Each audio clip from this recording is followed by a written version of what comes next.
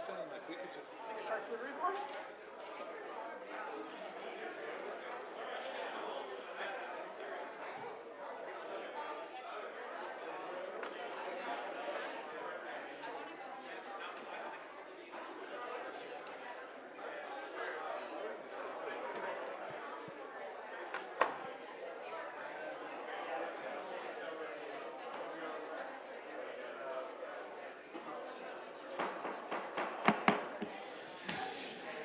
Good evening, everybody.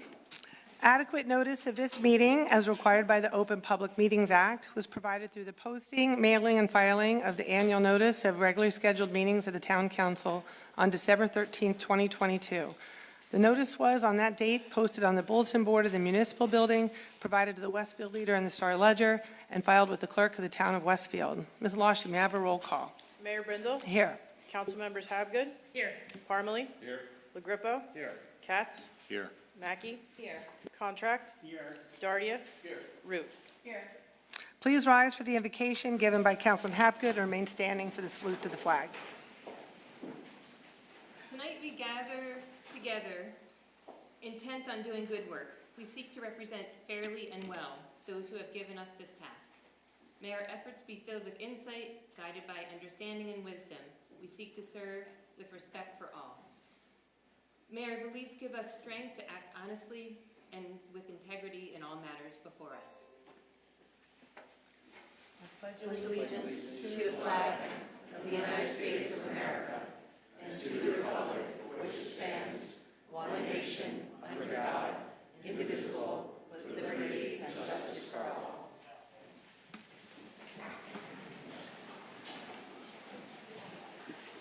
So, Jim, any comments tonight? Just two quick comments to start, Mayor. So the room continues to get a little better each council meeting. For the first time, the council can sit up there and watch a presentation rather than have to come down in the audience. And the lights here, the two lights in front, chandeliers, are out for tonight only because it does provide a little bit of glare on the screen, and we should make sure everyone in the audience can see the screens. Also, on a separate note, on the agenda tonight, there is an ordinance that sets not to exceed prices for memorial pool fees. I just want to make sure it's clear that this is an ordinance to set the new not to exceed price. Last time an ordinance was done to set these not to exceed prices was almost 10 years ago for the pool.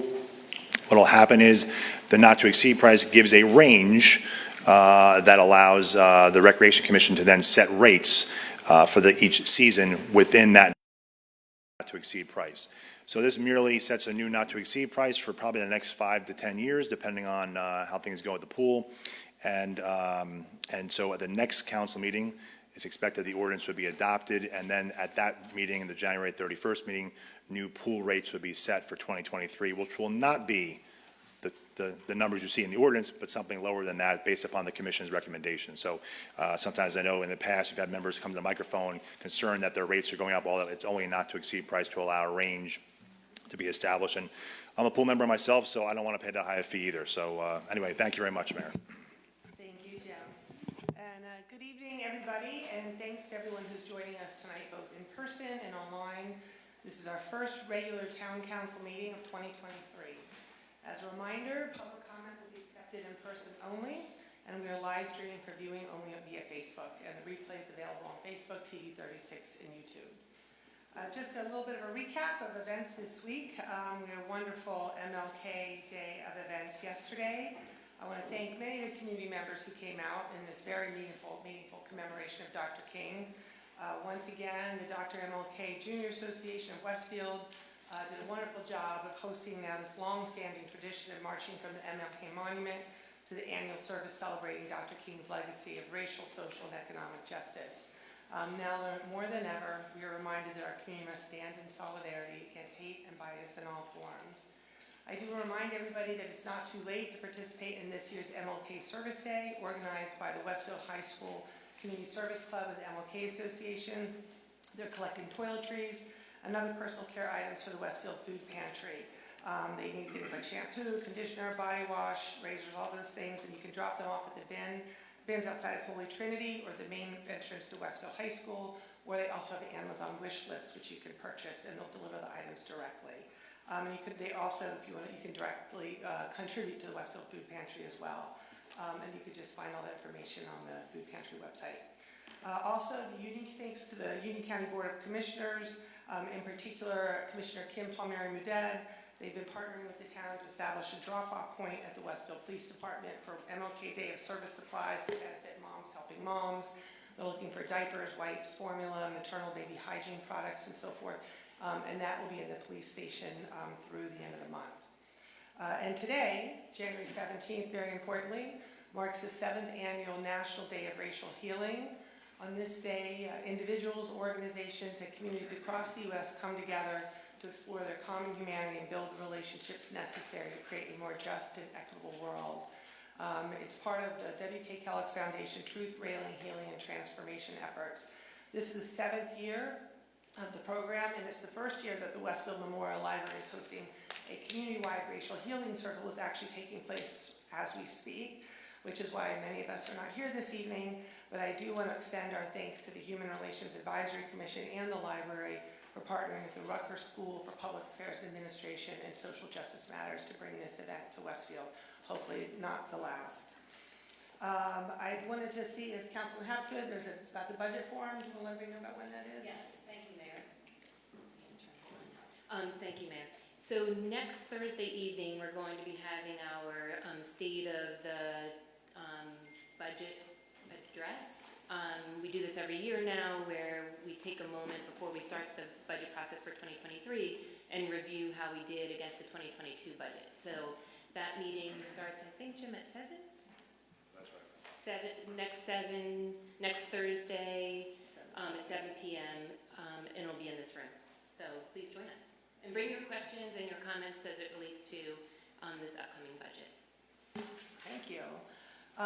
And I also want to make, there's a good news for Westfield. Actually, last week in the Governor Murphy's State of the State address, he raised two specific topics that were potentially very welcome development news for our community. First, as a member of the New Jersey League Municipalities Liquor License Reform Task Force, I was thrilled to hear the governor's proposal for long overdue liquor license reform. The current laws, which limit municipalities to issuing one consumption liquor license for every 3,000 residents, is archaic and has artificially inflated the cost of liquor licenses, and which presents significant barriers to equitable access for small business owners and, by extension, overall economic growth, especially for Main Street downtowns like ours. Governor Murphy is recommending a gradual increase of plenary retail consumption license over 5 years by phasing out the population cap, which many of you might know, that's one for every 3,000 residents, which is why we have 10. And they're also addressing the limitations placed on the operations of breweries, distilleries, and wineries. So importantly, the proposal also includes a tax credit for current license holders whose license value may be impacted by the expanded supply. So it's great news for Westfield as we contemplate the revitalization of our downtown. And in the same address, we are very fortunate that Governor Murphy also discussed the long-awaited construction of the Gateway Tunnels, which would provide the necessary long-term solution needed for the ultimate peak one-seat ride for the Raritan Valley Line. In his address, he specifically called it out, stating, the project to build those long-awaited new rail tunnels under the Hudson River also moved forward, and because of the partnership with Amtrak and the congressional delegation and so forth, they recently received the $292 million federal grant, the first of what we anticipate to be many awards to get this project done ultimately. And here's what this will mean. He said this specifically. It will mean fewer delays. And if you commute on the Raritan Valley Line and have been waiting for your one-seat ride into New York Penn, this will be your ticket. So it's indeed great news for commuters and for long-term property values for all of us, but our commuters cannot wait until the completion of the Gateway Tunnels for a one-seat ride. So as co-chair of the Raritan Valley Line Mayors Alliance, representing 32 mayors along the RVL, we are back to prioritizing renewed post-COVID efforts with New Jersey Transit to advocate for expanded RVL one-seat ride service now that normalcy has returned and new commuter patterns have been established. I also speak about One Westfield Place, which is I think probably why a lot of you are here this evening. I do want to thank everybody who joined us on Wednesday for the Facebook Live discussion when updates to the One Westfield Place proposal were shared by Streetworks. along with further details on the financials from our finance professionals. The presentation for many hopefully simplified some complex financials, answered many questions that we received, and dispelled some widespread misconceptions. And I hope, and the feedback I've gotten from many, is that many residents are surprised to learn that there is no reliance on residential taxpayers to fund any aspect of this project, that the proposed project represents a $350 million private investment by HBC Streetworks in Westfield. The $213 million in pilot revenue will fund $52 million in public improvements that the town could otherwise never provide without raising property taxes. There will be $140 million in discretionary pilot revenue left over after debt service that can be used to support school projects, lower taxes, improve parks, and/or provide new services.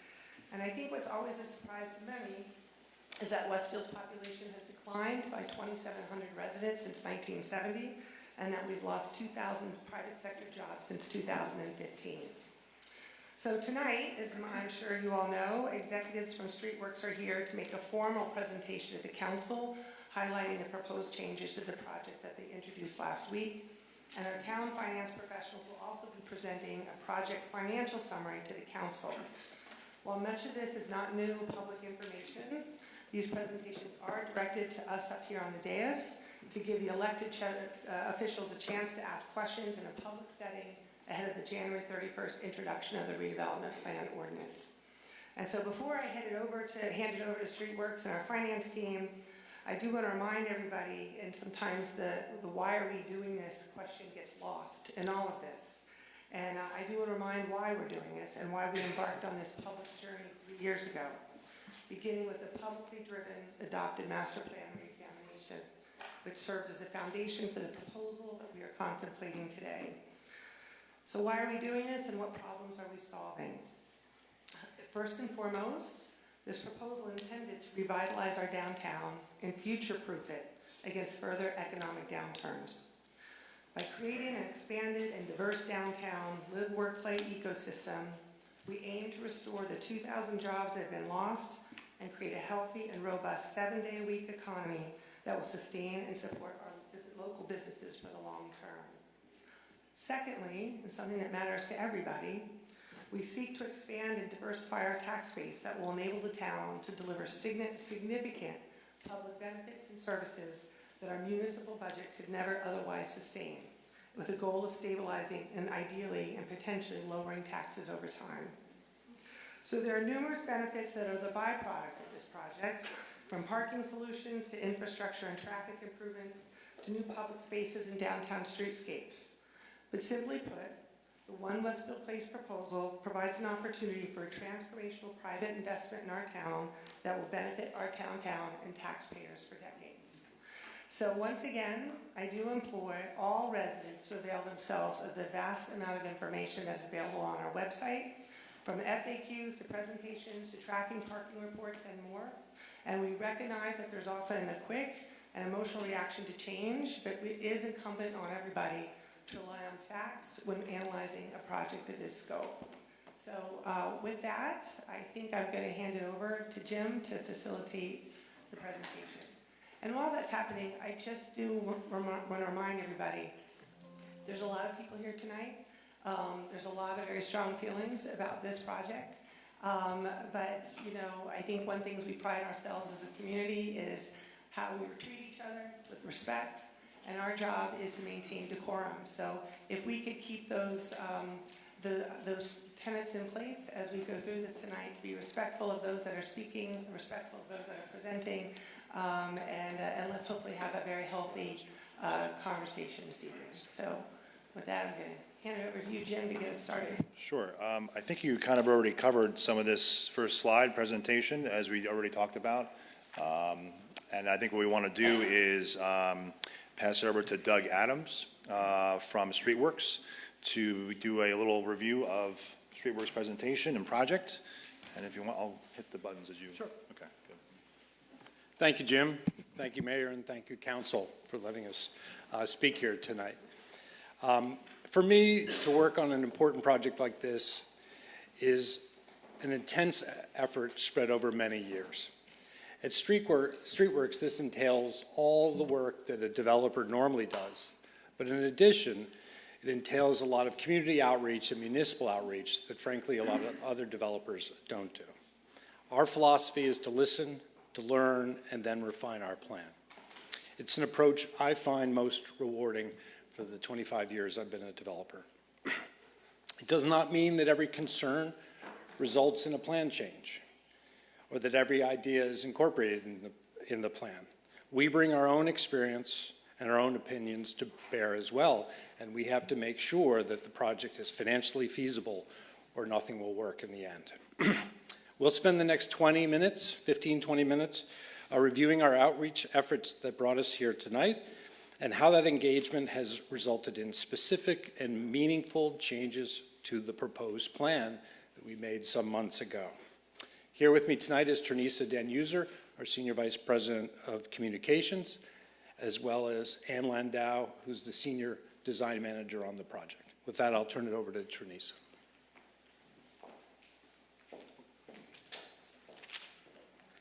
Thanks, Doug, and good evening to everyone. Oh, sorry, I forgot. I'm going to go through one thing. Oh. Sorry, I threw a curveball at Ternisa. You can go to the next slide. I thought it would be helpful to just level set the plan that was proposed some months ago when it first came forward. What you're seeing here on the site is the overall plan, and outlined in red is the Lord & Taylor properties that's owned privately by our company, about 7.3 acres.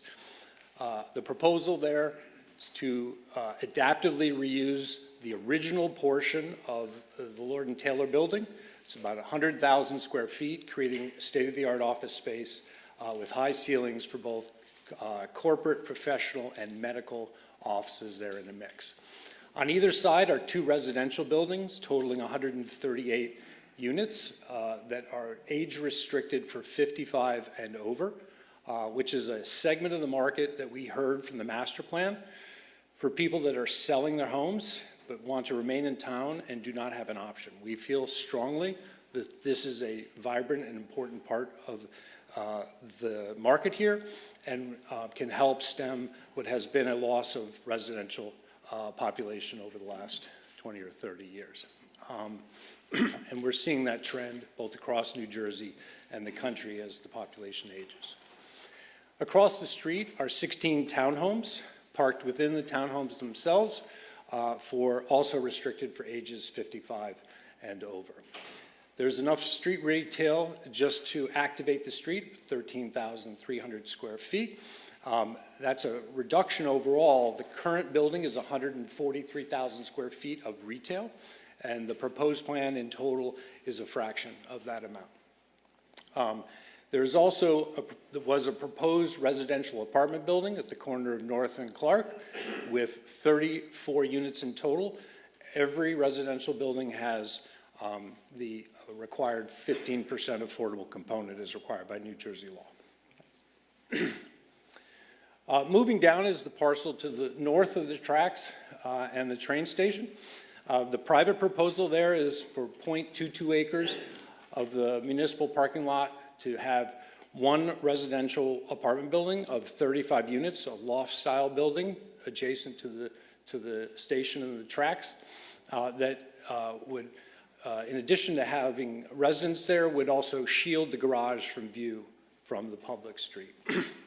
2,100 square feet of retail that would activate the street and the corner there without creating too much impact, as well as a public parking structure with 300 spaces and surface parking in addition to that. One of the things the program and the town came to us, one of the bedrock ideas was you need to replace the commuter parking one for one, and this proposal did that through a split between the north and the south side of the project. Next. On the south side are two state-of-the-art mass timber office buildings to create a critical mass of commercial office space right at the train station to attract a workforce during the day that is important to the project. We fully believe in transit-oriented development that is mixed use in nature, but also creates a daytime population that will help the businesses not only in our project, but spill over into the existing downtown. Because key to this project is that it's located in a great walking downtown already. There's 12,000 square feet of retail on the first floor. Again, just enough, we felt, to activate the street and create a two-sided retail street to help bolster the existing retail that has done nobly on the south side of that. And we feel that that workforce population and the two-sided retail is a recipe for success for South Avenue. The other half of the parking is 200 spaces there with some surface parking that goes behind the buildings, between the buildings and the train tracks, all of which will continue to be owned by the town and operated by the town with the revenues going to the town. That was a quick summary of the proposal that I think everyone here and others have seen that was made back in September. Thanks. Now, Teresa. Is it okay now? Okay. All right. Good evening, everyone. Great to see you all. Hello, Mayor. Hello, Council. We just want to start by just level setting the timeline so that you have an appreciation for how we get to the culminating moment of saying we've listened, we've heard, and we've evolved the plan. Many of you have come to 76 Elm Street. You've had an opportunity to visit us on our website and see all of the various presentations that we've recorded and placed on there. We have a frequently asked questions section. We have a newsletter that we're sending out. We put documents up so that you can educate yourselves as you've come to us and asked questions in person. And so all of that has led to the refinement that we'll be talking about. If we want to start at the beginning, as Doug mentioned, we really had the privilege of being able to leverage the master plan and take what we propose and have it reflect what we hope you see is a development that gives back to the community what you've said you've wanted. In December 2020, we were able to take that and we were given the designation. We then, during the time of the pandemic, we used that time very wisely. We were able to use the captive audience of everyone being on Zoom and being home and really start to build relationships and have conversations with various groups within the community. We did that for 2 years where we had small groups up to 20, 15, even 5 people where we were able to say, this is what we propose, what do you think? And we've been able to take that timeline and get us to the point where we had the physical representation of the proposal at 76 Elm Street. And then, of course, we opened 76 Elm Street in late September, early October. So what happened in that space? We've had the opportunity for the last 3.5, 4 years to meet over 74 groups, talk with 6 different wards, and even since we've made this slide, we're closer to 7,000 engagements with people in the community that have told us what they see, how they're excited, what they like to change, and we've been able to take all of that and evolve the program that we're going to be sharing with you tonight. So at 76 Elm Street, we've had probably 1,300 people to date that have come through to tell us how exciting it is to stand over that full-scale model and see a perspective of the town that you don't often get to see. We've had to wrestle children away who are trying to steal the little trees off the model. But again, it's a welcoming environment for you to hopefully stand up with us and stand over the model and talk to us about what we're proposing for you. So we're very excited about that. But we're not going away. We're still there. And even after tonight, even after we get through these processes, there's still opportunity, and we invite all of you to come back to 76 Elm Street and talk to us and share your point of view. And with that, I'll turn it over to Ann.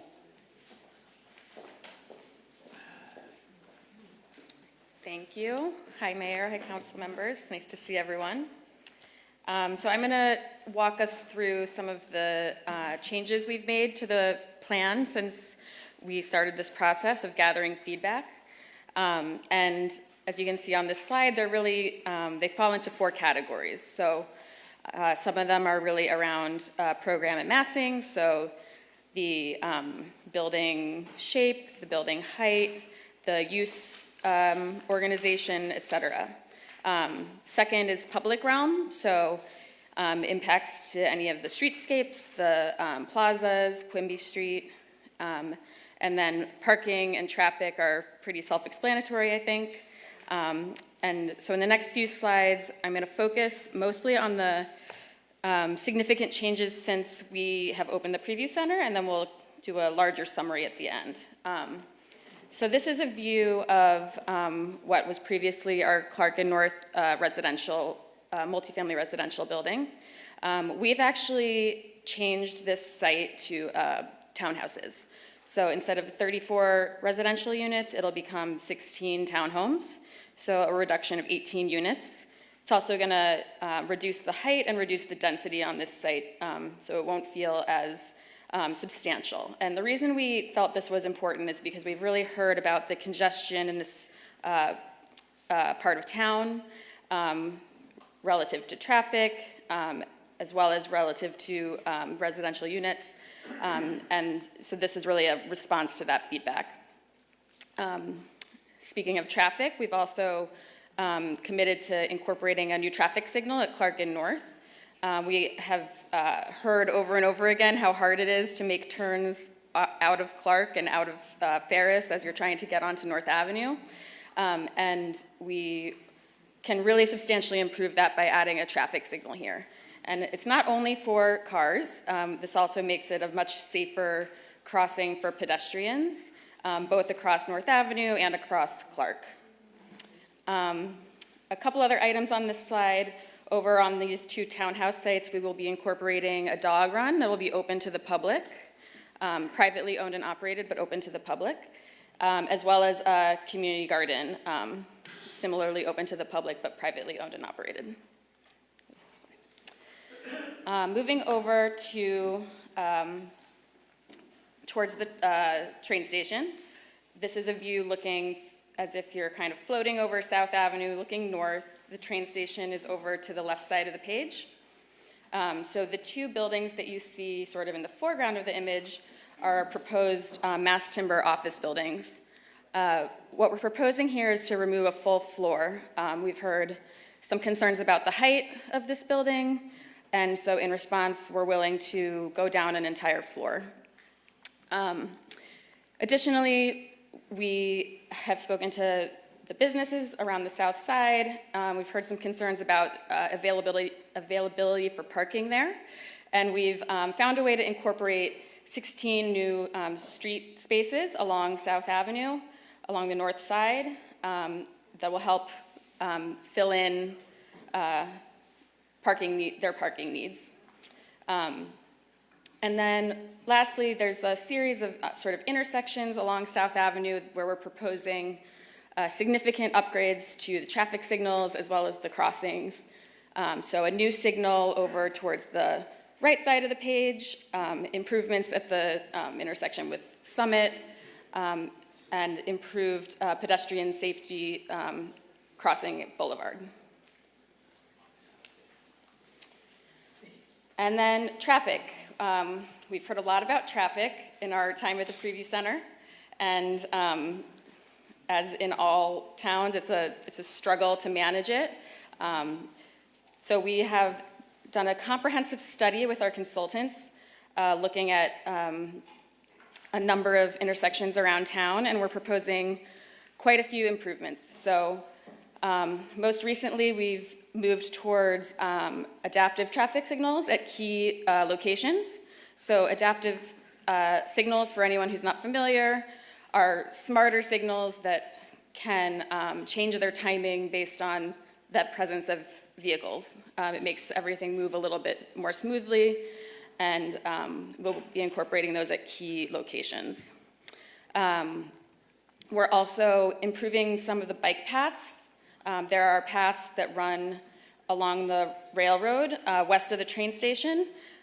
Those will be improved to be proper multi-use bike and pedestrian paths, as well as a connection under the overpass on Route 28, which similarly will be widened to create a viable connection between north and south on a bicycle. Another item that we are proposing is a pedestrian bridge that will cross over Route 28 from east to west. This is something that really came directly from people visiting the Preview Center and telling us that they wanted it. We think it's a great idea, so we'll be working with transit to see what we can accomplish there.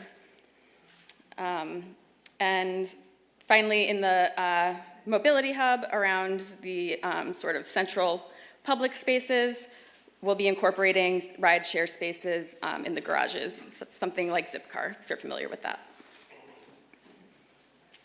Okay, so those were some of the changes that were made specifically from the preview center. You can see those in the blue bubbles on the sheet here.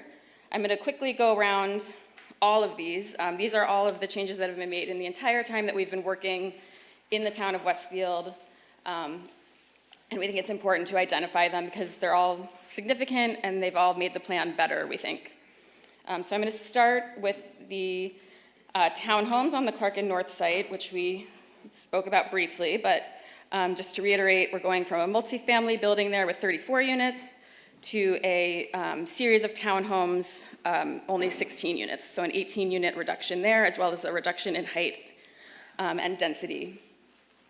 Then the new traffic signal at Clark and North. The next bubble you see there, widened sidewalks. So really important for us to create a enhanced pedestrian experience throughout this project. So we've really focused on comfortable, wide sidewalks, setting the buildings back from the street, and making sure that that experience is as pleasant and connected as possible. Moving around to the left, age-restricted units. So the townhouses across the street from our Lord and Taylor site were not originally age-restricted. We heard from members of the community that that type of housing is needed and wanted, and we've made the change from a standard market rate units to age-restricted units at that location. And then the dog run, which will be on that townhouse site as well.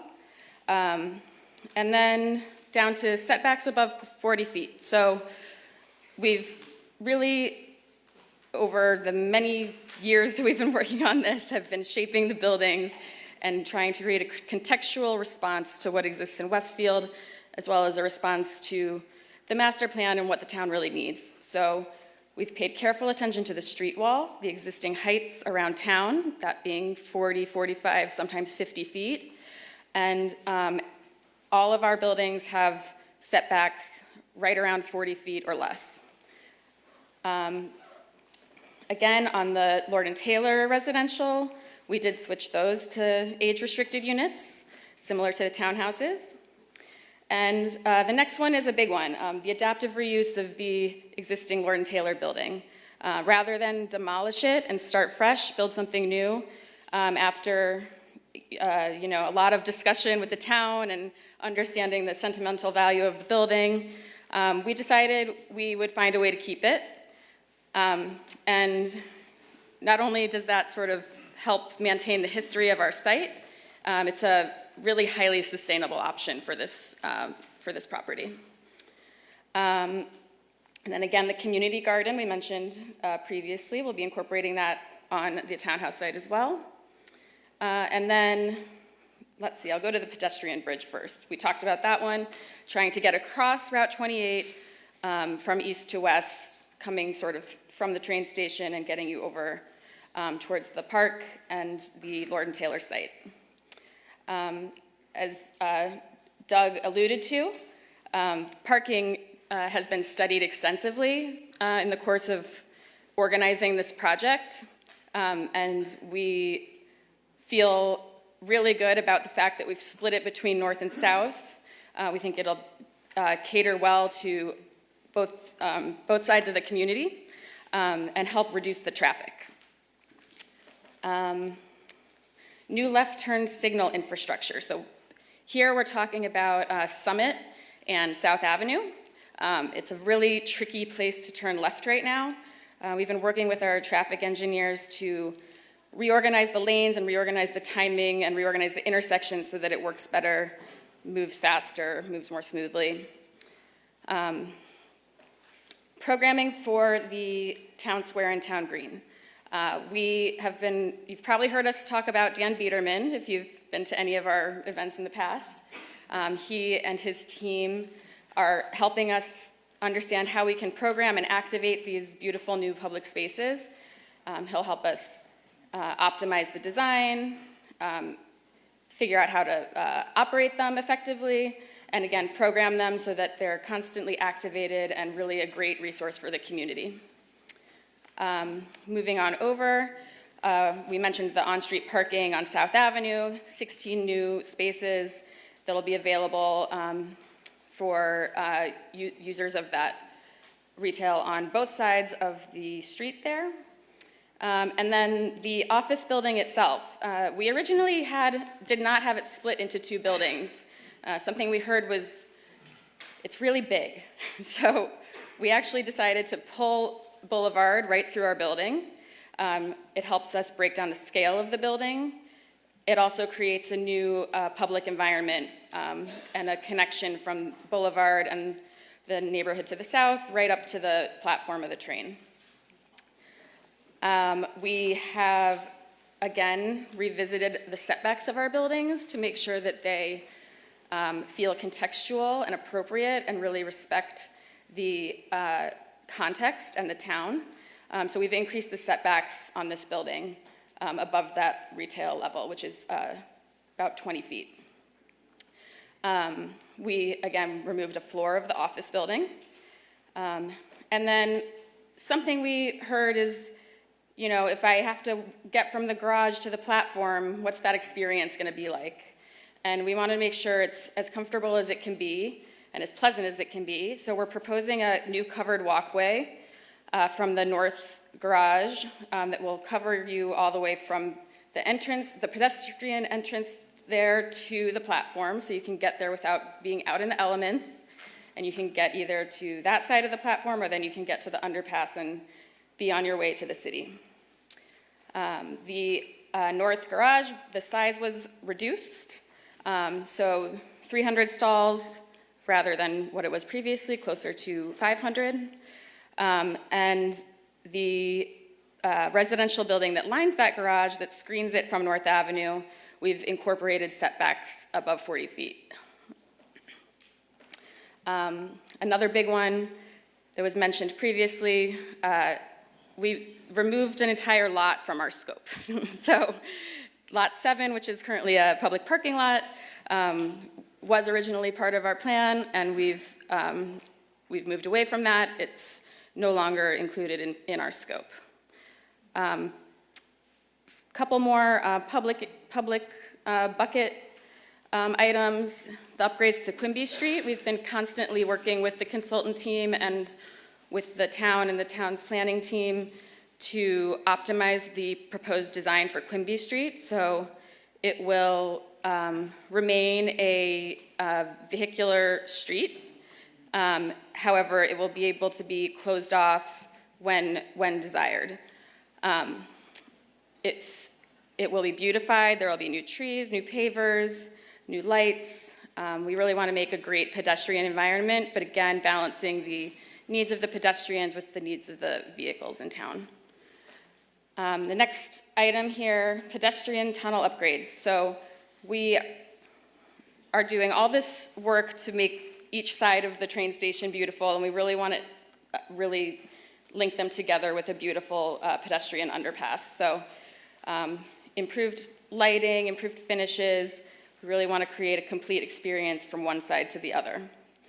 And then we've done a lot of work on the town square, which is the North Plaza. It's been reconfigured a couple times, and we think we have it working really well now, both for pedestrians and for cars and for all the events that it needs to be able to accommodate. With that, I'll hand it back to Doug. Do you want to just tell them about the design session later this week? Oh, yeah. Yes, we will be having another Facebook Live on Thursday, 7 p.m.? 6:30 p.m. We'll be going through our design in a bit more detail with our architect, as well as some of the town's planning team, to really explain our design thinking and our design process moving forward. One other is the Wellness and Sustainability session we'll be having on the 24th as well. One last piece that was there that also, along with the commuter parking and the public parking, the town set out early on for us that the private improvements need to be parked privately, and that's the way the project has been designed and planned. And in working with our consultants and the town's consultants, feel comfortable the proposal does that. In addition, the town, there's 525 spaces below the office that will obviously be heavily underutilized in evenings and weekends. And we did agree early on before to make those available to the public at rates that are comparable or less, or however the town wants to work with their public. We don't want to undercut or overcut. So we did make that agreement as well.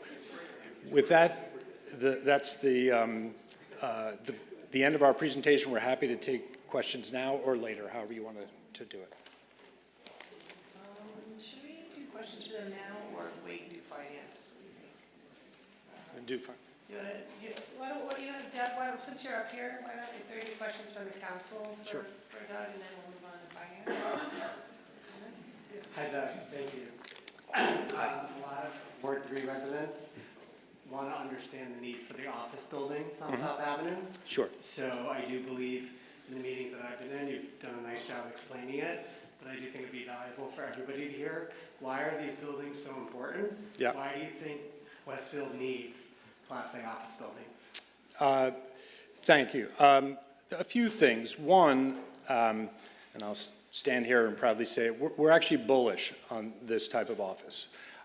We've done a lot of work, both nationally, but also in New Jersey and in the closer surrounding areas. And we see the shift that we see coming, that companies are reducing their reliance on central business district. By that I mean cities, office, and trying to move quality offices where their employees are, which is more often than not in the suburbs. And so they're going to more of a hub and spoke system, the way airlines did, and et cetera, so that employees have options and they can attract the talent they need. The problem is that over 85% of the office space in New Jersey, and frankly most of the suburban areas, are over 30 years old, and they are functionally obsolete. So you can see that in some of the buildings around here. Companies will not look at them, they will not rent them, their employees don't want to work there.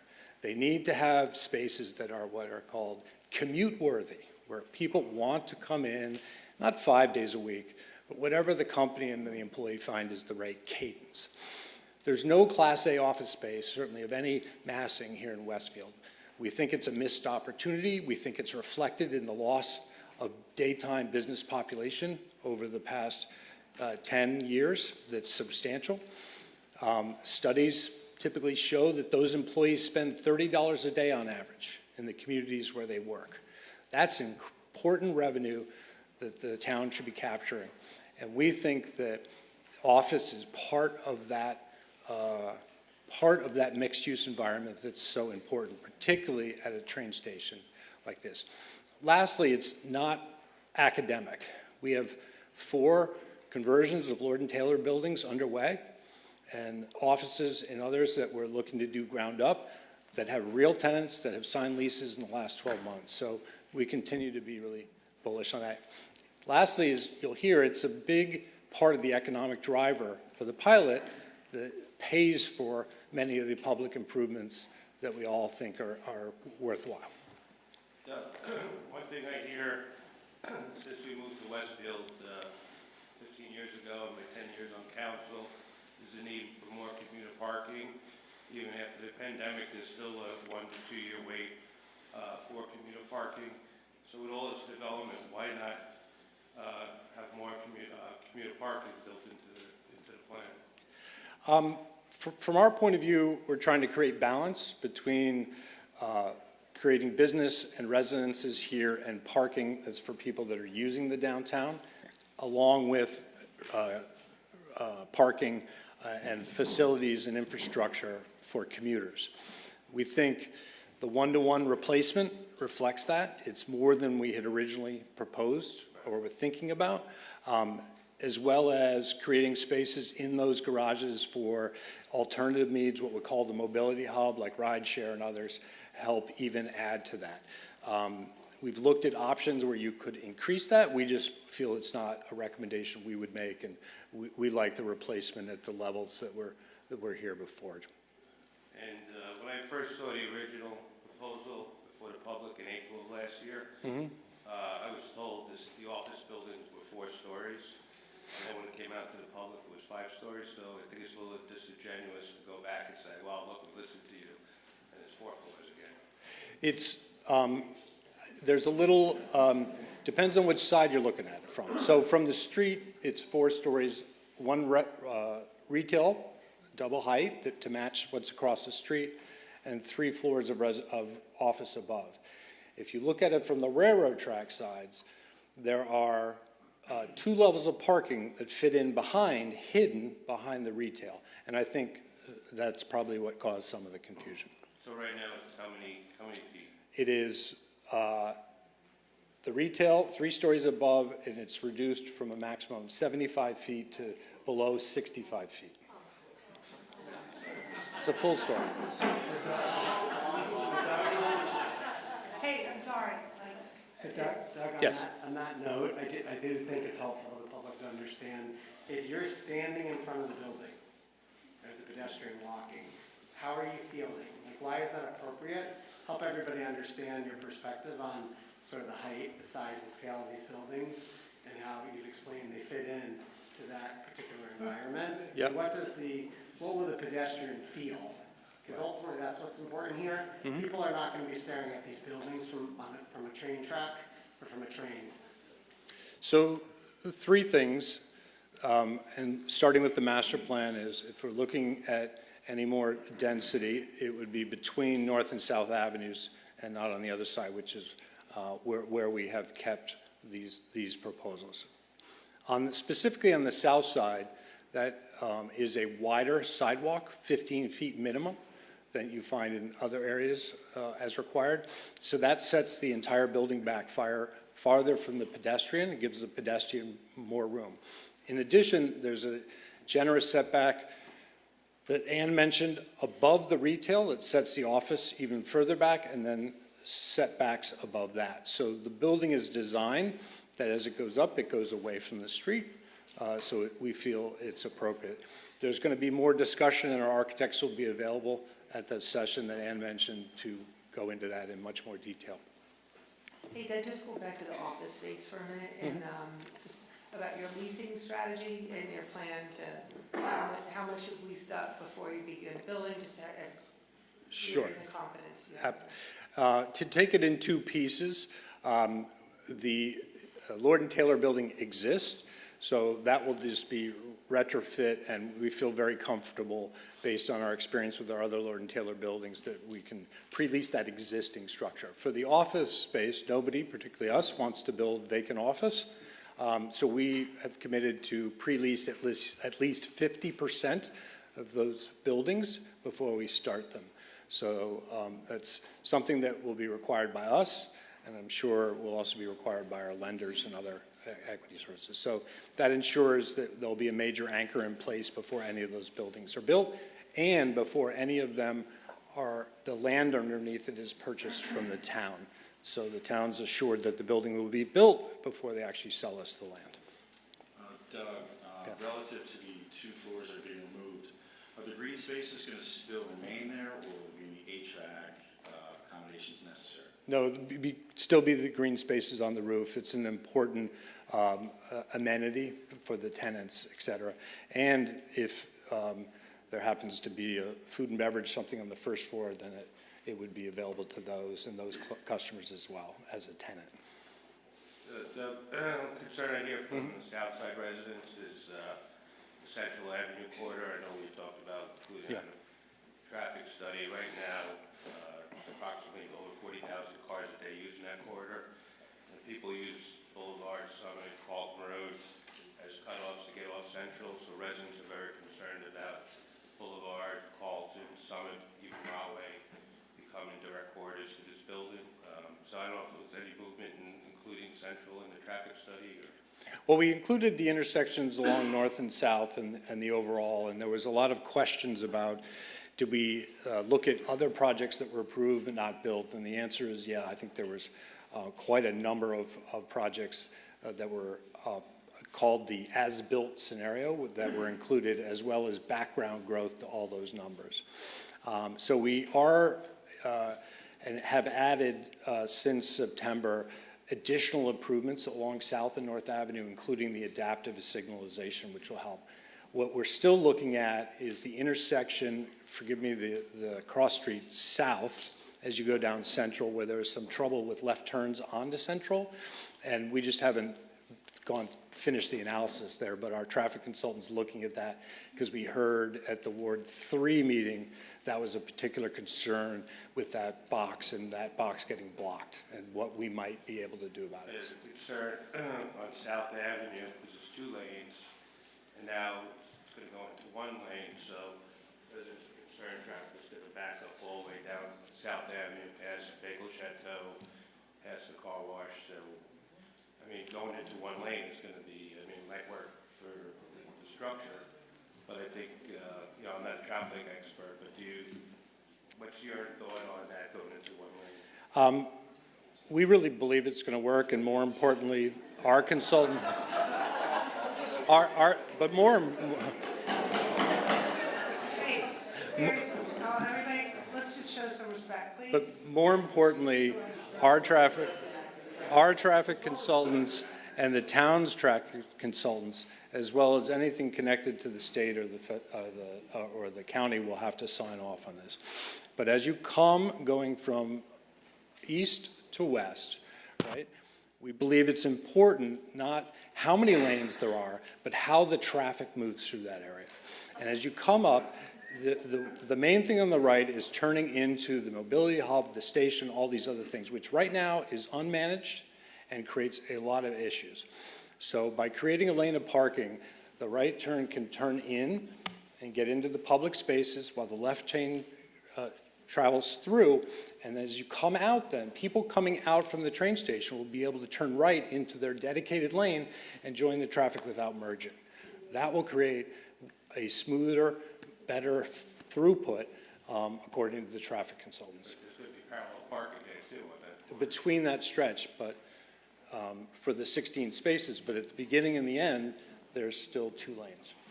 Doug, it might be helpful that I know South Avenue traffic has been one of the key kind of flashpoints. And I know you guys and your traffic consultants have done a lot of work on improving and mitigating. I mean, I think residents understand, I hope they do, there will be more traffic as a result of this proposal. However, to me, and what I've always said is, we need to make sure we're mitigating it to a great extent so that the negative doesn't outweigh the positive. So can you talk about the changes that have been specifically made on South Avenue? And I would touch on some of the other intersections, because I don't think you did it justice tonight.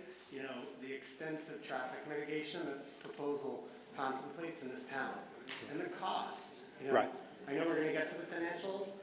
I don't know if residents understand that a traffic signal costs $500,000 or more. You know, it's not chump change, and the current capital budget doesn't allow for a lot of this. Right.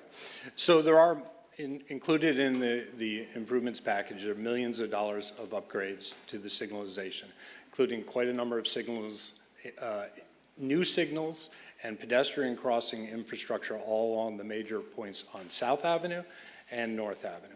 Again, the adaptive signalization is also important because it reads when there's no traffic crossing or the length of the queue lines and can adjust traffic signalization on the fly to create the optimized system there as well.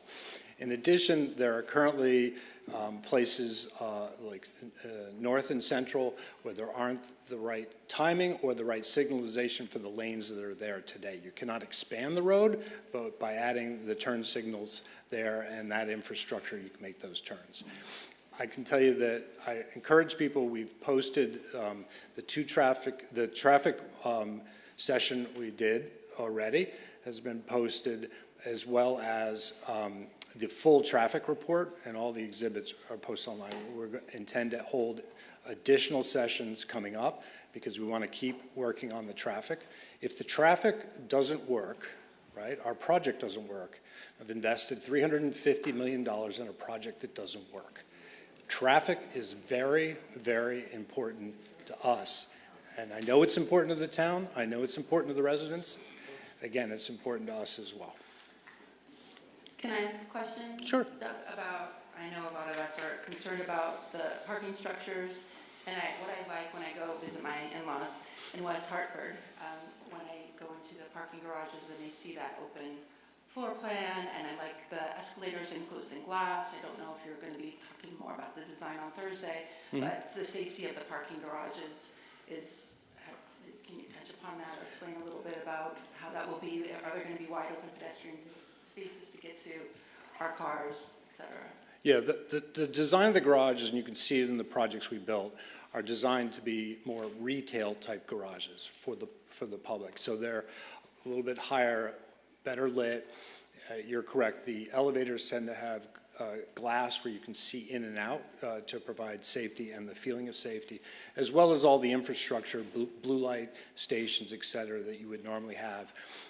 We study a lot of institutions, colleges that have these garages that need to work for students. But to us, the public parking system is important because it's part of the environment that people are coming to, whether they're commuting or whether they're going to our building or et cetera. So we take a lot of pride in the garages we built. And one more thing. When do you think, I know we probably haven't had a chance yet, but to get talking to New Jersey Transit about that pedestrian bridge, because we're very interested in that. Yes.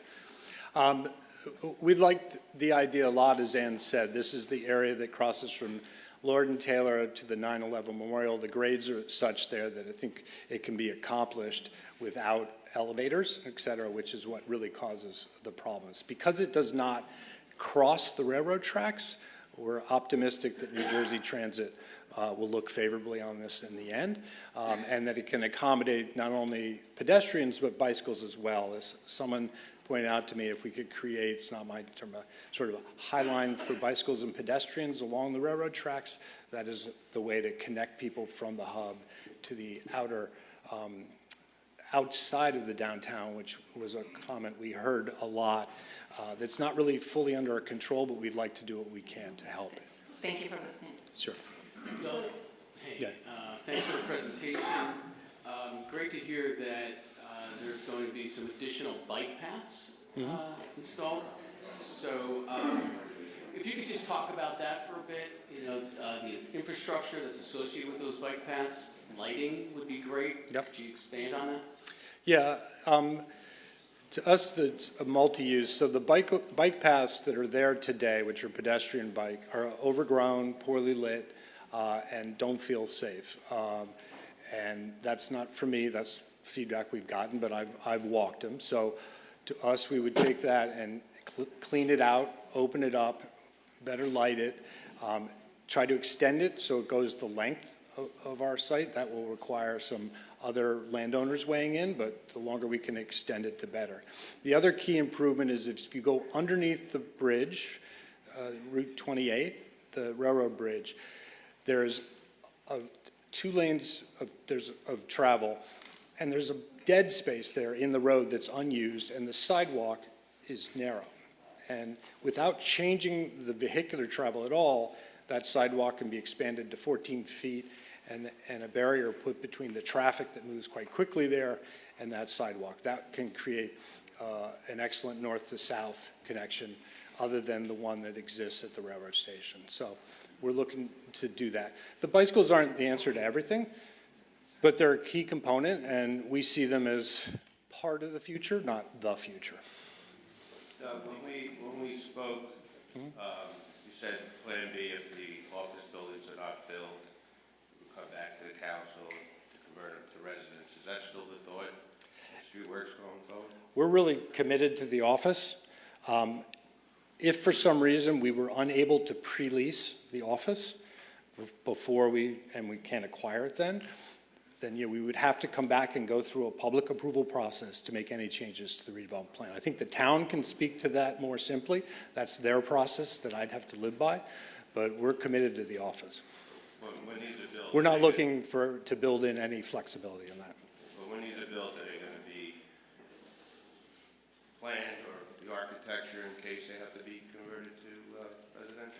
No, because I don't believe I could do that and it be leasable. The mass timber buildings, we believe, are, not believe, we've seen them in the West and in Canada where we're active. They're incredible buildings, very desirable, and we intend to build it for the office tenant. It's a very demanding client, the office tenant, so you have to cater to them. Yeah, it's just, 3 to 5 years, it's gonna be hard. No one's gonna relate on this. Sure. Office space. Well, There's no real way to predict problems that you're gonna run into as you go through this process, right? Right. It's a multi-year construction project, you're phasing it to reduce the impact on the community. But you've also done a lot of projects like this in many other cities, and you've run into problems. So could you just share some examples with the public about problems that you run into and what you've done to resolve them? And how you continue to engage with the community over the course of the process, not just at the beginning of the process. Sure. Our company, the parent company, has been around longer than any other company in North America. We take great pride in that. We've been in any number of businesses, not just retail. So the Hudson Bay Company's been around for 352 years, and we pride ourselves on being entrepreneurial and working through problems. Within that company, Streetworks Development and the team that's there has been active in these types of projects for 40 years. So we've seen a lot. We developed a lot of the main streets that Federal Realty did, right? Santana Row, Bethesda Row, et cetera. There were issues there with dealing with approval process. There was issues with changes that were driven by the market mid-project, and we always find a way to adapt and move forward and succeed. In addition, we've done projects on our own, Blueback Square, and a few others as well. So I think with any development, it's a challenge over the years. We're in this for the long haul. We'll have significant resources and money invested, so we'll be as incented as anyone to see them successfully completed. Doug, you talked to us earlier about your belief with respect to the commercial marketplace and the need for commercial space. Three-quarters of the residential area is going to be comprised of 55-plus age-restricted units. Why do you have the belief that you can fill those units? Because at the end of the day, with 138 units in the two buildings, the 16 townhouses, there's a diversity of product as well. And what we see from our research, both here in Westfield as well as New Jersey, is this is a tsunami of people aging. They're selling their homes, but do not want to move out and do not want to move away. And we don't think absorbing this number of units in a town of 30,000 in a state that's the densest in the U.S. Is going to be the problem. Of the components, that one we feel is really very solid. And is there any pre-leasing requirement before you begin construction on any of the age-restricted residential? You can. It's typically not required in residential. Typically, you get to within 120 to 90 days of completion, and then you start pre-leasing. In some cases with these, because it's not senior living, so we're not pre-leasing it, so there's no requirement, but there's a lot of market research and focus groups and perhaps some pre-leasing that goes into it in the end. There is communities in New Jersey, though, that have built 55 and over communities recently and had to remove the age restriction because they can't fill it up. I'm not sure that's the case of Westfield, but there is an exiting of the state with the overpopulation. So, I mean, that would have to go back to the town to change the 55 and over restriction. Yeah, absolutely. Yeah, it's not at our discretion, correct. And I'd have to know more about the specific projects, but there's sometimes projects for 55 and over, I'm over 55, are designed for retirement. Those invariably we see fail because people are working, they're working for another 10 years and they don't want to, they're not ready for that stage yet. And so sometimes there's a, I find, again, I don't know the specifics of that project, but, or those projects. But. So if I could make a suggestion for the interest of time, Doug's not going anywhere. No. And since you brought up restrictions and what's allowed, it kind of is a lead into our finance professionals. So why don't we let them get up and make their presentation and we can ask follow-up questions. Sure. So thank you, Doug. Thank you. Thank you, Mayor. I'll start off quickly. This next slide is just a written form of the map prior to this in a different format. And again, this presentation will be on our website. Some of these slides are already on previous presentations. So we'll jump to the lead-in here, Mayor, of the team. We can skip the introductions if you want. Everyone can, you want to say a few words? Sure. I mean, I think, again, hopefully some of you and many of you have seen this presentation before, but I just thought it was important for everybody to know the process that has gone through to get us to this point in terms of financial negotiation. You're going to meet Bob Powell, who's the partner in Nassau Capital Advisors, who's our redevelopment finance expert, Steve Lennick, who's a partner at Greenbaugh Law, he's our redevelopment legal counsel, Matt Jessup, partner at McMahon and Scott, he's our redevelopment bond counsel, Ward 4 resident, I'd like to remind everybody. And then, and Finance Committee Chair Linda Hapgood has been intimately involved along with Vice Chair of the Finance Committee, Mark Parmalee. So it's been a long process in negotiation, and they're going to be presenting, I think, you know, the result of that tonight. And Jim Gilday also has been very instrumental. He shared a lot of municipal impact information the other night, and clearly he's been around a long time, so has a lot of experience in terms of the budget. And Town Attorney Tom Jardine has been involved, as well as our redevelopment advisor, economic development advisor was Jeffrey, also a long-term Westfield resident. So with that, I'm not sure who's up first. I am. Jim. So I've been around a long time. I'm not 55 yet, though. So, okay. So quickly, you know, some of the things I'm going to talk about have been mentioned, so I don't want to spend a lot of time on them to repeat. We have a lot of stuff to get through. My component of this presentation really is to focus on the municipal impact. I did something similar last week on the Facebook Live. We commissioned a report to be done by the Richard Redding and Associates to look at what the fiscal impact would be on the municipal budget from this entire project. Quick information about this project.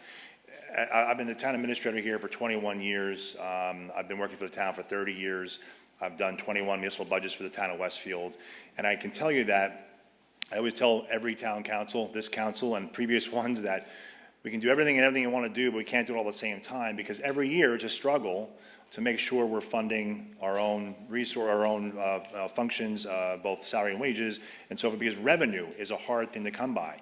We have very few, you know, outside revenue sources we depend upon. We have the normal things you would expect, revenue from the building department, court, parking, some things, but we are heavily reliant upon residential property taxes.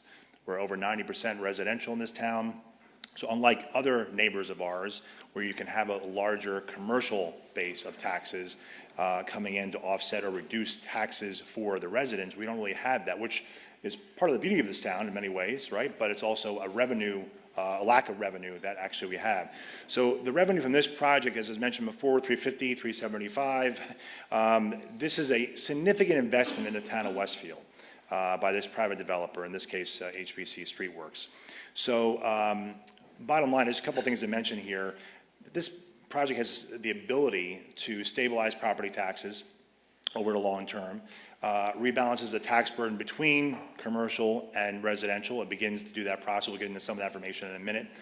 Provides opportunity to improve and maintain our own municipal services that we have now. Enables significant public improvements, and this was mentioned by the mayor and Doug as well, that we really can't do on our own, or can't do in this case in a very shortened time frame. We'll get into that in a minute. And of course, all of this could lead to significant property value increases in the future. So a couple things this notes here, in this report we had commissioned to get an independent perspective. A couple things to note here. So Westfield represents just a little over 5.5% of the county's population, yet we are only 3.61% of the county's employment base. And that's just a little interesting fact. Again, this project will help to begin to rise that percentage, which is important. This project would generate many more jobs than residents. And again, that's important for the success of our downtown. Part of what you said earlier, Mayor, was about why are we doing this. We need, I always like to call the walking wallets downtown. People who are downtown during the day, going to patronize businesses, lunch, buying gifts, etc. We all know we have a very vibrant town on weekends, Friday nights, Saturdays, and Sundays. But during the week, obviously, you'll see some information briefly that it's a little quieter. So again, quickly, this over 1,300 jobs to be expected to be generated here, both retail and commercial office, and over 348 new residents with all the different types of housing that's proposed. So a couple of quick little graphical representations here, and we've been using this just to give some perspective. I moved to town in 1978, 79, but in 1970, as you see, 70 to 80, we had a large drop-off in population in town, and it continued into the 90s, and it has slowly been increasing over the past few decades. This is all from census data. And you see the little red mark on this far graph. So the two far right columns, the one in from the left is the 2020 census data, which shows we're at 31,032 people as of 2020 census data. This project is 2020 census data plus the proposed residential impact here, which is very minor. You can see that it's not a very big increase from this project. One other thing to mention is, when you look at the last 3 decades in this town, we've averaged about 720 residents per decade. Right, so you take 720, so by 2030, hypothetically, if all was going normal, we would add another 720 residents, plus this project, 348. So 1,068 people to be added in 1 decade, and still, we would not be close to the 1970 population where we were at the height of the population in Westfield. So even with the normal increase in population in a decade and this project, we're still able to maintain a healthy balance in managing the population here. Also, jobs that we mentioned before, again, the job loss in Westfield hasn't happened like the population. It hasn't happened over decades. It's happened very much shorter time frame. So 2015, we've lost over 2,000 private sector jobs. 2 examples of that, besides Lord & Taylor, which is closed down, was a big employer, but we had Lerner David, a law firm, that actually was in the building right behind the tracks of the Lord & Taylor building on the south side, wanted to stay in Westfield and couldn't work out with their landlord, renovating the space, wanted to be here but left, and that was a large employer. And also, I think it was Brasso Consulting that was actually bought out by Deloitte, who actually had multiple second-floor offices around town with employees that left because of parking and other things as well. So we've lost a lot of employees. So even this project, with this proposed amount of employees to be added, both retail and commercial employees, office employees, still will not get us back up to the number we were in only 2015. So that's just important. And again, we need to get people downtown during the day, the walking wallets downtown. So the Reading report that we commissioned, we really wanted to see, as your administrator, I want to see, well, what is the municipal budget impact? What are we going to look at here on an annual basis once we get to maybe full project completion or close to it? What do we expect from someone in the field that does this for a living? And you'll see here very simply that the residential component, the added residential component here, for us to budget for that, whether it be staff, equipment, services in general, expected to add $196,000 in change to our municipal budget. And the office use, so the office retail component, expected to add another $180,000. And there's a whole, this report that we're mentioning is on our website. There's a lot of calculations there. The tax-supported marginal cost approach was used because not every town runs the same. I'm very biased. I think our town runs very well. We have great staff in this town, great department heads. We try to run as efficient as possible. But I will tell you, we do run better than other towns. And the reason that the cost marginal approach is used, because everyone's not the same. You can't just take a per capita calculation. It doesn't necessarily apply. We have efficiencies in our town other towns don't have, and of course, vice versa. So, so that's why the tax-supported marginal cost approach was used. So when you look at that combined number, those two components, would equal $377,000 to be added to the municipal budget. Not right away, but at some point. It wouldn't happen all at one time necessarily. But to give you an example of how that compares to our already approved and now finished 2022 budget, 2022 we had a budget of $49.2 million that was approved, implemented, and now over. That municipal impact, if it was absorbed in 2022, would have been less than 1% of our entire budget. And of course, part of what you'll hear tonight from the real financial experts behind me here who work in the field every day is that the pilot revenue that's being generated from this project, not only does it fund public improvements, funds debt service, but the town council in the negotiations with Streetworks has been talking about reserving 20% of the pilot revenue after all those things are covered to make sure we cover things like, and the mayor mentioned before, we have these extra services we might have to provide, obviously, due to the impact of this project, but also maybe giving money to the schools to help them out with capital projects, or other things. We've talked about a new firehouse. We've talked about that's been very serious, and that's been going on for over 5 or 6 years now, talking about the firehouse. That's something we have to do, and putting money aside for that out of the pilot revenue is important. So that's just a little quick overview to touch on the municipal impact. I will tell you that as your administrator, I'm not concerned about it. Obviously, it's something that we can manage, and it doesn't happen all at one time. It can be phased in, and we're able, because we're on an annual calendar basis municipal budget, we're able to adapt year by year, whether that's adding staff and equipment, increasing services, or on the other side, decreasing services where necessary. We're able to adapt on an annual basis, and as Councilman Habgood said, we're getting ready to start our 2023. We've already started it, but from a public perspective, the 2023 municipal budget process, and that will be something we'll be doing every year from here on out. So any impacts that might come from this can be easily managed. And one last thing to mention that I've been talking about this project, as you might imagine, for years with all of our department heads. I have department head meetings every month. I talk to them every month, particularly in this case, as you might expect, police and fire departments, public works as well, 3 of our largest departments in town. And the 2 chiefs right now and I have spoken about this. They understand what impacts this may have, and also they obviously share my view that this is something we can manage. And as the time goes, it's not happening today. It's not happening 2023. It's going to happen over the next number of years, and we will actually be able to manage this very well. So, Mayor, I'm going to just end my portion. I'm going to pass it over to Steve Malenik to talk about pilots and some of the background of pilots, and then back to Bob Powell, and then to Matt Jessup. Thank you. Just a quick question.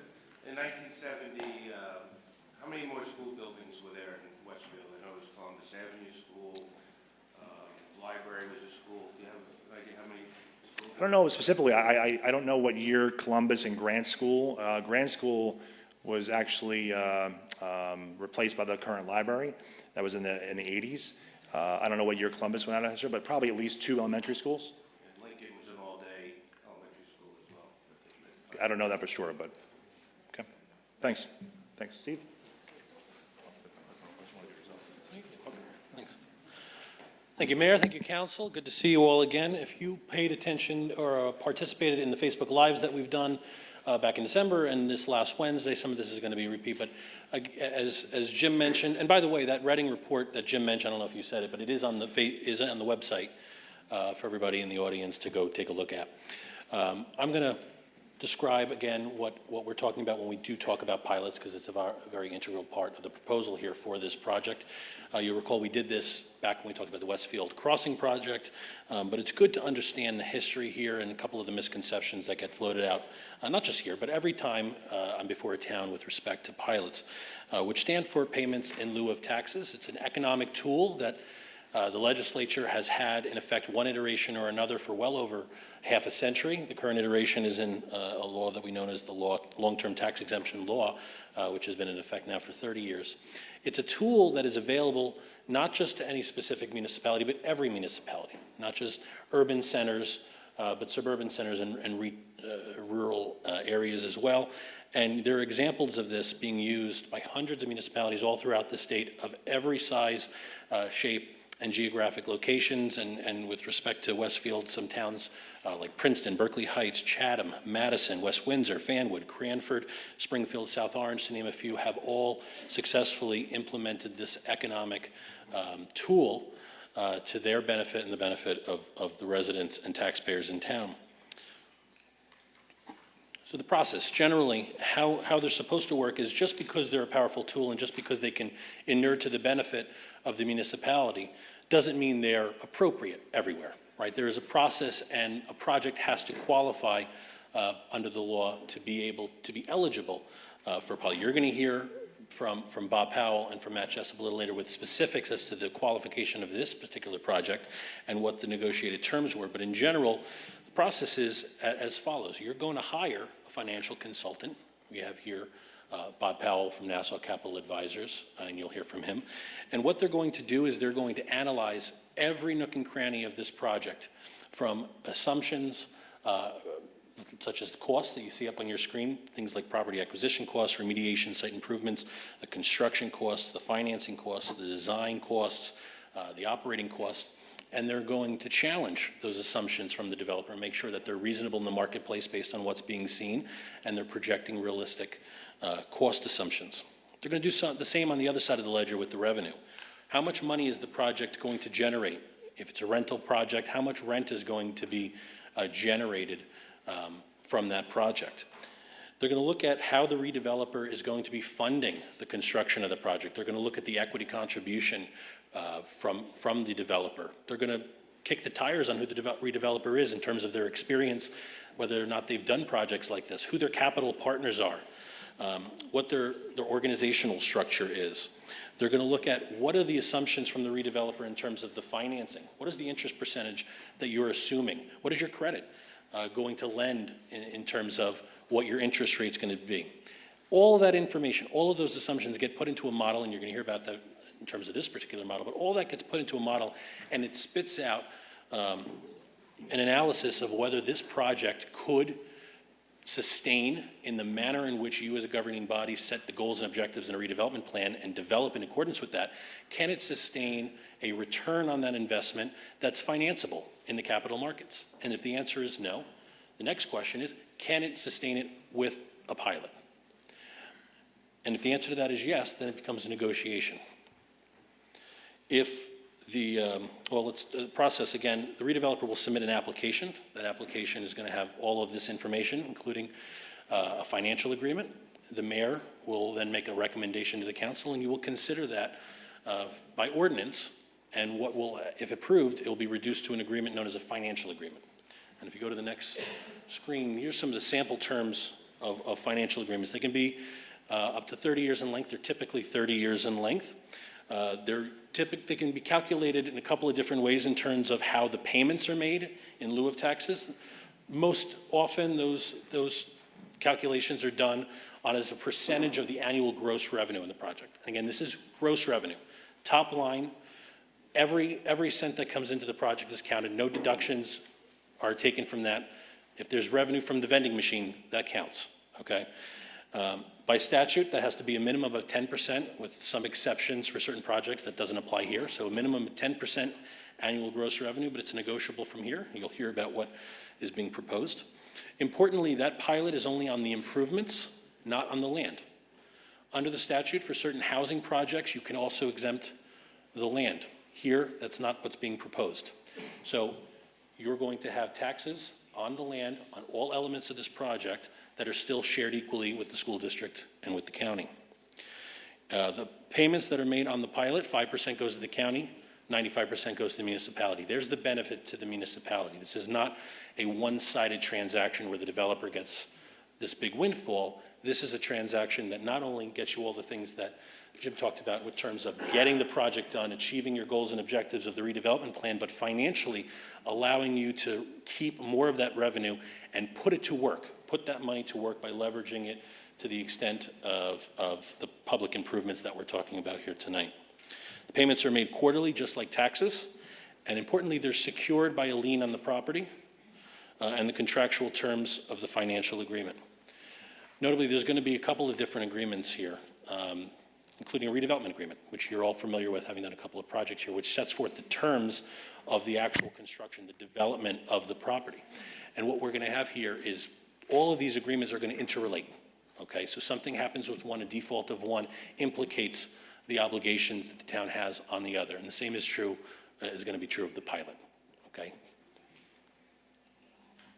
So a key component of the financial structure here is the sale of a portion of the north lot and a portion of the south lot to the redeveloper. Under the redevelopment law, the sale of property in furtherance of the goals and objectives of a redevelopment plan can be made without any bidding and at no cost, or at any cost deemed sufficient by the governing body. It is not unusual, in fact, it is usual, that in projects like this, property will be conveyed to help effectuate the redevelopment project. And that's because the consideration is often everything that comes with the project, the public improvements that come with it, the integration of all the separate components of the project into one that would be almost impossible to truly calculate if you were to do it piecemeal, which would be what would happen if you were to bid out all of these particular components. So as I said, under law, this council could theoretically convey as part of the redevelopment agreement these properties for nominal consideration. That's not what's being proposed here.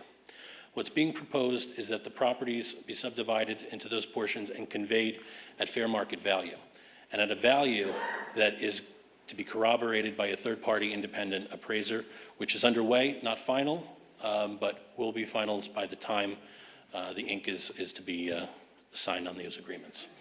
So that's setting the stage on the pilots and the conveyance, and I'll turn it over to Bob for the specifics on the pilot.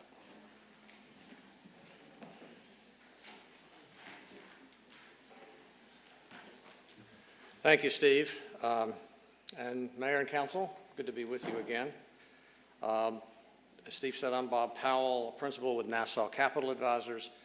But briefly, by way of background, our firm has, for the last 15 years, played a substantial role in advising municipalities and, to a lesser extent, developers in the financial complexities of the redevelopment process, including pilots. We've probably represented 75 communities in New Jersey alone in negotiating pilot agreements. Steve, I think, suggested, but I ought to highlight it, that under the statute, a developer in New Jersey does not have a right to a pilot agreement. It is a totally discretionary benefit that can or cannot be awarded by a municipality, and that fact sets up a dynamic which, in my experience and in my advice to clients, suggests that there's an obligation on the part of a municipality to determine whether a pilot is financially needed. Forget the planning issues, which are really important. What I want to just briefly review with you is the financial side of the decision that gets made by the municipality. The primary value that I hope and think we bring to Westfield and to our other municipal clients is financial transparency. The real estate development business is complicated, like any business is. A lot of moving parts, a lot of numbers. Many public officials don't really know how to approach a request for a pilot. What we are able to do and are in the process of doing here with you is preparing a very detailed analysis of this particular project, the economics of it, the finances of it, that is every bit as detailed as the developer is preparing to make its decision, every bit as detailed as the lenders are going to prepare when they get an application from this developer as to whether to extend credit or provide equity. We dive deeply. And in connection with that, we prepare a very detailed financial model of the project that looks at all of the relevant economic and financial facts: rents, development costs, operating expenses, trends in rents, trends in inflation over a period of time. We look at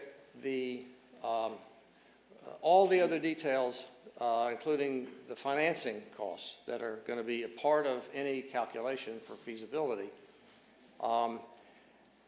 Tie all of that information together into multi-worksheet Excel models that are designed to calculate how much of a profit a developer can expect to make on its equity investment in the project.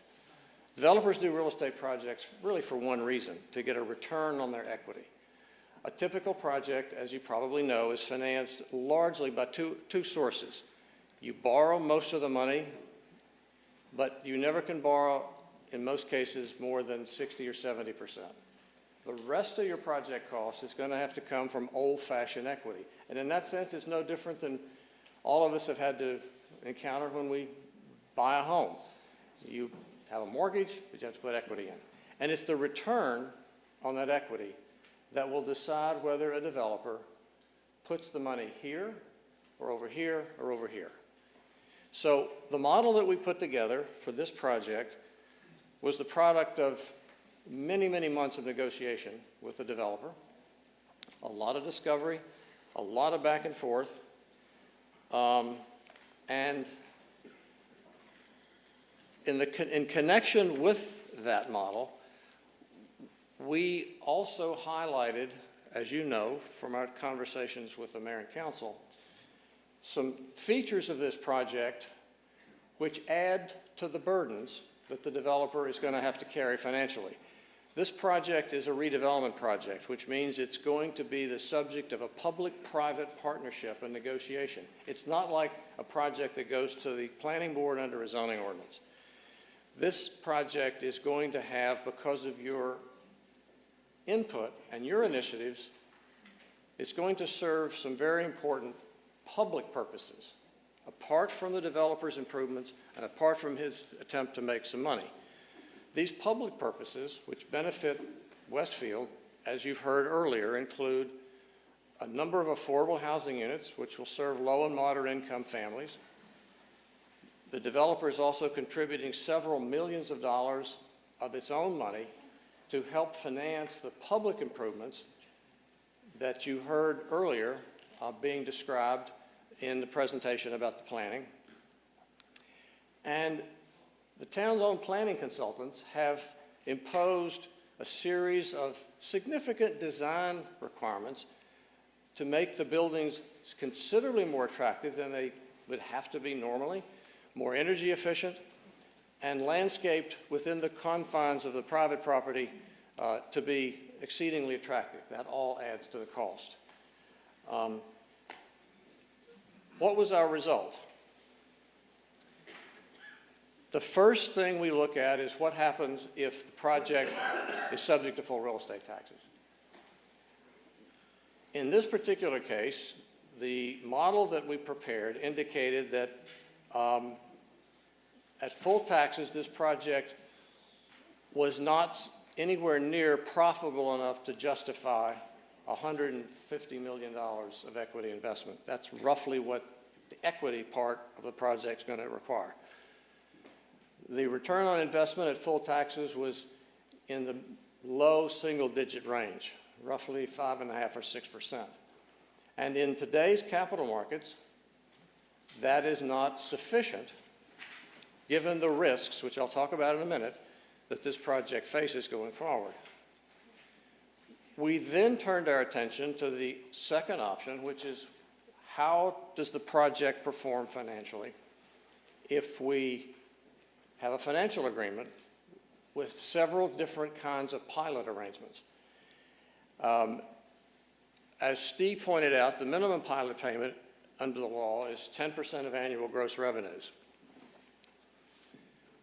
We collectively, our team, pushed those pilot calculations higher and higher and higher in our negotiations over the last several months, such that the pilot that we have modeled and that is on the table right now has a payment of starting at 13% of annual gross revenues, and those percentages over 30 years rise to 15%. On that basis, in my opinion, and with the analysis that we've done, the return on investment is in the 10% range. 10% of the equity on an annual discounted cash flow basis. That, in my opinion, I can conclude two things from that conclusion. One is that that's at the low end of a reasonable profit, but it is a reasonable profit. But it is not excessive. And I want to say that again. It is not excessive. The statute, long-term tax exemption statute, actually caps profits that developers can make under financial agreements at 12%. Our projections indicate that this project is going to be well below the 12% cap. But it needs that level of return, in my opinion, to be successful. The other conclusion that I will give you again, and I've given it to you before, is that if the project is subject to full taxes, it's not financially feasible and will not likely be built. That's an important consideration that you have to take into account in weighing your choices about the financial agreement. Let me flip to the next slide here and just give you a preview of what the numbers look like under this financial agreement that we're talking about tonight. If you look at we've every 5 years in this chart, we've modeled what the total pilot revenues and land tax revenues are projected to be to Westfield under the formula that Steve outlined. Starting in 2027, which is really the beginning of any improvements getting online, the pilot revenues are a modest under $500,000 a year. The project should be fully stabilized and occupied by 2030. We don't have that year in here. But by 2032, we project that over $5 million of pilot revenues will be generated to Westfield. And because of two things happening over the 30-year period, those revenues go up every year. The first thing that happens is that the pilot rates go up periodically from 13 to 14 to 15% over that period of time. But the other thing that happens, as Steve, I think, explained, is that the revenue calculations are taken off of annual gross revenues annually, and we have conservatively assumed an increase in annual gross revenues year over year of 3%. If you look at what's happened to apartment rents in New Jersey in the last 5 years, you can look back further than that, but in the last 5 years, Class A apartment rents have averaged annual increases of close to 10% a year in the last 5 years. We didn't want to get carried away with projections like that. We've, I think, been relatively conservative in projecting these revenues, and you see that over the period, the annual revenues go from 5 to 7 to 10, and over that 30-year period, over $200 million is projected to be generated to the town. Just one other thing to put in mind as you look at those revenue figures, even in 2032, Jim Gilday mentioned that the 2022 total budget for Westfield was $49 million.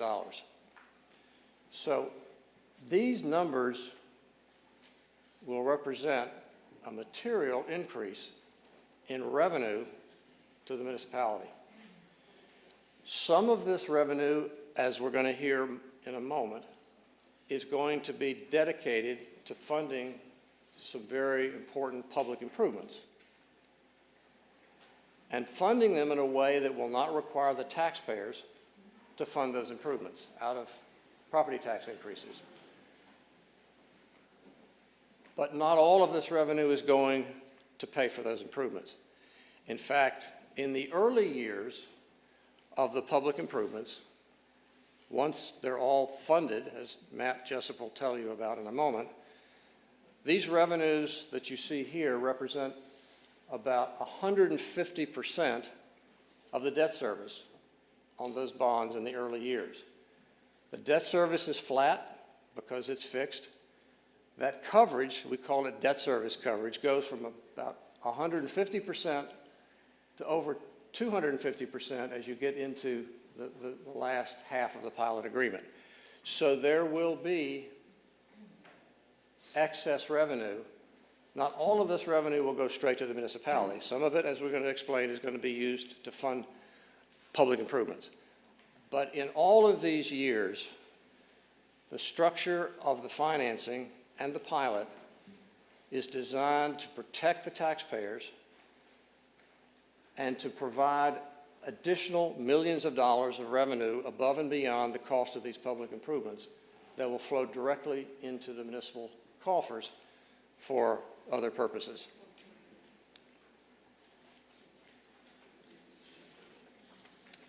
I think I'll pause at this point and turn it over to Matt Jessup, who will take us forward with the bond issue questions.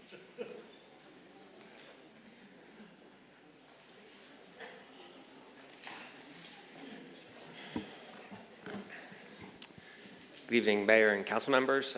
Matt Jessup from McManaman, Scotland and Bauman. This is our third time doing a presentation like this, and I somehow keep drawing the short straw here going last. So I will try and get through this as quickly as I can so that everybody can get to wherever they're trying to go. You see up on the screen the map of the total overall development plan. And the two pictures to focus on are the ones in the bottom left and bottom right. On the bottom left side in red, you see the development that is all private streetworks development. It is the residential, the office, the retail, the townhomes, all of the things you heard about earlier tonight. It's the $375 million of private investment by streetworks, not made by the town or the town taxpayers. On the right side, in the blue, you see the locations for the public improvements. There are approximately $54 million of public improvements. You've also heard about many of them tonight.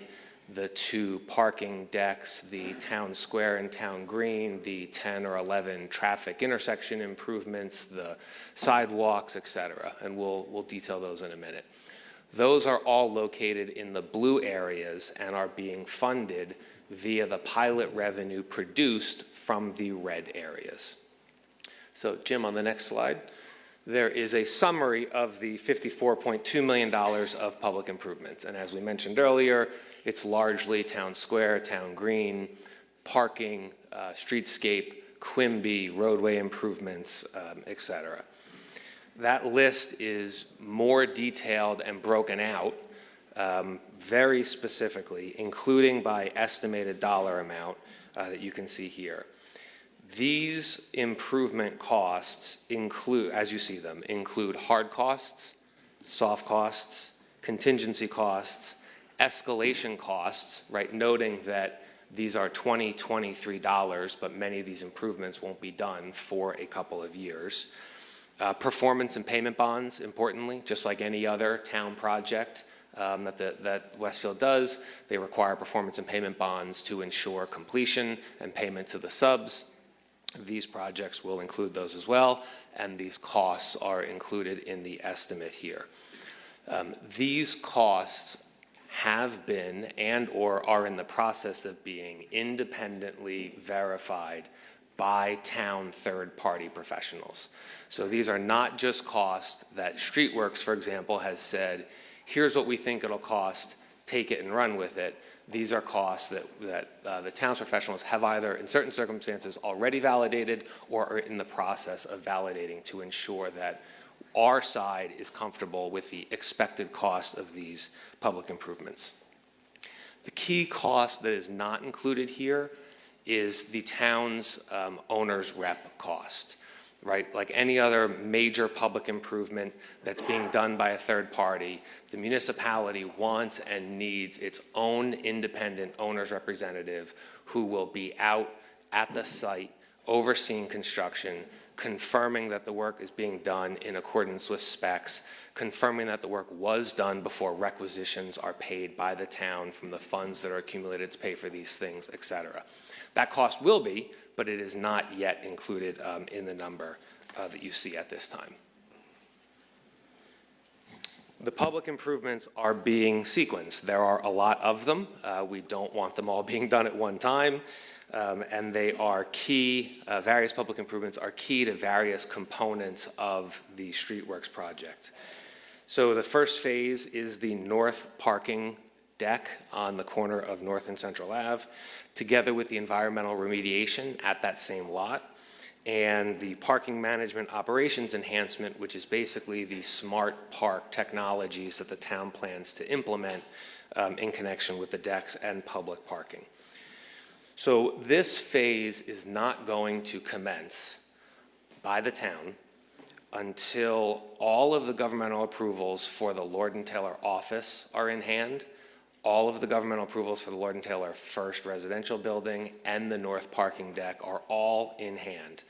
This isn't going to start until Streetworks has 100% of its debt and equity confirmed, all the money ready to go for their west office and residential. This won't get started until they've spent at least $18 million in hard costs and all of the soft costs that go into it in order to get to that number. And this won't happen until Streetworks contributes $8 million in cash towards these public improvements. And we'll get to where that comes into play in just a minute. So all of that happens roughly at the footings and foundations inspection for the Lord and Taylor office and the parking for the first Lord and Taylor residential. Those first improvements will take about 12 to 18 months, and they cost about just under $18 million, and they'll be funded through the first bond issue. But again, none of that happens until the west zone gets started and starts to come out of the ground. Phase 2 is a host of north improvements that are critical to make the north garage and the north traffic work. The town square, hardscape, streetscape, and road improvements, the traffic mitigation upgrades around North Avenue, and the traffic mitigation, all of it really is around the North Avenue, Central Avenue area. All of these are needed in order to make that deck work, and as a result, they have to be completed by the time the north garage is open. So they get started as the north deck is on its way to completion. It takes about 6 to 12 months, and they cost about $9.5 million. $8 million of which will be paid for by the $8 million that Streetworks puts in up front.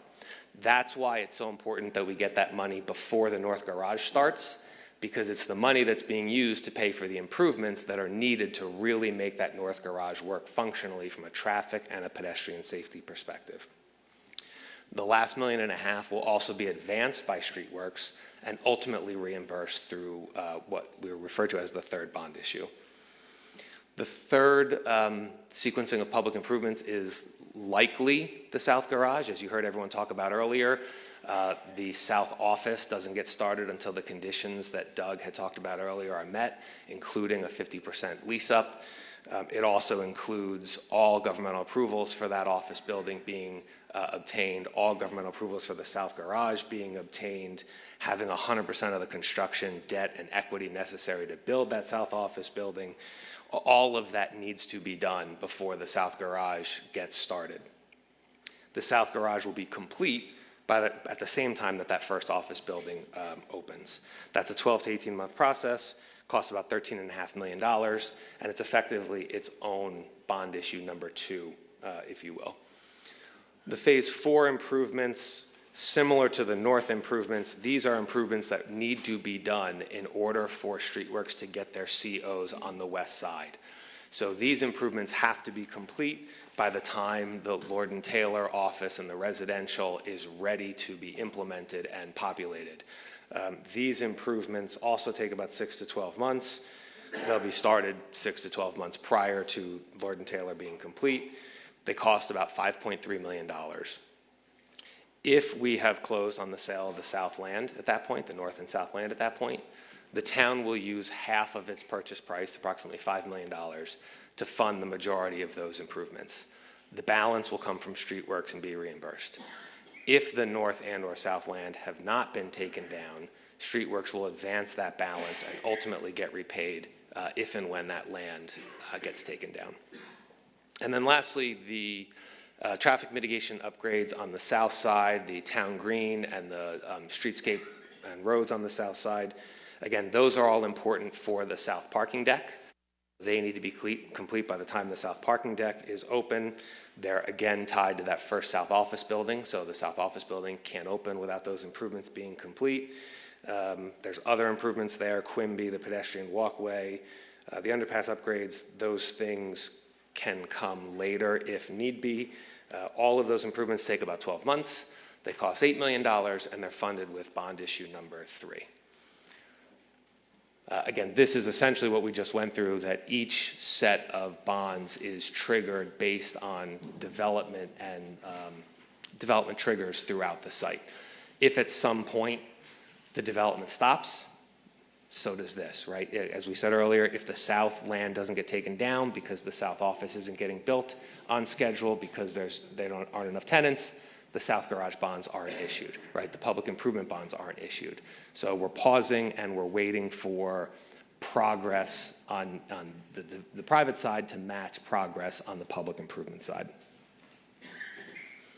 So here's just a summary basically of what we just went through. Our sources of funds to pay for $54.2 million of those public improvements, $17.8 million for the north parking garage bonds, the $8 million in cash from the redeveloper, $13.5 million for the south parking garage, nearly $10 million for that third bond issue, which is a host of the remaining public improvements together with the advances that get repaid to Streetworks, and then $500,000 of the town's, $5 million, half of the town's land sale proceeds of a little over $10 million, the other half going to the town as a one-time cash infusion to the town for any lawful purpose, really, 15, 16% of the tax base amount delivered at one time to the town for you all, quite frankly, to figure out what to do with. So we have the 3 bond issues in total. The first one, $20.1 million. That's funding the $17.8 million in the north parking garage improvements. Why is there a difference of $2-ish million? Because that bond issue is also going to fund 3 years of capitalized interest. That bond issue, all bond issues will be issued for 25 years. The first one will be 3 years of interest only, and then 22 years of principal payments. And those first 3 years of interest, ballpark $2.2 million, will be raised by the bond issue. And so that money will be held by the town, available to pay debt service. And the point there is to allow for the south development to complete and allow the pilots to come online and make payments on that bond issue. And that first bond issue, we currently expect around the first quarter of 2025 based on the existing development schedule. Bond issue number 2 funds the south parking garage, $13.6 million. That's approximately 1 year later, but again, that's really conditioned on office, right? I heard a lot of discussion earlier. Will office be successful? Will it not? We're bullish. If we're bullish and we're on schedule, that's going to go about a year later. If it takes longer, that sits for a bit. And then the third bond issue covers the balance of the public improvements, and that's expected to be issued in mid-2027. So it's 3 bond issues over 3 different calendar year periods, adding up at the moment of about $43.7 million. You've heard before about the interest expense on that. So the principal amount is $43.7 million. When you repay the debt service, it's about $71 million in total. So how do we start with whatever the number, $214 million in pilot revenue, and we say less 70, maybe it was 73 at one point, we're down to 71 million. That's why, right? There's $213 million of gross pilot and land tax revenue being paid to the town, net of then the $71 million of total debt service, principal plus interest on all 3 bond issues, assuming all 3 are issued, at 4%, the delta is essentially the excess revenue that you've heard some of the others talk about here tonight.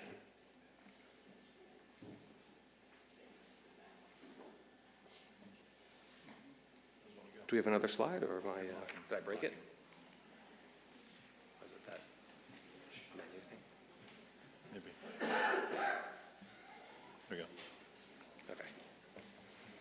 broke it. So again, terms of the bonds, they're all 25 years. They're all issued for level debt service, and Bob Powell mentioned that earlier.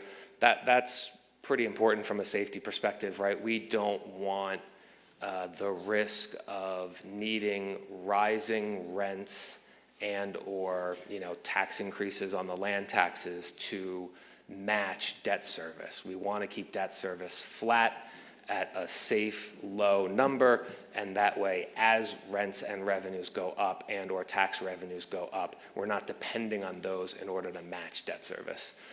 The 4% interest rate is what we've been modeling really from day one. I mentioned this the other night. Village of Ridgewood did a 25-year, $30 million bond issue. So very similar to what we're talking about. They are also a AAA rated town, just like Westfield, and they got a 316 on their bonds, again, last week.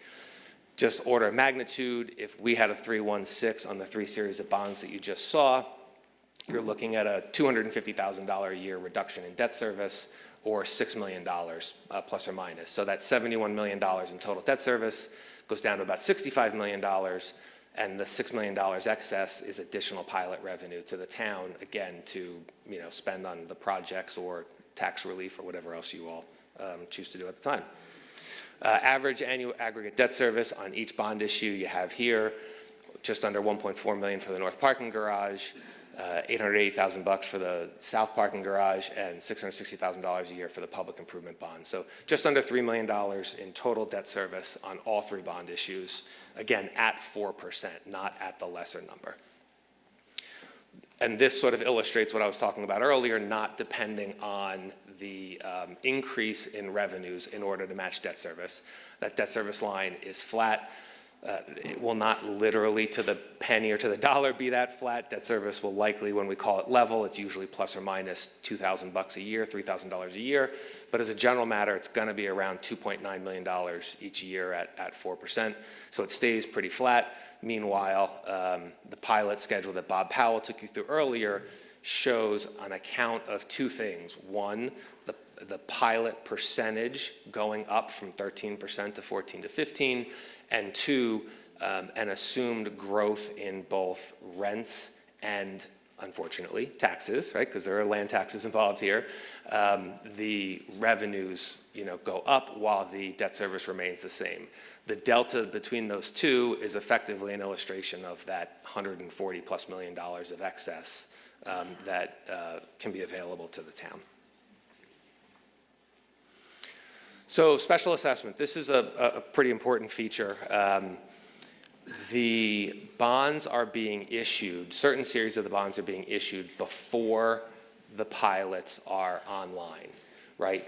Pilots are paid on improvements only, not on the land.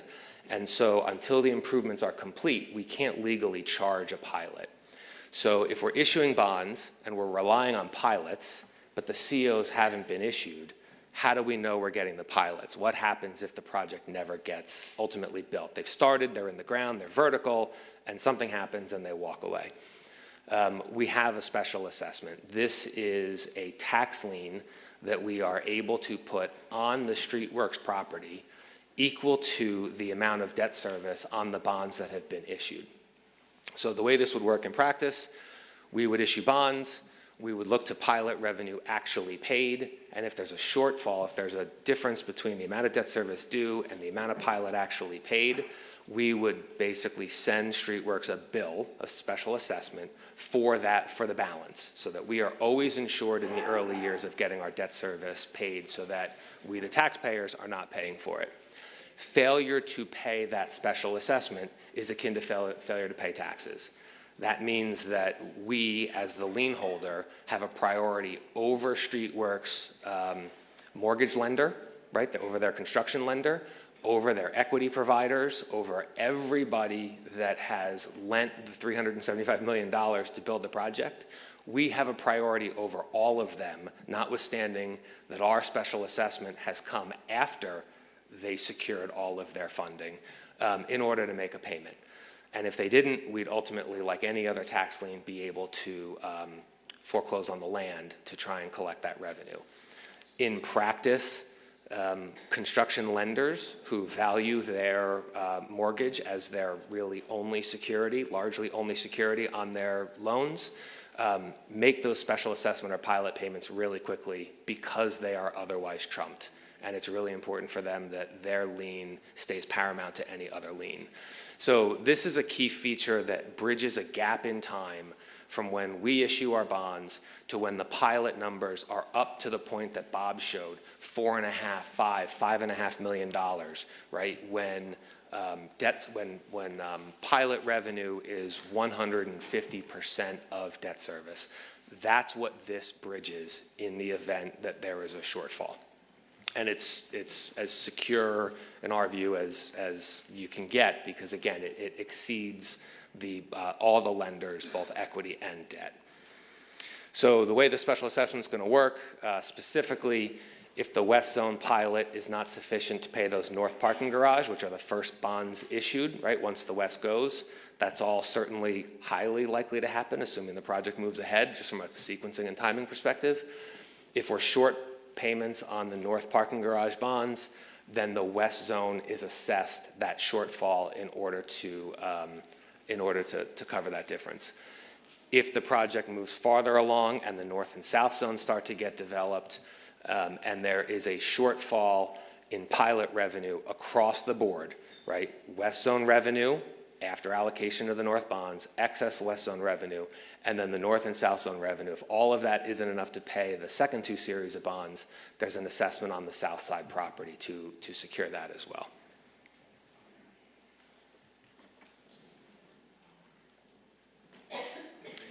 The special assessment remains in place. Again, it's meant to be a bridging tool, right? So it remains in place not just until COs are issued, but until COs are issued and the project reaches performance stabilization. You heard Bob Powell talk earlier about project stabilization in 2030. Project stabilization is when we expect everything to be built and fully occupied for a full year. Right? Things that get built, they'll take time to lease up, people will take time to move in. That stretches over a period of time. When is everything built, and when do we get a full year's worth of revenue? As Bob said, the expectation on that is 2030. That's project stabilization. Our financial stabilization is 3+ years past that. Right? We want to know through the special assessment, through this bridging mechanism, not just that you've received your COs, but that you've received your COs and the pilots are performing beyond a level of debt service. And so if and when the project reaches 115% or 1.15 times debt service, when all of the pilots are paying in excess of debt service by 1.15 times, or about $3.4 or $5 million, and they do it for 3 consecutive years, then the project has reached financial stabilization and the special assessment mechanism goes away.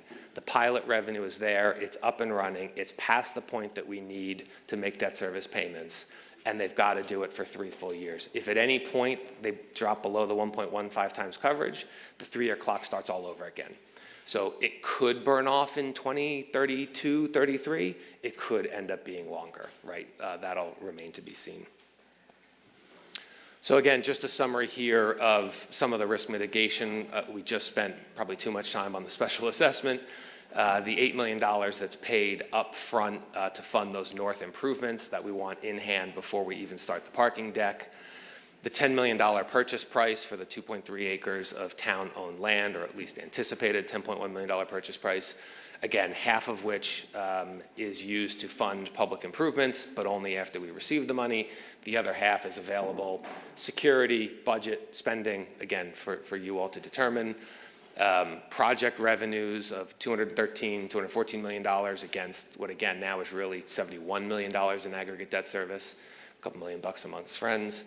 There's a pilot revenue sufficiency test. So what we want to do every time we go to issue bonds is make sure that the projected pilot between the bonds that have already been issued and the pilots that are online and the projected pilots, do we have enough pilot revenue to pay debt service on the next bond issue, right? If we don't, reserving 20% to the town that Jim Gilday mentioned earlier, we don't issue those bonds at that moment, right? We say, nope, the project isn't stable enough, things aren't developing the way they're supposed to, we're not going to issue the next series of bonds. So there's a test there to try and make sure that we don't get ahead of the private development. The public improvements and the private development need to work sort of hand in hand, both from a financial perspective and then obviously from a development perspective, right? Because one's important to the other.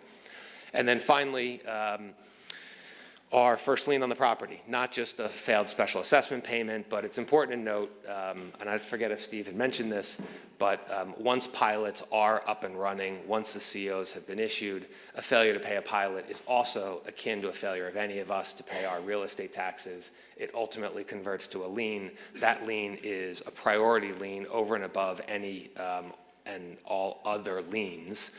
So even if the project is up and running, we send a pilot bill equal to 13% of annual gross revenue. Streetworks doesn't pay it. You know, people may think that's a concern relative to the bonds, but again, we've got a first priority lien on the land and on the improvements that are now existing on that land. And that's ultimately the, at the end of the day, the collateral that's important to secure those bonds. And Mayor, I'm not sure this is really me. Mayor, can this speed up? They've been talking for 2 hours. I'm done. I'm out. I'm good. This up, Mayor. Good. I'm good.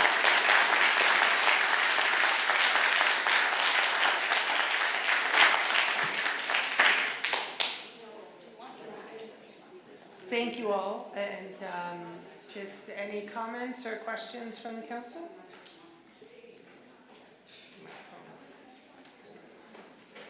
I think we can probably move on. Matt, you did a very good job. Matt, Steve, I just wanted to ask one of you to just reconfirm when we start talking about the town issuing a series of bonds, people's immediate reaction is that that means that they, as taxpayers, are responsible for them.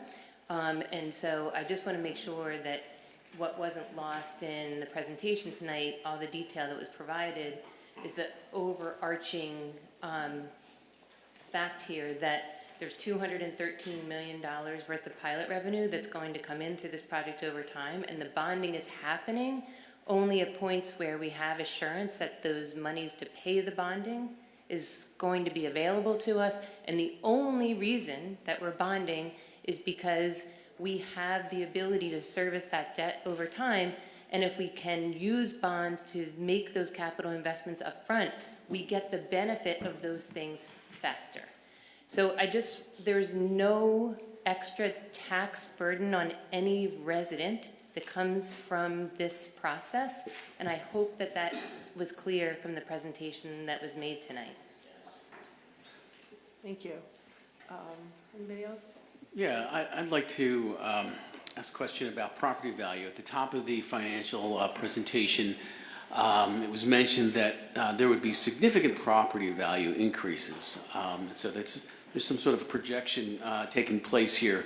So I don't know if this is really a question for the folks that just presented or more for the folks from Streetworks, but you know, based on your experience when it comes to projects like this, these redevelopment projects, in your experience, what is the increase that you have observed for property values, and how much and how long does it take to get there?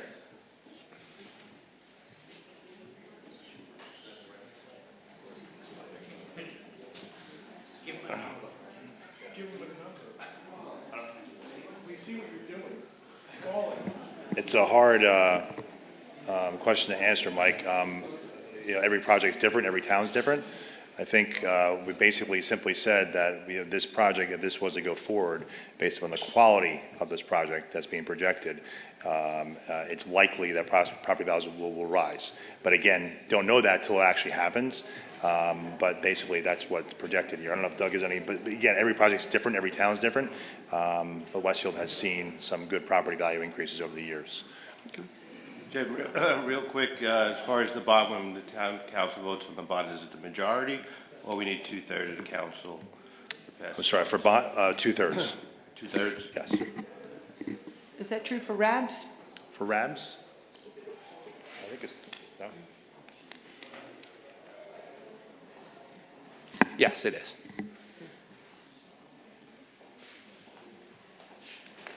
So, okay, well, suggest we move on with the agenda. May I have a motion to approve the minutes from the Town Council Conference regular meetings of December 13th, 2022, and the organization meeting of January 13th? So moved. So, seconded by Councilman Count. All in favor? Yes. Opposed? This motion is carried. So Mayor, I was not at the reorg meeting, just Oh, to okay. note for the record. So, Abstain from yes, I Councilman abstained. Hapgood. Thank you. Now it's time for open discussion by citizens. Anyone may come up to the microphone and speak to this council on any subject on which we have jurisdiction. Please state your name and address for the record.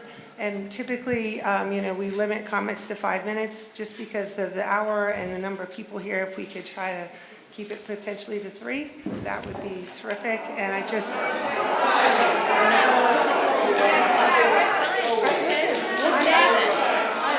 Listen, It's fine. I'm saying you can do 5. I'm not cutting anybody off at 3. All I'm saying, if we want to be respectful, if we could try to do that, but you have your 5 minutes. So, Exactly. We'll stay as long as you We're want. staying as long as you want. I was just trying to make sure if we could be courteous. And also, to that point, my primary job is to keep decorum in this room.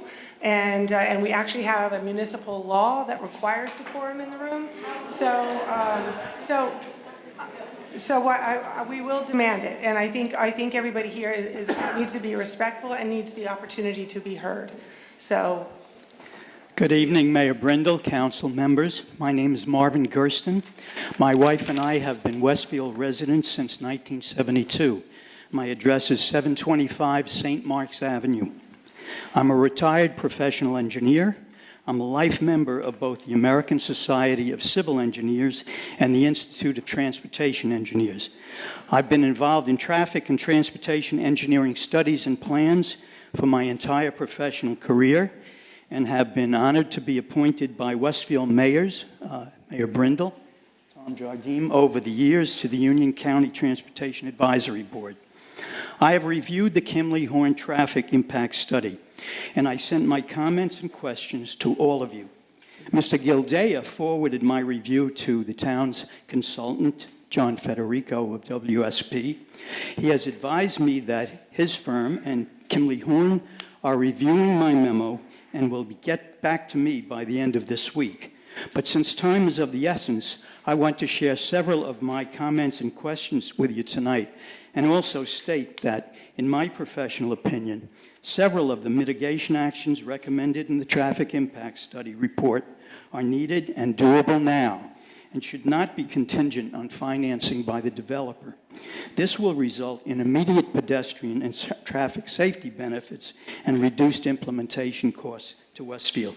Let me explain a few of my comments and questions. There appeared to be a conflict in the forecasting of annual background traffic growth in the report. The report stated 0.26% per year, but Mr. Canning of Kimley-Horn's firm stated 0.75% at the November 28th live session with HBC Streetworks. The difference results in an additional 200 vehicles an hour in the morning peak in 2027 and 400 more in the 2027 p.m. peak hour at the 8 intersection approaches that I selected out of the 17 intersections that Kimley-Horn studied. I have a few questions. Were the peak hour vehicular trip generation rates used to predict traffic volumes in 2027 under the full development plan comparable to actual rates in similar local area developments? Not clear in the report. 2, were the intersection approach delays per vehicle and average approach vehicle queue lengths at these intersections that were calculated by the computer model verified by actual field surveys of delays and queue lengths in Westfield at the intersections modeled? Wasn't indicated in the report. Were pedestrian counts and accident data used as part of the analysis of critical pedestrian crossing locations? Were accident and pedestrian counts used? Wasn't indicated in the report. As I noted before, I summarized the traffic analysis results for 8 of the 17 intersections studied by Kimley Horn. I tabulated morning and afternoon peak hour traffic volumes and levels of service for high volume traffic critical approaches. And I'll explain what levels of service means to the audience. I summarized them in each of the 2022 and 2027 no-build and build conditions presented in the report's appendix. The analyses showed that under existing 2022 and the forecast 2027 no-build conditions, the critical approaches at the South Avenue roundabout, at Clark Street, at Prospect Street, Central Avenue, and East Broad Street Mountain Avenue intersections were all operating beyond Westfield's acceptable level of service. Now, level of service for traffic engineers, we use a report card type of grading system from A to F. So for the non-traffic engineers in the audience, Westfield's acceptable level of service is level D. Level D corresponds to an average peak hour signalized intersection approach delay per vehicle of 26 to 35 seconds, about a minute. The unacceptable levels of service at those approaches, which we refer to as level of service E, were about a minute to almost a minute and a half seconds per vehicle at these approaches. And some were level of service F, or almost a minute and a half, over 80 seconds per vehicle.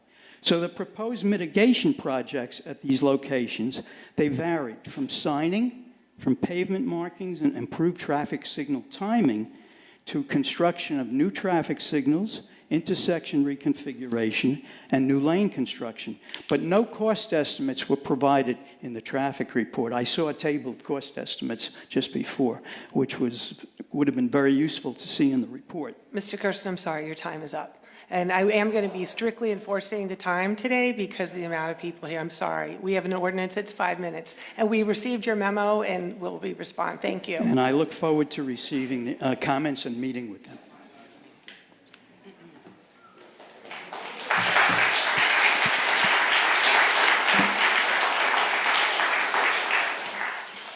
Good evening, Mayor Brindle, council members. Greg Casco, 434 Everson Place. Like the last gentleman, I'm a 50-year resident of Westfield, moved here in 1972. I overheard somebody shout out from the crowd, "Speed it up, Mayor," and I understand why you just said, maybe we can try and keep it to 3 minutes, and then you got blasted. So you're damned if you do, you're damned if you don't. I also had the opportunity to sit outside because it was a little cooler, and I heard 2 guys in the back say they turned the heat up to get rid of people, or something to that effect. I stood by the thermostat when I got here. It's reading 80 degrees in this room, but I think it's set at 76. So I don't know where they got that from. Anyway, I'm going to read this so I don't hopefully go over. There's been chatter on social media about something illegal or nefarious going on behind closed doors regarding this project. One person said, "This isn't going to make Westfield any better than any other town. Parking will not be better, so what is the point of all this?" And a young man who I actually know from Westfield said to this person, to line her and her colleagues' pockets. If that's not libel, I challenge anyone to challenge me. And I ask, if you have the proof, go to the Union County Prosecutor, New Jersey Attorney General, any other state law enforcement agency, or give me the info. I'm pretty much known for being the guy that'll go after corruption, if there in fact is, or if there's corruption. Then we have people comparing this project to becoming a Hoboken or Jersey City, and I understand that. People move to Westfield for the beautiful neighborhoods, the schools, the downtown. That's why my parents moved us here. That's why I stayed here. But Hoboken is currently growing at a rate of 1.67% annually, and its population has increased by 5.17% since the most recent census, which recorded a population of 60,419 in 2020. Spanning over 2 miles, Hoboken has a population density of 50,825 per square mile. Westfield has approximately 31,000 residents over 6.74 square miles. That's only 4,599 people per square mile. Then we have people bringing up the surplus in these social media groups. What happened to the $15 million that we had in the bank? Well, I know because I go online and I look. It's all on the town website. The last administration was collecting from taxpayers to build that surplus. They were always worried about their AAA bond rating. And with $15 million in the bank, you're going to get your AAA bond rating. We don't need that $15 million rainy day fund. The money was given back to the taxpayers with historically low tax increases, rehiring of police and fire personnel that the previous administration cut by 20%. You don't cut public safety. You're going to end up hiring overtime. People are not going to make their shifts. You're going to end up paying that money twofold. You got new equipment for the DPW and other infrastructure improvements. It's all on the town website, if anyone's willing to look. I left various social media groups discussing this project because of some of the people that just refuse to consider other people's opinions, and that's okay. In 2016, at the time of the 333 Central Ave apartment ribbon cutting, Mayor Skibitsky was quoted by the local news, and they reported the following. For his part, Skibitsky said the Hampshire and Claremont project has delivered the first 70 of what will be 131 new apartments that are slated to come online over the next year. That new foot traffic is critical to maintaining Westfield's status as a top shopping destination, he said, especially in this changing retail paradigm. It's all quoted.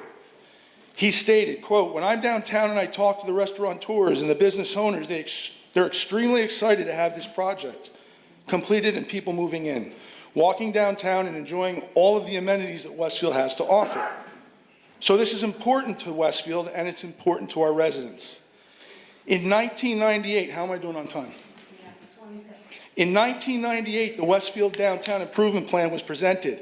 It's all online, and if you look at the overlay, it's exactly what is being proposed now. All the other administrations kicked the can down the road. I applaud you for your effort and your willingness to move forward if that's how you proceed. Thank you for your time on town council, and good luck. Thank you. I put $1 into the soda machine. If anybody says that Westfield doesn't give back, I got 3 sodas out of $1. So I owe somebody $2. Thank you, Mayor.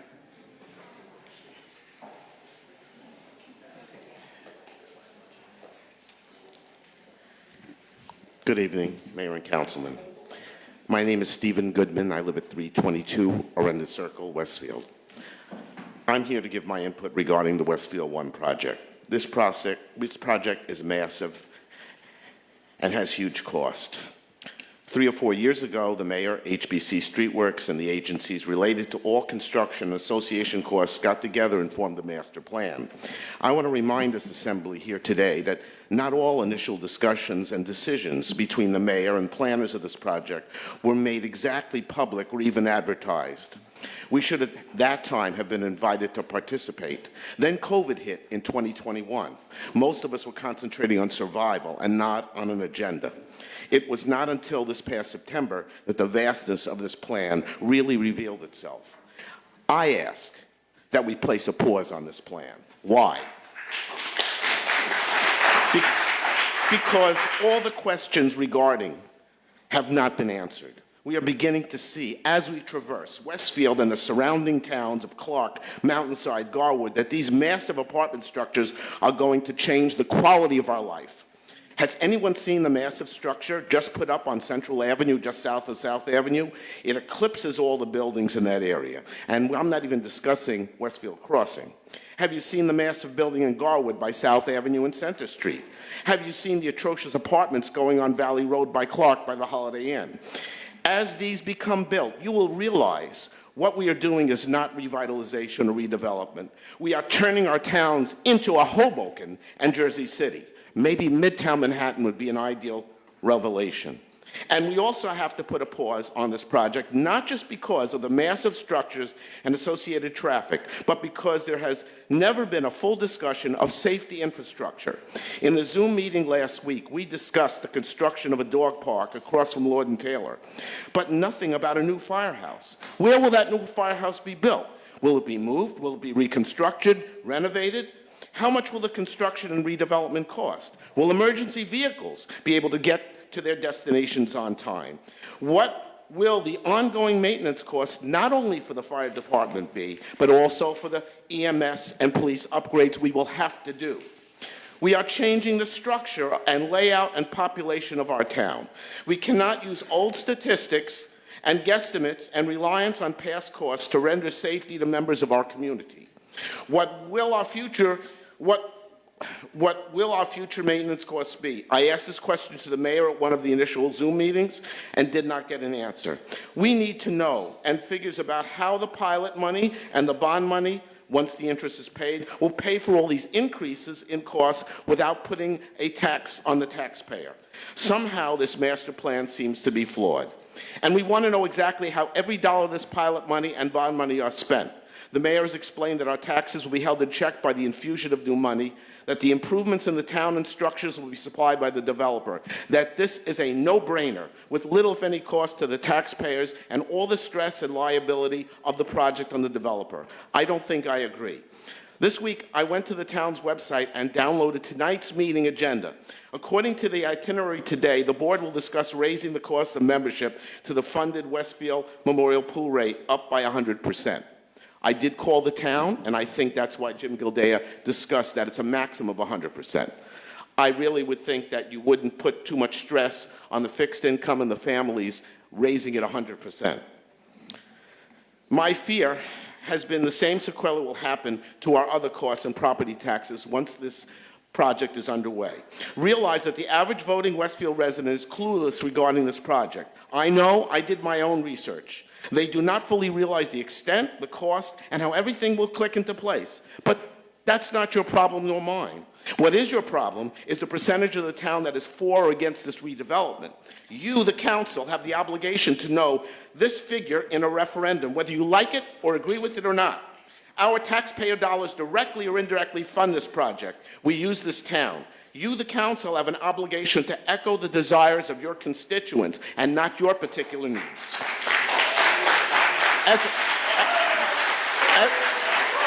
As a quote from our own Senator John Bramnick several weeks ago, we must work together. This complex, confusing, ongoing, current modificational process requires us to pause, review, and come up with a scaled-down, viable solution. I'm sorry. I'm finishing. Let's go back to the drawing board and seek proper input. I'm sorry, your time is up. Your time is up. Our safety, lifestyle, and security are more important than the pockets of the Delmo.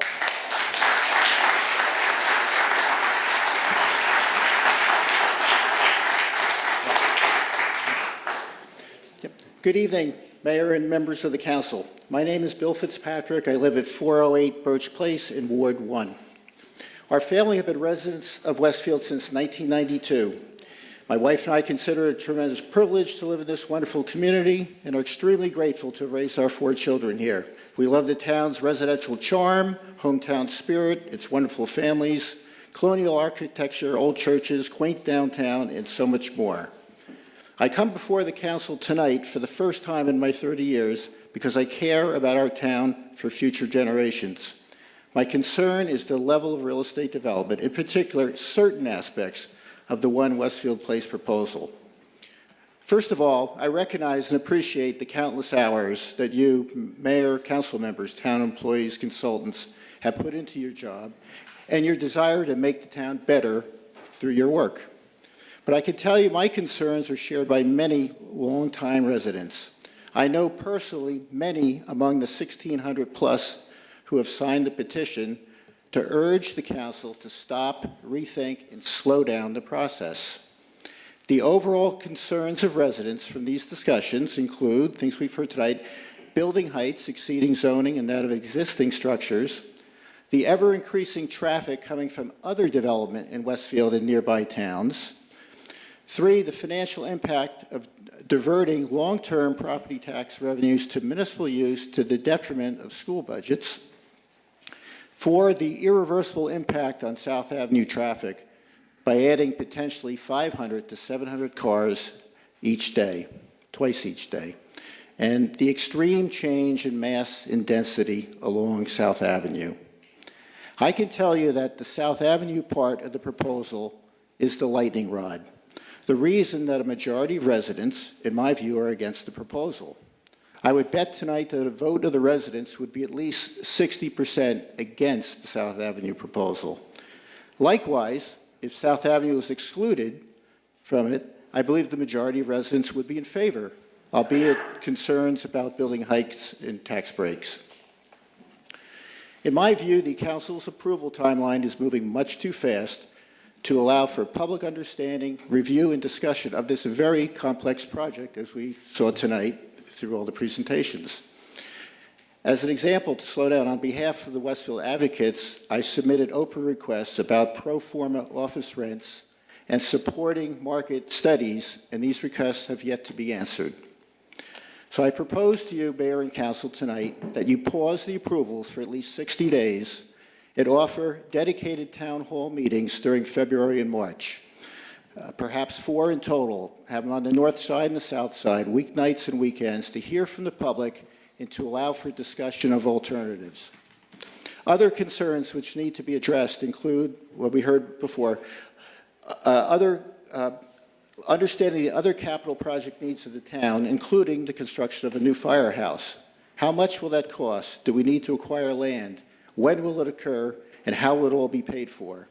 And 2, will our town council and school board pass a revenue sharing agreement like Cranford did in 2019, where 55 to 70% of pilot revenues will go to the school operating budget during the first 5 years and then be adjusted every 5 years thereafter? As we know, in April, we have a school budget vote to increase over the 2% allowed by the state. These are major issues which will impact Westfield for generations, with both positives and negatives. The residents deserve a longer and more thorough due diligence process to address the totality of these issues. Thank you, Mayor and members of the Council, for listening to my concerns, and I conclude by asking you to seriously consider to pause the approval timeline and hold town hall meetings. Thank you.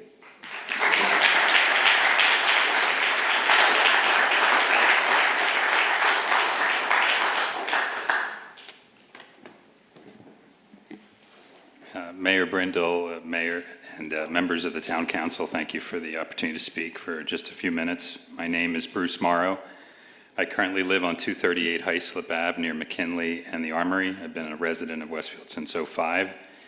I first want to thank everyone in the room, council, everyone behind me, for, pro, against, for lasting 2.5 hours.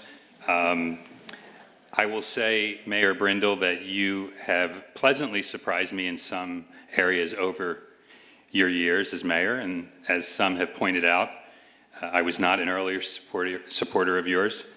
However, I do think that One Westfield Place, One Westfield Place, you and others on the town council are plowing ahead too quickly and forcefully in what would be a seismic change to the look and feel and navigability of our town, and that is a word. I looked up navigability. I don't know if I'm pronouncing it right, but it is a word.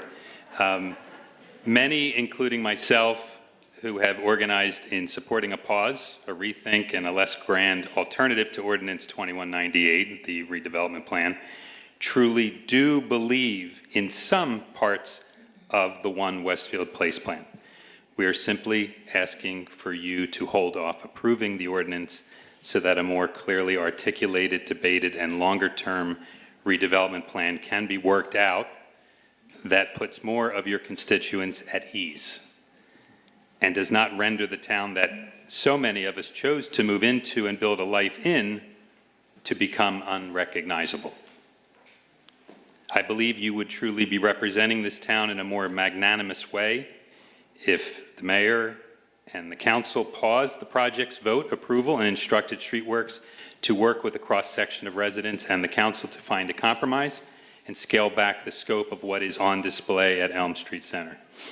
While this may not be in Streetworks' best interest, it is in your fellow town residents' best interest.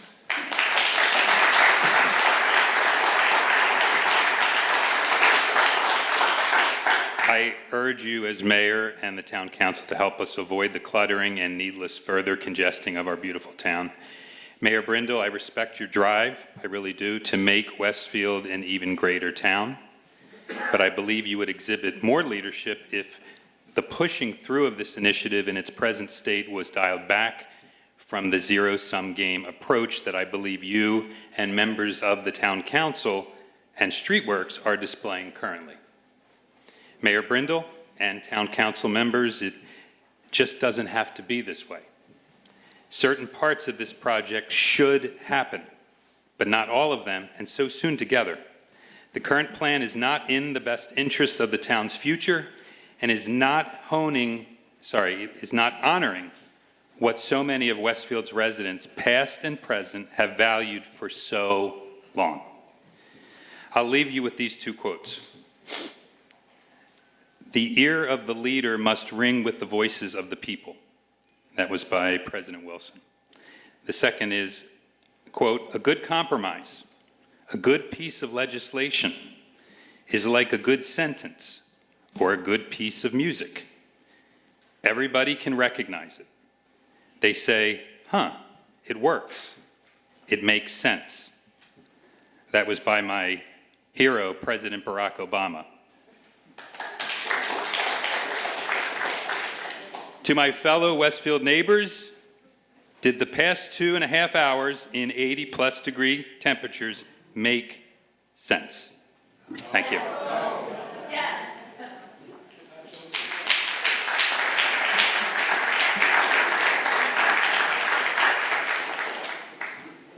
Good evening, Mayor and the Council. Ravi Motwani, I'm at 772 Prospect Street. I've been a resident for 12 years.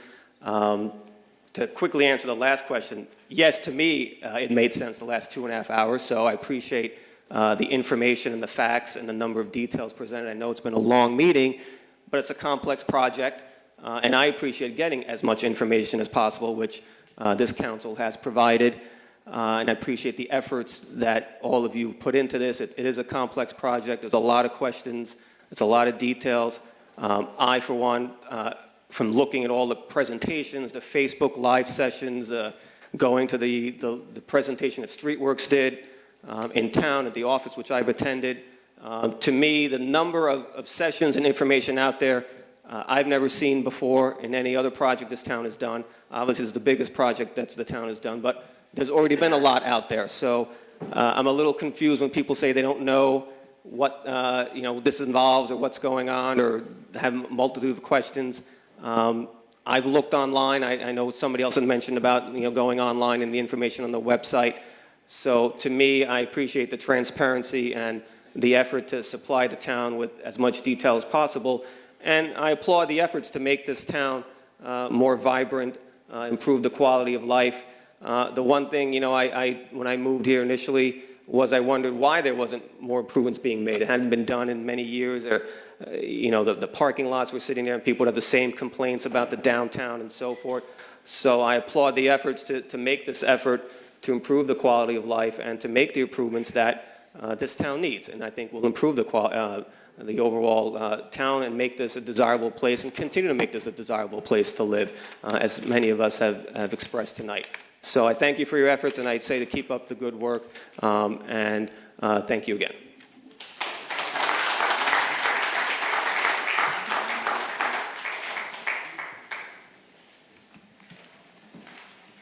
Good evening, Mayor and Council. My name is Lisa O'Dwyer. I'm at 20 South Wickham Drive. I'm a bit ashamed at the duly elected council and mayor at the disrespect you are all getting, and it's shameful. People should be ashamed. I think I saw Scarlett O'Hara having the vapors back there, but I forgot my smelling salts. I am a previous commercial real estate lender in a former life in New York City. I worked for a large Japanese bank and worked in the late 80s and through the 90s in workout and restructuring, which was for all the properties that could not pay their debt service after the real estate tank of the late 80s. I am especially pleased with the financials of this project, with the pilot program and the foresight to have the special assessment if needed. I think it's going to be a great boon to this town. The tax revenue from the office space, I think, is going to be wonderful. I don't plan on staying here if it doesn't come through, which I'm sure some people might be happy about. But I thank you all for everything you have done. You might want to have a few ambulances available for some of these clowns. Thank you.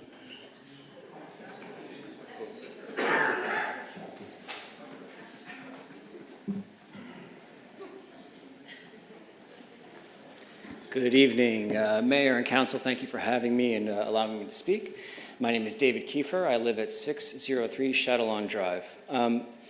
And just to take the mystery out of it, I am a member of the organized opposition to One Westfield Place. I say that now so you can get your pen ready. You can write little rebuttal points from when you have your soliloquy later, and you can take it apart.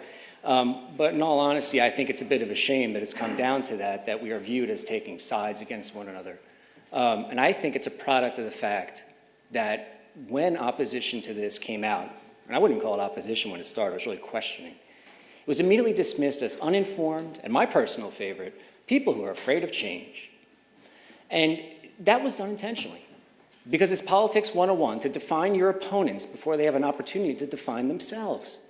And once you do that, you don't need to engage in reasoned debate. You don't have to validate their opinions. You can just dismiss them as uninformed or fake news or whatever your narrative is going to be. And that's inappropriate. We are not your political opponents. We're your constituents who deserve to be heard. And so it's not appropriate to dismiss us like that. And, more to the point, it's just not accurate. Afraid of change, I couldn't believe I heard that. We're not afraid of change. In fact, I support, and I think a lot of people I'm aligned with, support redevelopment. We're just not agreeing to what we see here. And we are being given a big development, and we don't like it. But it doesn't mean that we're afraid of change. And you went so far to castigate us like that last week that you literally said that you equated us with the people in the 1970s who were opposed to a Haynes building.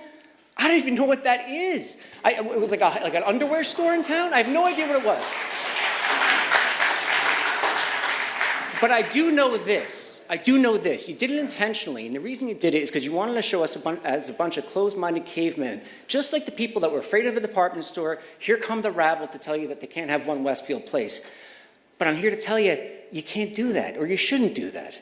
Equating me with a guy who's afraid to give up a styrofoam cup or leaded gasoline doesn't serve your interests as mayor. Give us a chance to tell you what we really think about it. I'm not here to oppose you politically, yet. I'm here to be heard as a constituent. And I got one other thing to say. On the whole uninformed point, I almost fell over last week. You went through our petition and you said, look at this guy, he signed in September. Look at this guy, he signed in October. They weren't informed, you said. They couldn't have been possibly informed about the bona fides of this project because before December 8th, which is when Streetworks went on its dog and pony show, you couldn't have been fully informed. Therefore, the people that signed that petition, we don't really have to pay attention to them. Whoa, that's quite an admission. And it's very much at odds with what that representative, who I think did a very good job, of Streetworks said when she said she's been reaching out to the community for over 2 years. So which is it? Is it just December 8th that this thing fell in our lap and all the information became unveiled from the curtain? Or were we informed before that? Because you can't have it both ways. You can't say that we're an uninformed rabble when it suits your needs, and then say that you're ready for a vote 2 months later. You can't have it both ways. And so I would just end by saying, do better, please. Do better. I'm talking about the process here. I'm not getting involved in the substance of the project. Because at bottom, I don't know that I'm not opposed to all the redevelopment. I'm not. I don't like how we got here. But I just really would love to be treated as a constituent and not a political opponent when you do your soliloquy at the end. Because instead of having a perceived public opponent, you might just get a real one if you keep it up. Thank you.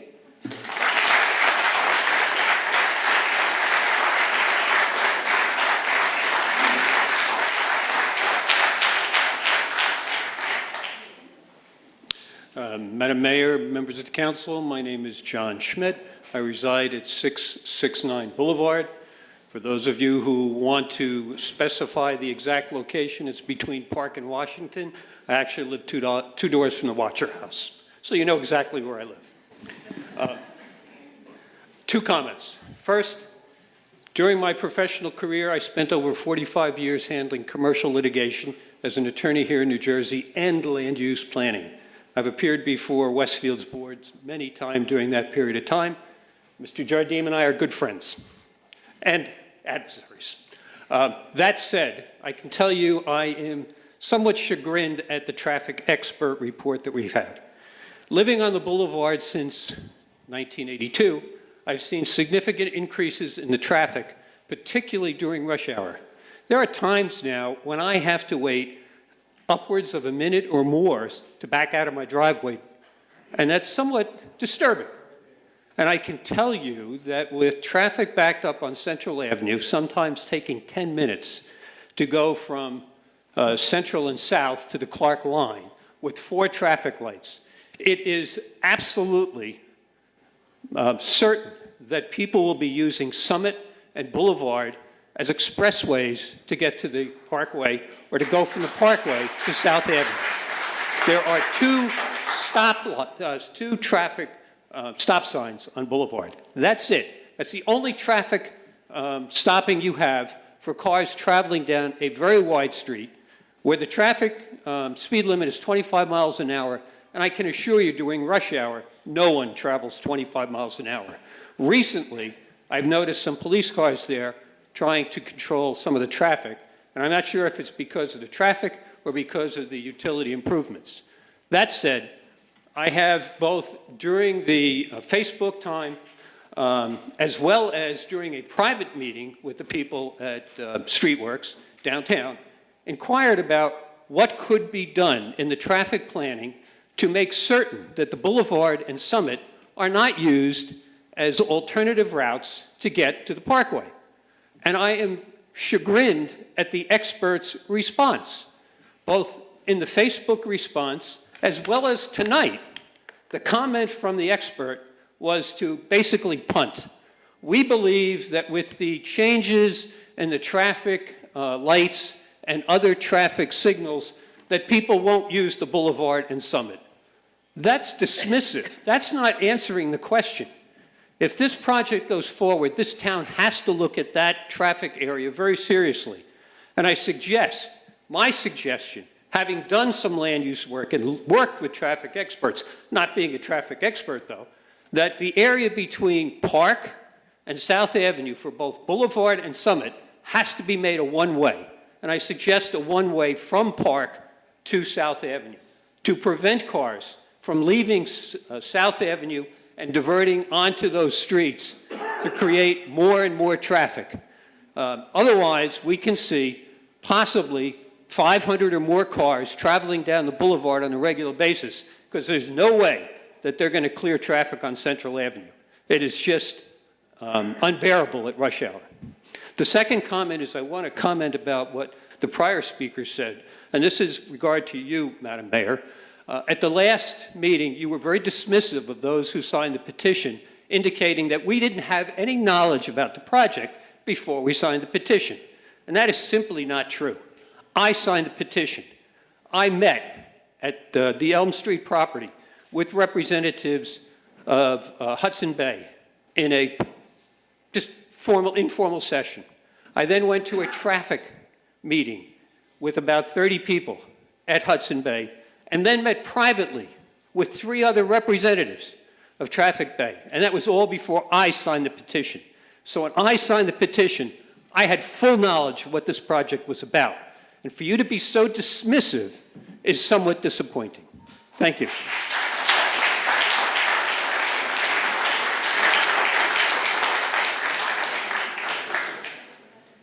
Good evening, Drew Kellerman. I live at 534 Boulevard.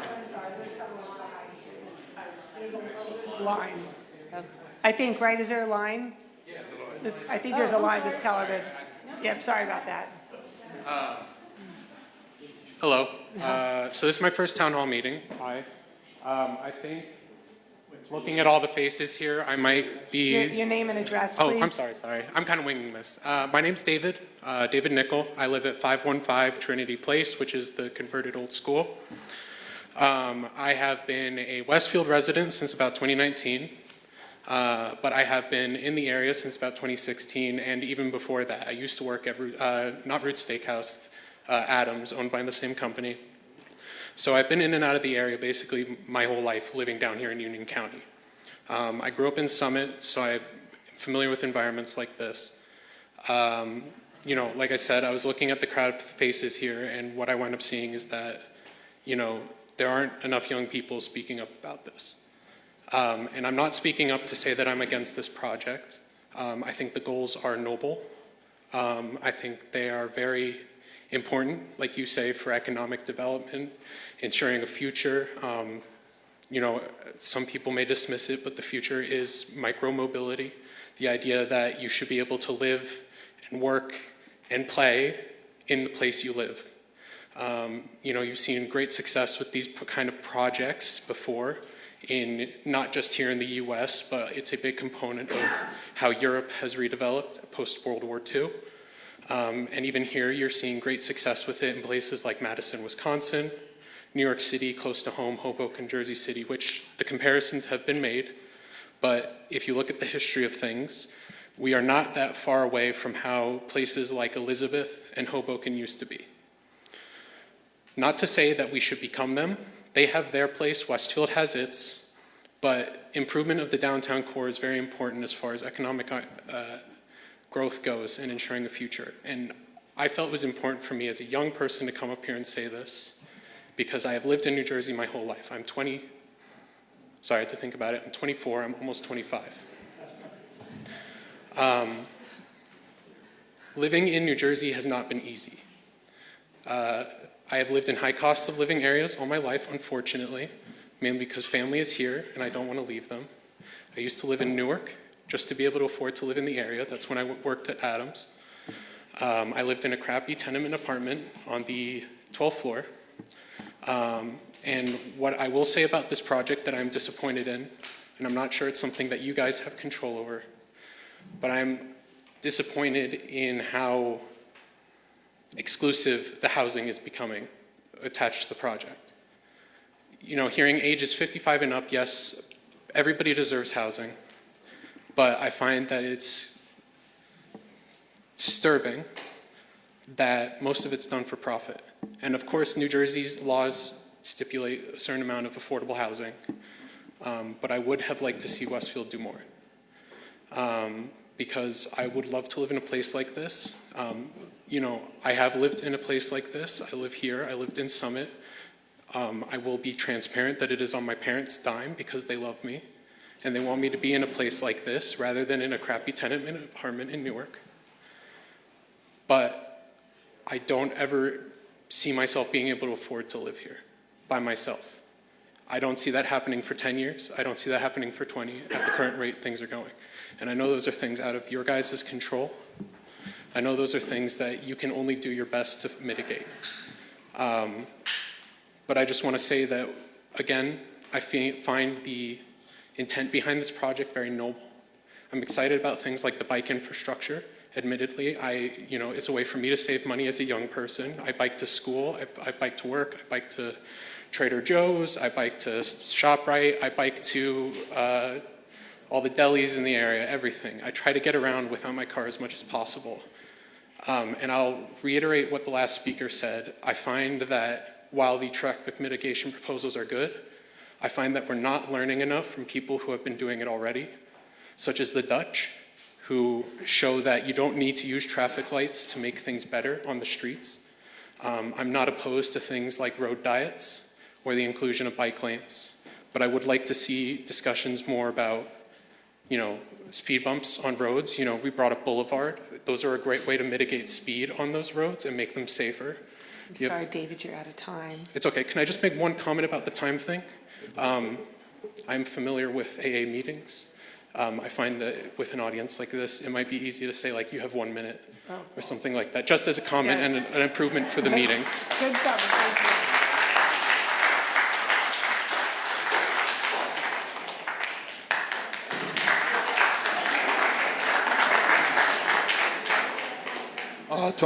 Tony Laporta, 409 North Chestnut. I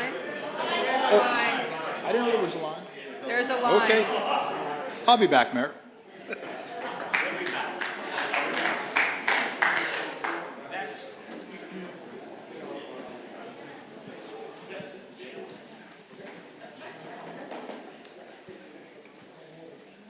Mayor Brindle, members of the Town Council, my name is Steve McCabe. I live at 409 Washington Street. I'm one house away from the intersection of Washington and Summit.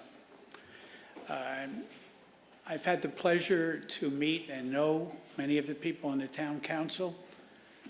I know many people in this room. My wife and I moved to this town in 1972. We lived in an apartment for 3 years. Then we bought our starter house. That's the house we're still living in. We figured we'd move in a few years, and then before we knew it, our kids started to move out when they went to school. We're still there. We love the neighborhood. People on my street, when I moved in, people were born in the house across the street from me. We love the neighborhood. And I just want to stress one thing, that I'm speaking tonight as a South Sider, not in general. You all heard me, I think, a number of times talking about the Edison Fields project. And my belief in that was always to support the children of our town. I think that this project, one thing everybody in this room, I believe, can agree, is that traffic is a nightmare. It's a nightmare on South Avenue. It is right now, not after this is built. With Vermella, the project down in Garwood, that's only half built. That South Avenue traffic is terrible, and it's going to get worse. They're building there right now. It's not going to be bad in the future. It's bad today. My neighbor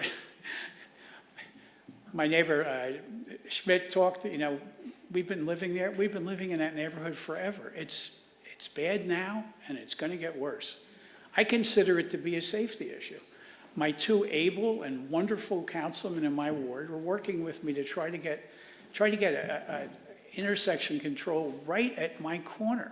There's accidents every 2 and 3 days. Every 2 and 3 days there's an accident at that corner. I'm worried about the school kids. We have traffic from the kindergarten. We have traffic from the high school. We have traffic from Edison. We have traffic from Tamaqua. I worry about the kids. Every day I look out my window and I see the cross-country team run by. I'm worried about those kids getting hit. I really am, and I think you should be too. But I think everybody in the room agrees with me on that. The traffic is understated. It's understated. It's not a ticking time bomb because it's right now terrible. And I know that people on this council have talked about, possibly expanding South Avenue. Can't be done. It's not going to happen. We can't make it wider, I don't think. I'd love it if we could. But in any event, when this one Westfield started, I was opposed to it.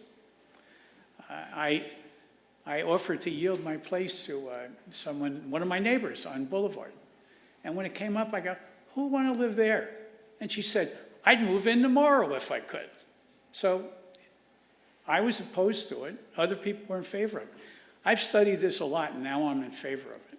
I think it'll be good for Westfield. I originally was thinking, well, I don't want to be like Summit. I don't want to be like Montclair. But I really think this project will be pretty good. I visited places like this around the country, and I don't think it's too big. However, I do want to take, I want to end with getting a boo. I urge you, don't have a referendum. You got voted into office. We voted for you. You're here. Do your job the way you think best. I want to say that I disagree that you couldn't have a referendum. You could. I don't agree at all that you can't have a non-binding referendum, but I say please don't do it. I say move ahead. We saw a slide that showed that nothing's going to get done for years. Let's get this thing moving. It will help Westfield. Thank you very much.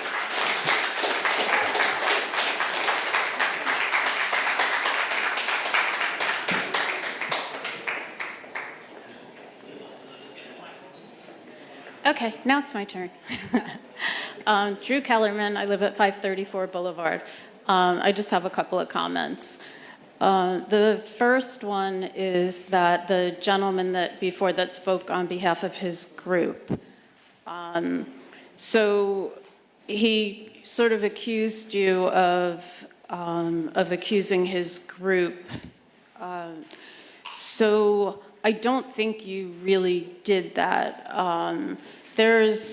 I think that there is a very broad group of people contained within that group that opposes this project. And within that group, there are some people that are very well informed, and then there is a whole lot of information flying about. As far as the petition is concerned, I would be very interested to know why that petition hasn't been submitted. I suspect that it's because the petition is quite flawed, and it's a lot more impressive to say the number of people that have signed the petition. There's a lot of people who signed the petition that don't live in Westfield, and so their opinions really at the end of the day don't matter.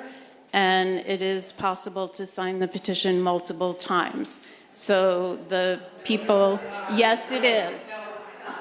I don't think that people need to weigh in the audience. I know for a fact that it is possible because I know people who have signed it multiple times. It is a flawed petition, and I suspect that's why it was not submitted to the town. And at the end of the day, it doesn't really matter because even if it's 1,300 people out of a town of 30,000 people, it's not very significant. Also, still not significant. As well, the people who have come with the referendum signs, if you want to change if you want to have a referendum, you're in the wrong place. You might want to be in Trenton because you're asking to change the law. This town cannot allow a referendum because they would be violating the law. Binding or non-binding, either way, it's violating the law and it's been litigated. That's a fact. That is a fact. It has been litigated. The town knows this, the town's attorney knows this, and I suspect people who have done their research know this as well. So it's not going to happen because the town is not going to violate the law. The other thing that I want to say is, as somebody who is over 55, don't like to admit that, as someone who's over 55 and was looking for housing within the last 6 months, there is a lack of housing. So absolutely, I'm in favor of the town looking for housing. I know so many people in my age range who have left Westfield because there are not housing options. People who wanted to stay in this town, who love this town, and were not able to stay. So kudos to you for making this happen. It's going to be really good, and a lot of people will remain in Westfield, sell their houses, spend their money here. It's really a good thing. This plan, or something very similar to it, was proposed in 1999. Look it up. And it was kicked down the road because the past administrations were afraid of exactly what's happening here. They were afraid of the protests. You know, a small group of people who fight hard enough can prevent things, good things from happening. Kudos to you for not allowing that. Thank you.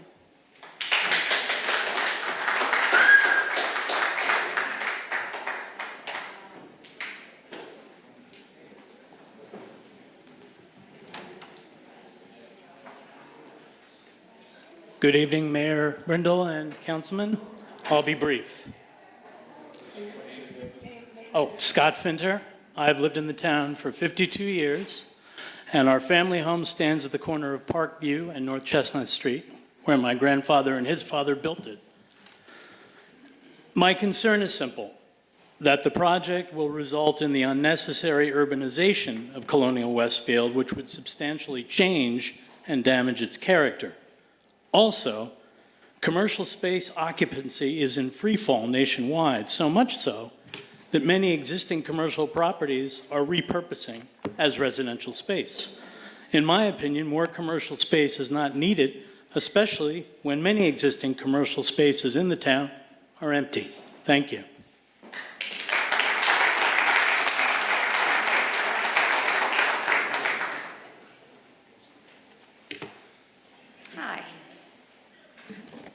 I'm Sally Cohen-Alamino. I live at 241 Hazel Avenue.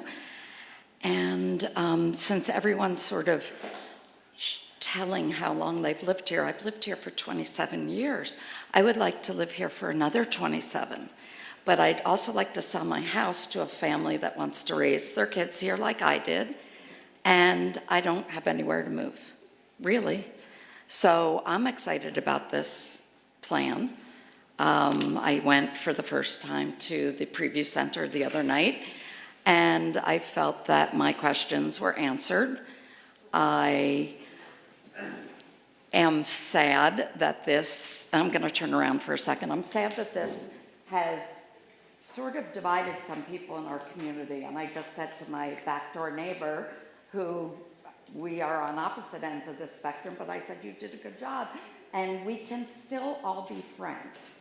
And the last time this really felt like a community, unfortunately, is when, God forbid, something happens to a high school kid, a car accident, or a kid takes his life. Then we feel like a community. When I lost my husband in 9/11, you all were my friends. We were all a community. Please don't let this make you mean. I heard some really mean stuff up here. Very disrespectful. I don't know if you know that our mayor works for $1 a year. These council people are all, I'm not asking for a response. This is my turn to talk. I think we all need to think about, many of us have children, we wouldn't want our kids to act the way we've been acting. That's all I need to say. Thank you.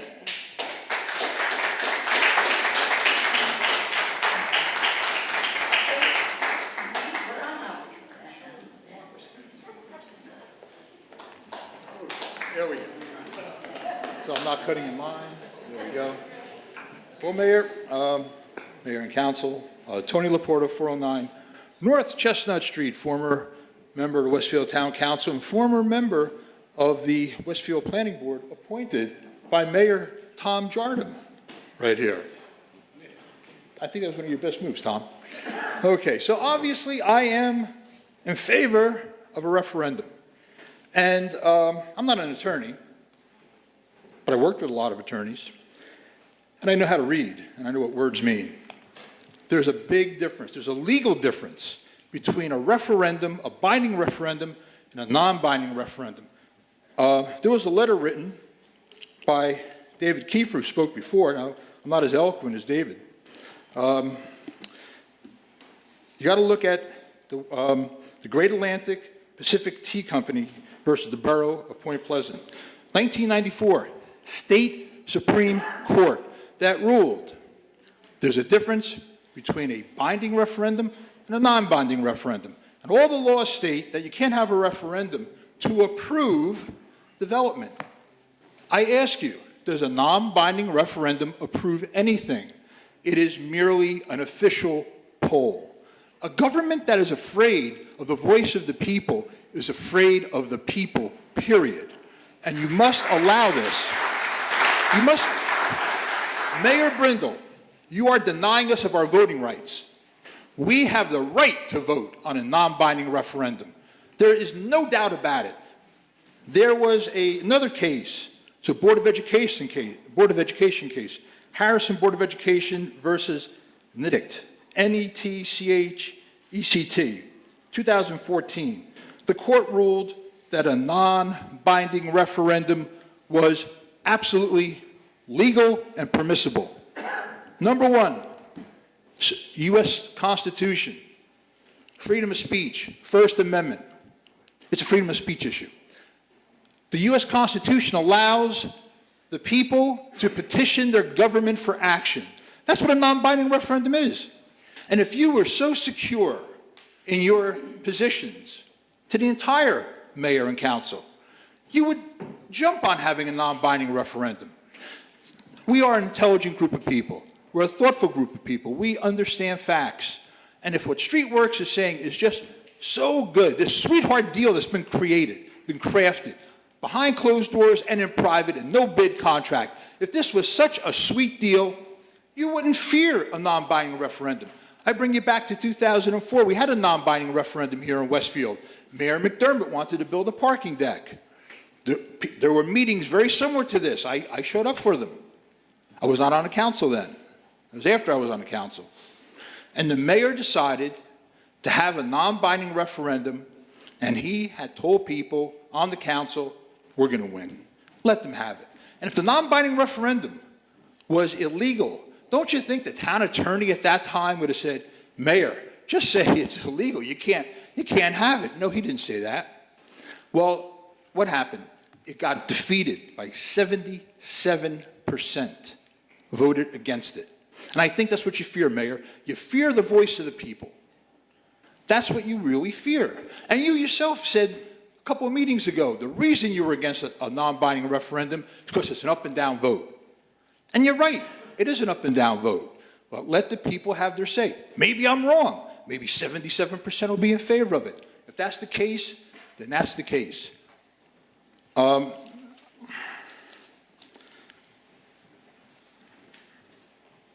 Also, I want to address something that my friend Tom Jardine had written about, that it's illegal or not permitted to have this non-binding referendum because of the redevelopment law. The redevelopment. Oh, that hasn't been voted on. Have you voted on redevelopment yet? No. So first of all, I reject what he's saying, that it's not permitted due to the redevelopment. I'm telling you, non-binding referendum is accepted by the courts. The courts don't want to shut the people's voice. They want you to vote. Most court cases where governments try to restrict the vote of the people, they get defeated. The courts want people to vote. It has no force of law. Well, thank you, Mayor. I'll be back another time.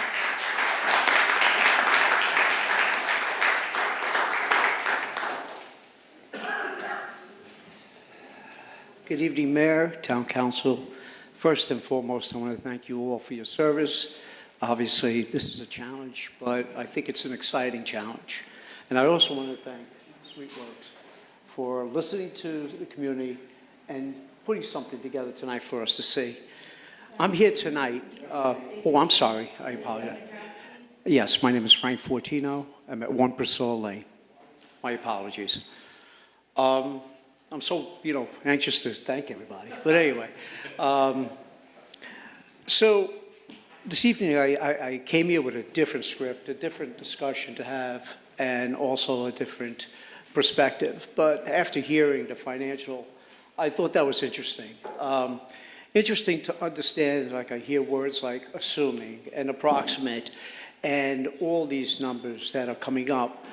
But realistically, all the budgets and bonds are predicated based on the design, based on materials, based on, the finishes and everything else that comes along with a project, because it's a cost that needs to be considered. And therefore, that's when we understand realistically what the price of this development is going to be. This is a large development site. This is not a site that you're building a one-family home. You're not building an extension to a supermarket. This is a huge project. A project that needs to really be vented out, needs to be understood and understanding what does it mean to hire a third-party representative that's going to tell you what that budget is. And again, I go back to knowing what the materials and what the cost of labor is going to be here. Do we know if we're going to make this a union or non-union project? Because that is also a cost. So in my mind, you know, I really ask a few questions here. Number one, why couldn't we take the existing Lord & Taylor site and build and see how that really turns out? Because every development site that I've ever been involved with, and I've been in this construction business for over 44 years, not once did we meet ever the budget. Not once. Not once. And there was always something over. So we can predict what the costs are going to be. We can predict what the bonds are going to be there. But at the end of the day, it's all about what the cost is going to be that this town is going to have to be accountable for. I want to minimize the risk. So here's what I want to propose. What I'd like to propose is that this town is filled with a lot of talent, a lot of architects, engineers. We just heard from a few tonight, and we're going to probably hear from someone else coming up next. But my point is that if you listen to the professionals that are in our industry, with the talent, with the understanding and the experience, and put together a committee, maybe what we can do is we could come to some sort of a negotiated conclusion that everyone will be happy with. And more importantly, we want to maintain our risk, manage our risk, and keep it low. Mayor, Council, thank you very much for listening. Appreciate it.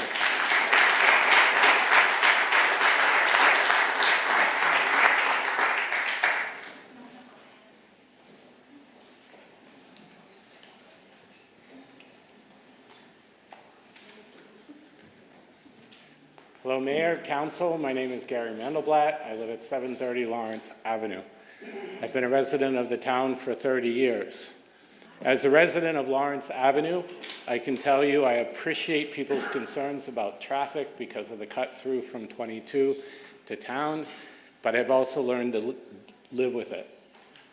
After my review of this plan, you found somebody who was willing to put $350 million into our town, improve the town, not have any impact or any material impact on our schools, be able to use the investment for office space, which is kind of unbelievable, but they know better than we do, that will increase the foot traffic for the old part of our town, which is only being improved, and it's going to throw off revenues of whatever, $2 to $4 million a year. My assessment of this proposal is I think it's exactly what this town needs for the future. I think it'll leave our the future residents of the town better off. I think it will increase our property values. If you get us the one-seat ride and we get this thing done, I think we'll be living in one of the preeminent towns in the tri-state area, and I think it'll be an awesome place to live. So thank you for all of your work. I know this is really hard. I know hearing all these opinions is tough, and everybody's allowed their opinion, but as the gentleman before me said, we elected you, the town elected you, and we're asking you to do your jobs and vote the way you're supposed to vote. And that's based upon your analysis of this, which will be more detailed than ours, and I support you and I support your decision. Thank you.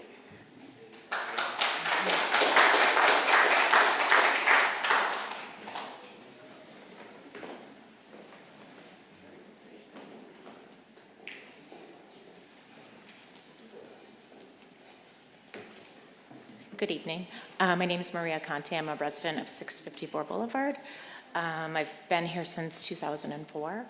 I guess I want to start by saying I'm not opposed to redevelopment as a concept, or some aspects of this project look beautiful, but overall it's massive, and I don't claim to have a full understanding of pilot programs, and I've tried to do my homework and research, but I have great concerns about the money generated and how that's all really going to work. And I don't know that it feels like there's a lot of talk that it's not going to be risky. And just looking at our current climate with retail, with office buildings, it just doesn't seem to add up. But really what I wanted to talk about is traffic. Obviously, as a resident of one of the streets that many have mentioned, Boulevard and Summit, we stand to be the most impacted by the traffic.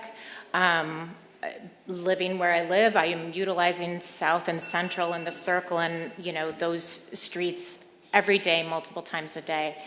I know when there's a closing on Central Avenue or an accident because there is a stream of traffic on Boulevard. I don't even need to drive on to Central to know, yep, there's something's going on. So the idea that the traffic study suggests that it's going to be better and that nobody's going to do the workaround and come down Boulevard and Summit just doesn't make sense to me. And I think some of those questions have been left unanswered. I attended the traffic study. I'm trying to be as informed as I can, but I see near misses literally every day. The four-way stop sign at Park and Boulevard, I mean, it's not an exaggeration that cars will roll that stop sign every single day. I've seen it with near misses with pedestrians and near misses with accidents. So the idea of an influx of more than 200 cars an hour, during rush hour, it doesn't add up to me from a safety perspective. The lane diet is also a cause for concern, given that Boulevard and Summit, again, are really thoroughway streets to our schools, to our fields. And so to make it more difficult to turn left by reducing a lane, I think creates more traffic hazards, safety hazards. And I don't know how that's going to be mitigated. I think, if years ago on North Avenue there was parallel parking and then they removed that because of the traffic issues and it became a two-lane street going eastbound. So the idea of adding more cars and now, essentially removing a lane of traffic, again, I'm not buying the study. I don't know. Everything I'm hearing does not add up. So I respectfully ask all of you, I know you've heard a lot tonight, to really reconsider, get some other opinions, just really understand the impact on our neighborhoods with this traffic.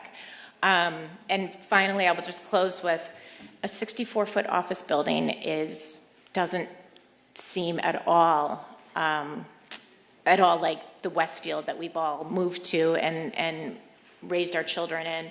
That seems like a conversion into an urban space. So that would be my second request, is to really rethink the size of that building and whether or not it will actually be leased. So thank you for your time.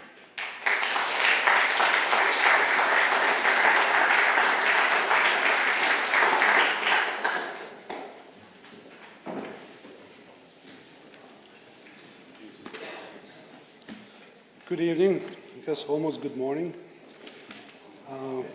Cutting short the speech.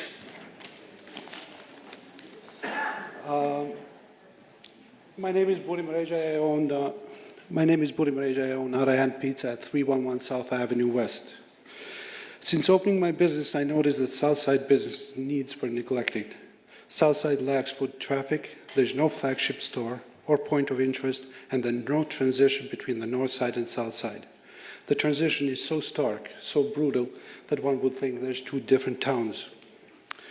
There is no interest for anyone to come across two parking lots to visit us or connect with us. Those who supported us have to park across in a parking lot and risk crossing South Avenue or walk an additional 435 feet to the nearest crosswalk. Thus, I even had to change the business model to delivery only. Southside businesses are still struggling, despite low rents. It is not the desirable place to be. In general, Southside businesses are dinner and weekend-only businesses. Essentially, there's no daytime commerce, and typical weekday dinner rush is quite slow. We, the business owners on the South Side, learned the hard way that without concrete steps and major capital investment, the future looks grim. This is not a selfish motivation because our success is not just ours. If we are successful, we will bring more to the town and the community: employment, taxes, goods, and services. Beautification and improvement of our downtown is imperative. The sidewalks, the flood zone mitigation, overall vehicular traffic, and pedestrian safety need immediate addressing. Our public infrastructure needs due attention. Public parking needs to be reorganized vertically as opposed to having the most valued real estate in town remaining a black tar flat surface lot. Now, if you believe that this project will not help us, if you find that this project does not deliver the ever needed foot traffic, if it does not include a beautiful transition between north and south, and does not provide an anchor attraction we seek, if this project will not make Southside self-sustainable, vote it down. However, in the event that you approve it, as a taxpayer and a business owner, I ask you to make sure that we don't have to put up a dime. Make sure that there is plenty of parking. Make sure that our concerns are taken into account. I specifically request that during the construction period, we want to be consulted and included in pre-construction timeframes. If bonds are issued, make sure that there is a source of income other than collected tax to pay for coupon payments and debt. I have put up an offer on a house in town, and if accepted, I don't want to get stuck with tax increase after tax increase. If God willing, my offer is accepted. As a future resident of Westfield, I welcome the pilot payments the town will receive and forgo the need to raise funds through property tax increases to complete all capital projects, which due to lack of funding until now were intentionally procrastinated. Another reason I'm excited for the project is the addition of another taxpaying entity to diversify the taxpaying base, which ensures that for many years I wouldn't see an increase in the tax bill even after the pilot program ends. 5 years ago, I made a substantial investment in this town when there was little hope. If my offer made to a house is agreed upon, I will be making a larger investment in this town, probably the largest investment in my life. And I want to make sure that it is the best investment in my life. Please convince me that I'm right. Thank you.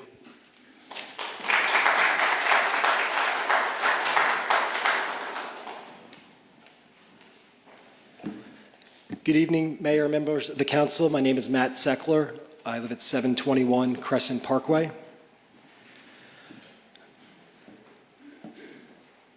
When I look at any type of downtown, its clearest urban and suburban town planning principle is that a surface parking lot is probably the least useful piece of a downtown. It's terrible from an environmental standpoint. Rainwater hits it, runs away, there's no green.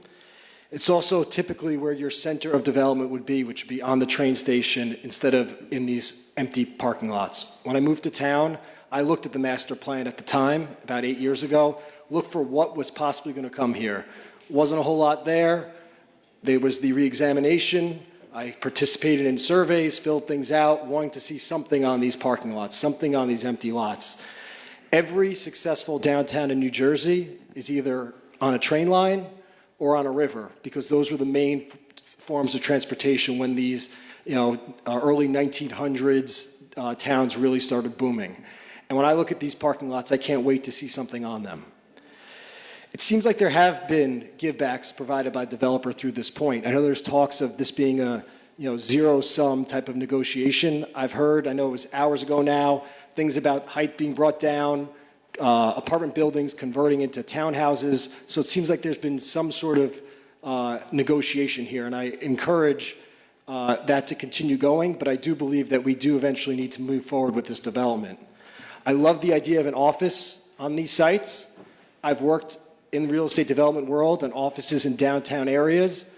I've seen the benefits they have. I want one day my daughter to be able to take an internship in town instead of having to take the train to the city. I would love my son to be able to enjoy, like I see teenagers out there in downtown now, the downtown, because there is an increased activity down there. That's where we should have our density. It's where we should have our activity, is in the downtown. In order for downtown to survive, you can't have the same type of density as you had in the 70s. You can't have the same type of densities in the 90s or even 2000s. The market has changed immensely. We need more people in our downtown. We need them there 24 hours a day. We need people in these office buildings catering in from the local restaurants. We need them going out to eat at fancy restaurants at night during the week to keep these restaurants going so that this downtown stays thriving. Because without it, you could have eliminate all the traffic problems if we had no businesses downtown. Cars could fly through 40 miles an hour, no problem. I want to see congestion in our downtown. I want to see people walking and crossing the streets in our downtown, and I think this development is what will make it happen. Thank you.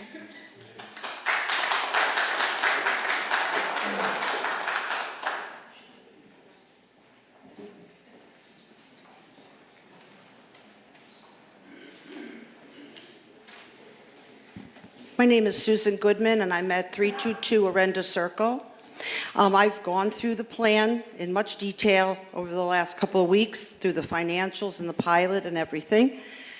And it all sounds wonderful. It sounds miraculous. And we've never done a project of this magnitude, and we've never worked with a pilot before, even though previously it's been presented, except for Westfield Crossings, which really are not in the heart of yet. We have not done that. So, being that no project goes perfect, everyone has hiccups along the way. When most of it, according to I see the timeline on the pilot and the building, the biggest parts are going to go between 2026 and 2030. So Mayor and Town Council, can you guarantee us, the residents and citizens and taxpayers, that you will be here to navigate us through this large project with no difficulties? Or are you going to leave it to subsequent administrations and the resident taxpayers to pick up the problems if they occur? So do I have an answer, Mayor? This is public comment, not Q&A, but certainly happy to answer you when it's over. Well, then I'll send it in an Oprah.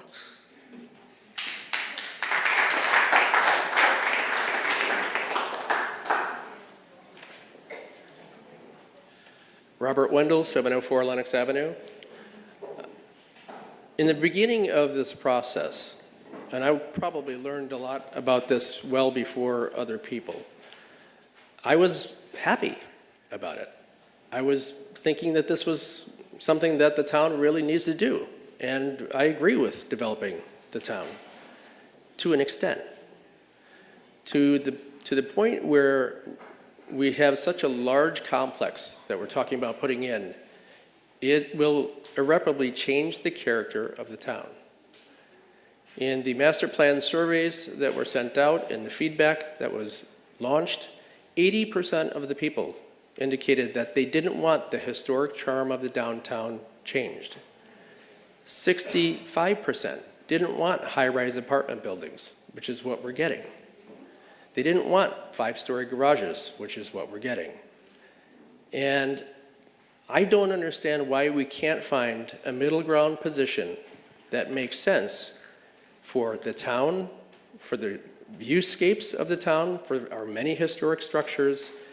Why can't we figure out a way, given time, which we're not being given time, to arrive at a solution that makes sense from a historic perspective, from a building perspective, a financial perspective?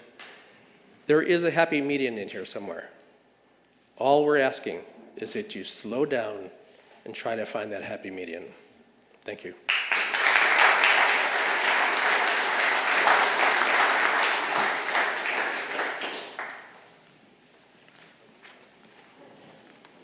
Hi, everybody.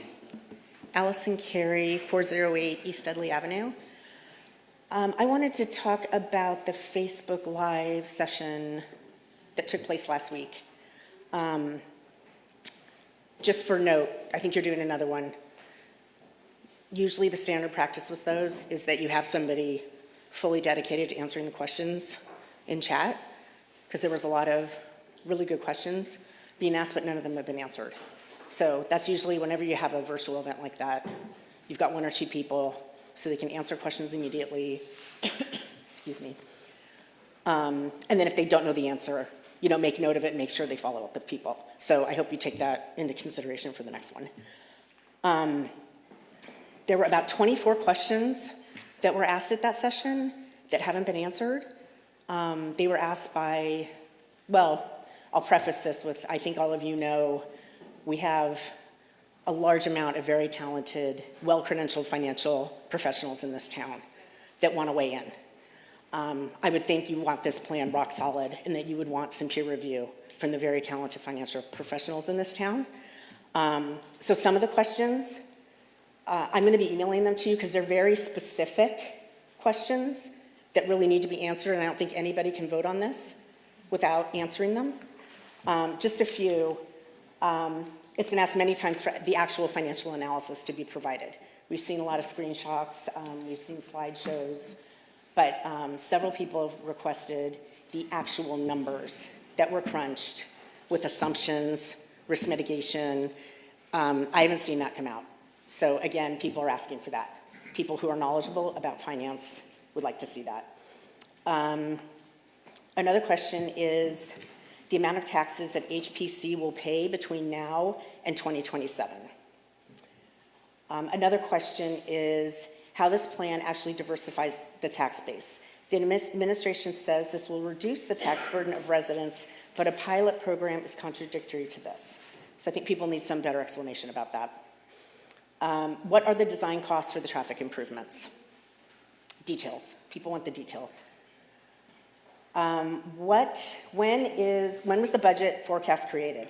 A 10% cushion is woefully inadequate in this economic climate. Considering the project will not be completed for 5 years, which is extremely optimistic, the cushion should be at least 25%. Has the town received reliable budgets for the public improvement projects, considering current levels of inflation? How much cushion is in the 54 million? What are the cost assumptions for the logistics of the maintenance and protection of traffic plan? At one time, the FAQs had them at 60 million, but they changed in the most recent Facebook Live session. What was cut out? What is the percentage assumption in the performance and protection bond? That should be included in the costs. The contingency is too low for this stage of development. Will this be adjusted? The schedule clearly illustrates that the pilot revenues are heavily backloaded to later years, have less value on an MPV basis today, and are at risk due to the uncertainty of long-term forecasting. Why did the town agree to these terms? That's been asked several times. Pilot revenue will not be $213 million in 30 years because you have not included the $73 million in debt service payments that the town has to make. True net revenue will be $140 million in 30 years, not $213. Have you calculated that into your assumptions? What is the actual amount HPC is saving through the pilot rather than paying conventional taxes? What is the present value of the payments under pilot and at what discount rate? At least one financial professional from town has repeatedly requested for the financial analysis with no response. When will the financial analysis be provided for peer review from financial professionals? How is construction management being funded for the 5+ years? The town does not currently have a construction manager. Has that been added in? Why would the town of Westfield commit to selling town property at the train station when we don't know the price? Will performance bonds be required for the guaranteed maximum price contracts? What are the impacts when this project actually takes 10 years to complete, which is a very realistic possibility? Where's your Monte Carlo analysis for risk mitigation? Thank you, you're out of time. Thank you. Okay, these will be emailed to you. And again, they need to be answered before anybody votes.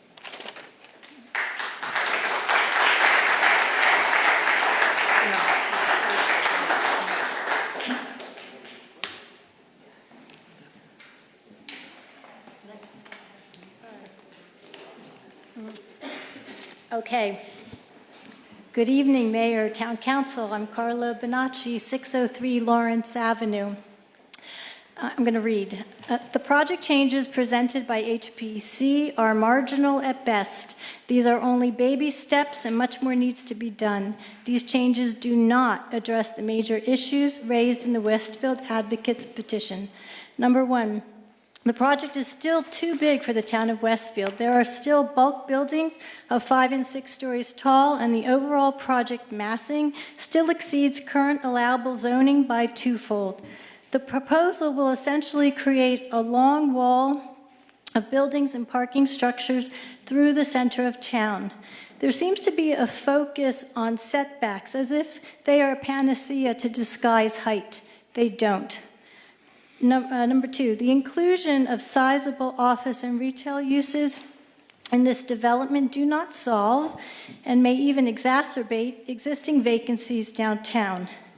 One Westfield Place is seemingly set up to be its own self-contained community that is not well integrated with its surrounding neighborhood and the downtown.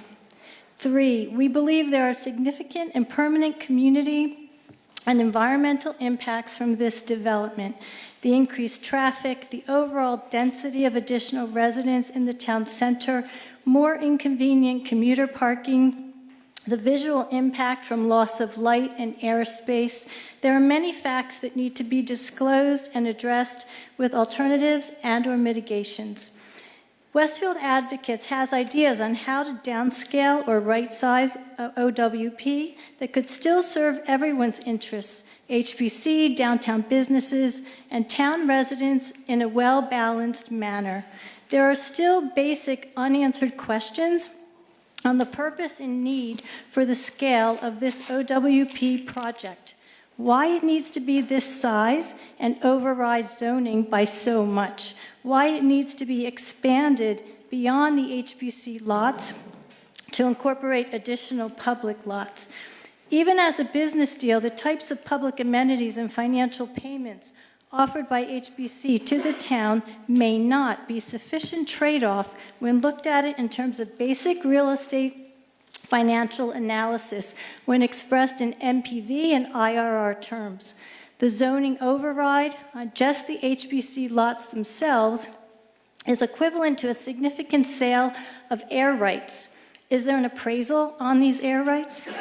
We have yet to see or receive direct or complete responses to our requests for information from the town. We've done Oprah's, they're getting extensions, HBC, and even via Facebook Live, as Allison tried to indicate.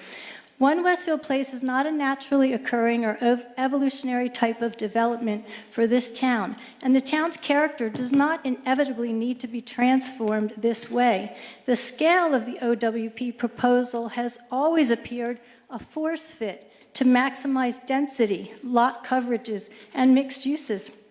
From the ginormous model and even its brand identity as, quote, One Westfield Place, this seems designed to supplant rather than supplement downtown Westfield. We continue to believe there are viable alternatives for a downscaled or right-sized development that does not sacrifice Westfield's identity and quality of life. The Town Council and Planning Board should not base their decision-making without full hearing and consideration of alternatives and impacts. Westfield Advocates has asked to pause this rushed timeline toward approval of an OWP redevelopment plan of this unprecedented magnitude and to allow meaningful and substantive incorporation of public input into an alternate OWP plan. The summit government leaders listen to their constituents. We expect you to listen to us as well. Thank you.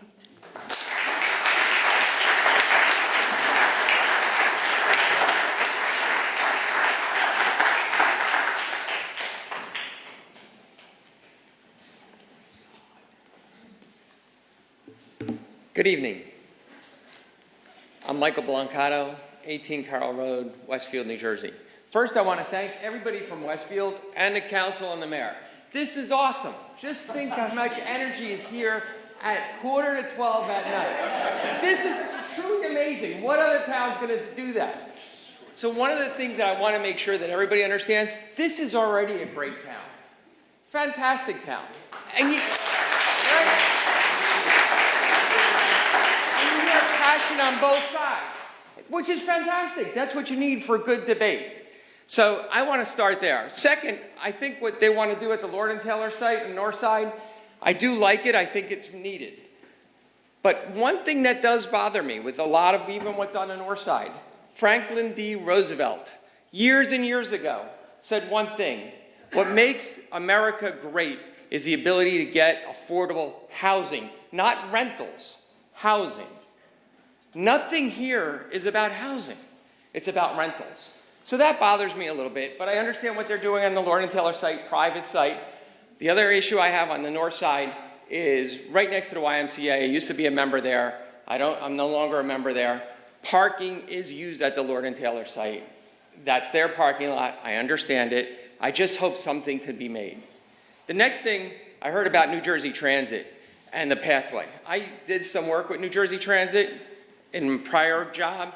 They're very difficult. So unless there's a memorandum of understanding, I think it would be very difficult to get that through. So before this gets voted on, if that's one of the things you're thinking about, ask for a memorandum of understanding. Next, something about population and population growth. And Mr. Galdea, I actually called your office the other day. 1962 was the baby boomer years.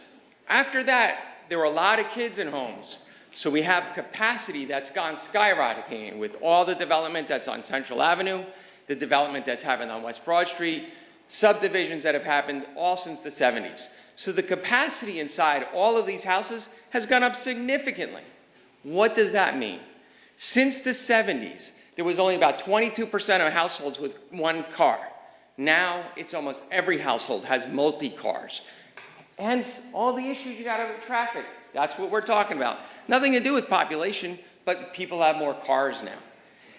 I grew up on Summit Avenue, between South Avenue and Park Avenue. I'm also a jogger, for those who probably, there's a few people who know me. I average 30 miles a week. The traffic that's gone up on Tremont, St. Mark's, Boulevard, Summit is unbelievable. I actually almost got hit by a car on North Chestnut the other day. I had complete right away. Person was just flying up the street. And I wear a lit vest like crazy. So what worries me is the traffic study.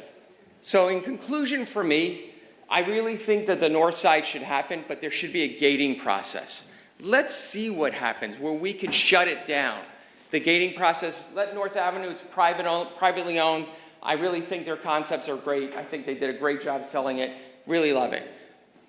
When Garwood's all finished built up, when North Avenue's all finished built up, let's revisit this then to see what the impacts are. I do have one more comment. Burnham is 100% correct. The south side needs something. So why don't we start thinking about getting additional developers in here with some other concepts and additional concepts. And I guarantee you they'll like pilots too, because I've also in a prior life worked with on pilots. Pilots can be very successful, and I really do like the presentation that you guys did tonight. But in conclusion, even there, let's get some alternatives from some other developers of what they could really do on the south side. I was 100% for it back in 2004, and I'd like to see some other options. Thank you.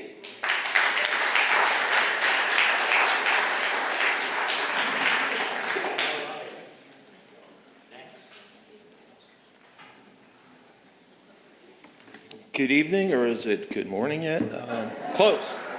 Brian Crawford, 795 Knollwood Terrace here in Westfield. 12-year resident, so I'm a newbie compared to some of these folks here. Just a few questions that perhaps can be answered at a later time. Since the size of the project has now been reduced, has the revenue been reduced as well? And by how much? I mean, you can't expect the same revenue on not the same project. In the future, when I'm checking for parking availability with the app, and I'm looking at my phone, who's driving my car while I'm doing that? It would seem like a safety issue to me, so I'm not really sure how that's going to work over 200, 300 residents trying to find parking. If we've lost population, wouldn't we have an excess capacity in housing today?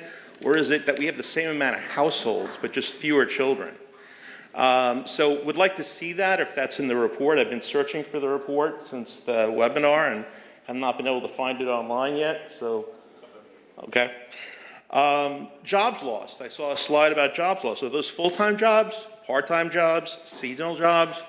Would like to know if there's a breakout of that. Obviously, we have a lot of vacant real estate downtown where people at one point worked. I think part of the issue that a lot of us are having is that there's really nothing to compare this project to. It's either take this or nothing. And, you know, it's unfortunate that we're in that position, but, you know, you all led us down that path. But I think it's really hard to do any due diligence or expect any due diligence when there's only been one project on the table, and by and large, you all have been cheerleading this project, or most of you have, since it was announced. So no critical thinking, no comparison to other things, because there is nothing else. We haven't cultivated any other opportunities. So that's kind of disappointing.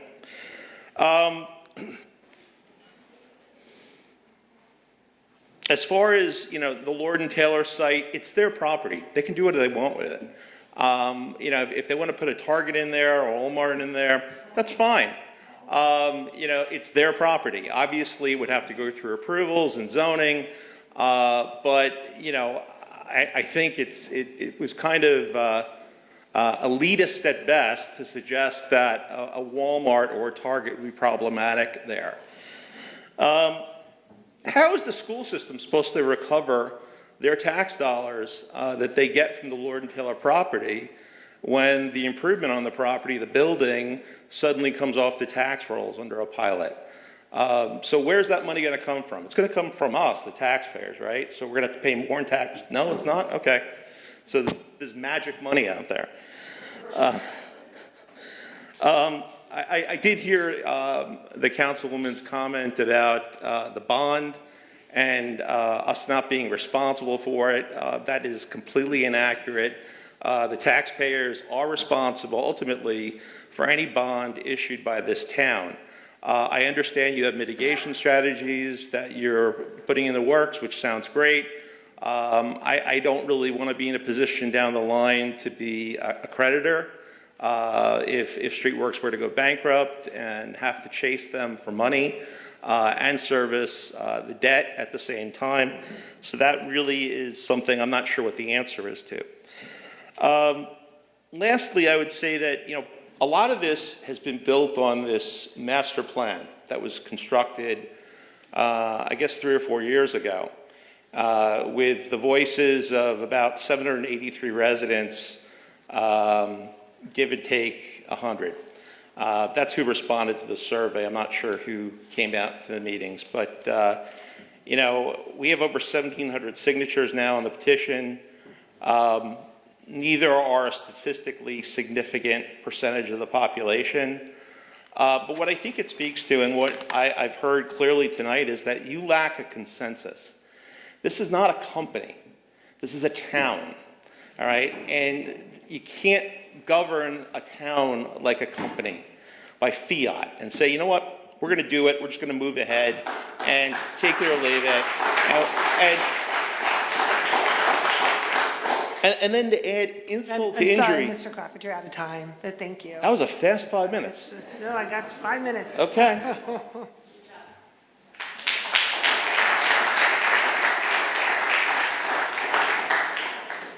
Hi, Liz Mulholland, 1029 Harding Street. Hope you're all well. Thank you for all you do.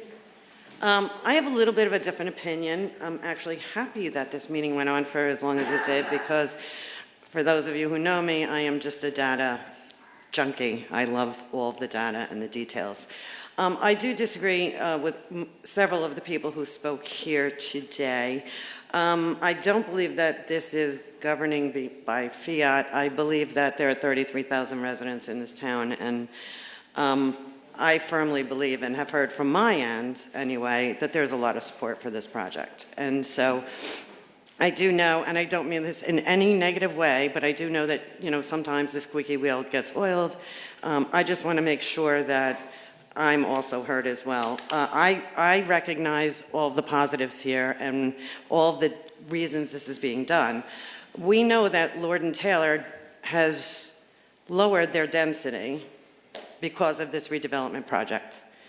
If we were to separate the redevelopment project and make South Avenue its own project, nobody's going to come on and want to just do 2 office buildings and then pay for our parks and do all of these wonderful things that we're going to get parking garages. These are all part of one package. That's why it's one conversation we're having. It's a give and take that has been going on for years. These conversations started in 2018. I've always kept abreast of all of these things. And in matter of fact, in 1999, these exact recommendations were made for the South Side, back in 1999, to stop the boom and bust cycle. So I applaud you for moving forward. I look forward to this. I recognize that the office building is going to provide much needed foot traffic to our downtown on the weekday. I appreciate the infrastructure improvements, and I know that the taxes are going to go from the current $550,000 a year we're getting now to over $4 million a year. That's huge. And I recognize that these incentives and new improvements are going to be paid for via the pilot. Also, as an education advocate, when I hear people talk about the school tax, it really just shows me that there is a very large misunderstanding of how our schools are funded. Our schools will always be publicly funded, fully funded. It's a state law. That's what will happen. And for the people who say, okay, well, that's going to come from my taxes, here's the thing. Lord and Taylor is going to infuse over $3 million a year in new taxes, so it will be covered. So the disconnect for me doesn't make sense. We can't say we're concerned about taxes and then kick out somebody who wants to give us an additional $3.5 million a year. It just doesn't, it's not logical from my point of view. So that's my perspective. I hope you'll hear it. I, again, applaud you for all of your hard work. I know you've been doing this for years, so thank you very much for everything.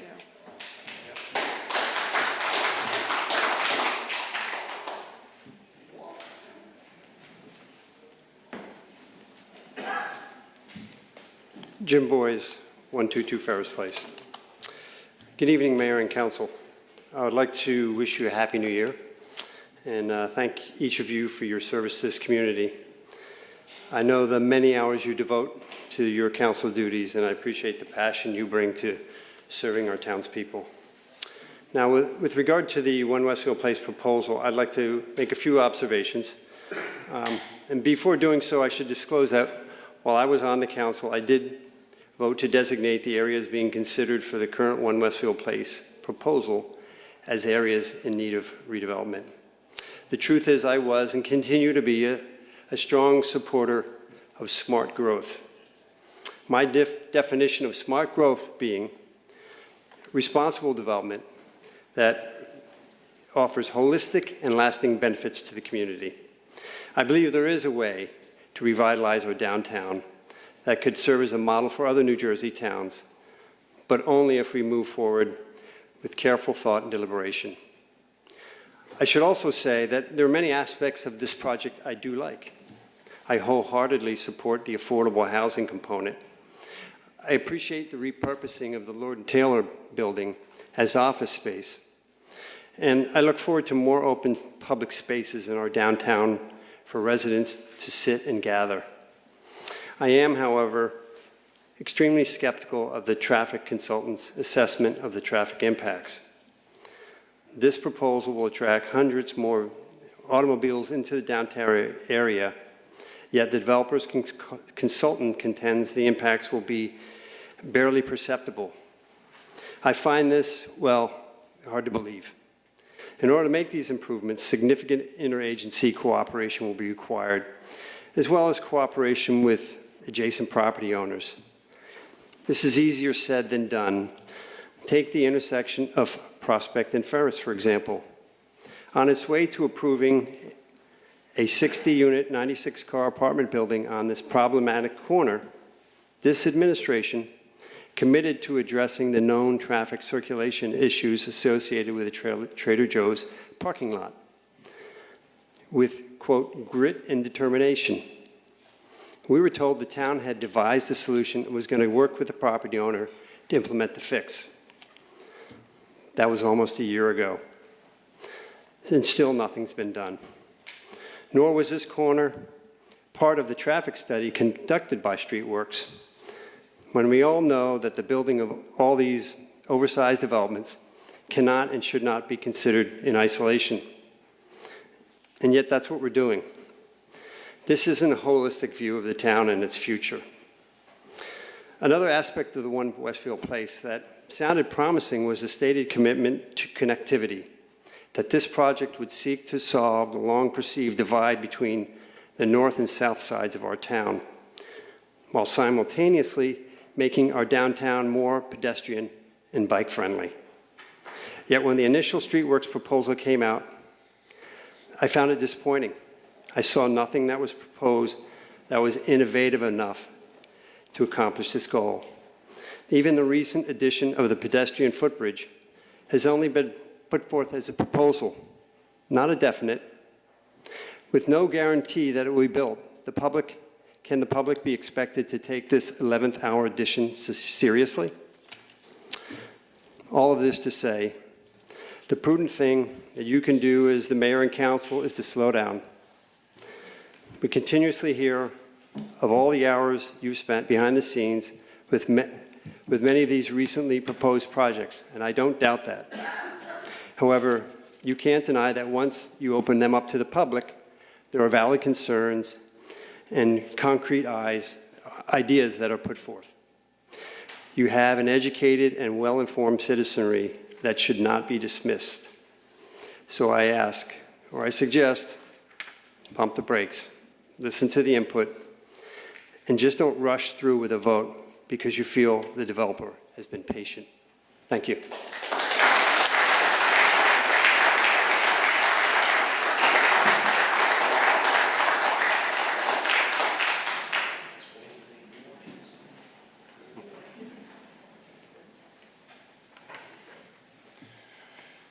Hi, everybody.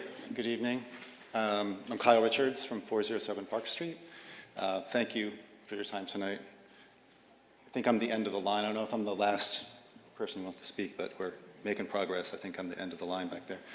I just wanted to thank everyone again for their time tonight. It has obviously been a very long meeting. I watched beyond being here tonight, I watched the Facebook Live presentation last week and saw the recap again tonight. And as someone who thinks the scope and scale of the overall project and the proposed buildings are too big for our town, I was happy to see the reduction in the residential units at North and Clark. I think that's a meaningful change there. But I have to say I'm really disappointed about the much smaller reduction unveiled for the 2 South Avenue office buildings. In my visits to the Preview Center, and I've been there a few times, that top little floor has been described to me as more like a meeting space separate from the office space below it. It's not a full floor in terms of footprint, or as I was led to believe as part of my discussions at the Preview Center, the same height as the office floors below. And it also has a significant setback, as Mr. Contract pointed out. And so that likely wouldn't be visible from street level from people walking or driving by. So the reduction or eliminating this meeting space won't really reduce the perceived scale for most people at these 2 office buildings. And they would still be significantly taller than anything nearby, including 333 Central as a point of reference. And I believe at 65 feet, these office buildings would be close to 50% bigger than the bulk of 333 Central. Many residents who have raised concerns about the One Westfield Place, myself included, and some others here tonight, aren't opposed to any and all redevelopment. For me, it's the scale of proposed buildings that's the main issue, particularly those on the public lots, and particularly at the South Avenue lots. Even with the reduction shown tonight, these office buildings are still too tall. So I'm asking you to please work with Streetworks to get them to a height of around 40 feet or so to be more in line with the other buildings. Real height, not just with setbacks. So it feels more like the Westfield we all know and love. Thank you very much for your time.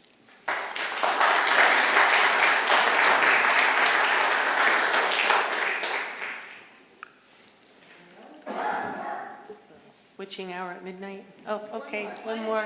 Okay, no worries.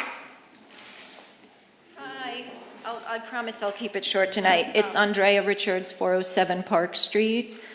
So my husband just spoke, but we're not a hive mind, so I will just say that for the record, my main issue is also the height of the office buildings, and I do feel that the reduction of that meeting space is really not a true floor of office building space. It's not as high as a standard office floor, and it's a little bump on the roof that was removed.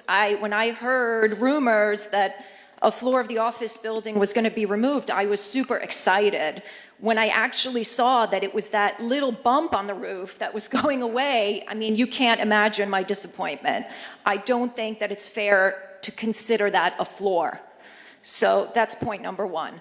Point number two is just regarding the petition. So I took on the very exciting job of going through the names on the petition. I removed duplicate signatures. I removed signatures from people under the age of 18. I removed anyone I couldn't verify as having an address in Westfield. And what I came up with was like a standard polling number.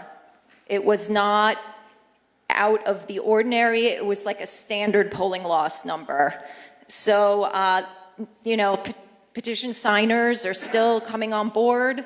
People are still signing. I'm going to keep vetting them as they sign, but, the petition still has some action going on it. So we are going to let it moving because there's no other alternative other than this petition to gauge the pulse of the people. So it will keep going on.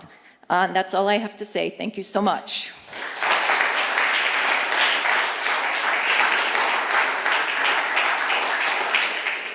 Anybody else? Okay, so hearing none, I close this portion of the meeting. And I'm actually going to ask, just to get the referendum question off, I think Mr. Laporta left, but I was going to ask our town attorney, Tom Jardine, to get, and while you're addressing that, I'm taking a very quick bathroom break, so. I had a feeling you'd ask me to come up, Mayor. Not to make jokes, but regardless of all the disagreement tonight, I think we can all agree that wherever that is, looks pretty good right now. So I did want to speak to the mayor asked me a little bit before to speak to the referendum question, and unfortunately, as you can guess, legal analysis tends to be a little bit nuanced and complicated, and therefore not exactly the kind of thing that results in good sound bites in a forum like this. And nor am I in the habit of, giving my confidential attorney-client privilege advice in public. Usually we like to give that in private. That's why it's called confidential attorney-client privilege advice. But suffice it to say that we have looked at the issue of the legality or the illegality of a non-binding referendum as it relates to a redevelopment project in excruciating detail. And we are crystal clear that holding a non-binding referendum would run afoul of existing law. Crystal clear. And when I say we, I'm not just talking about myself or the attorneys in my office, but rather our whole redevelopment legal team, including our redevelopment counsel, who's here, and our redevelopment finance counsel. It's absolutely clear that New Jersey's redevelopment law prohibits referenda in relation to a redevelopment project. That law makes absolutely no distinction whatsoever on whether that referendum is a binding referendum or a non-binding referendum. And that redevelopment law prohibition applies, according to the statute itself, quote, notwithstanding any other law to the contrary. Well, what does that mean?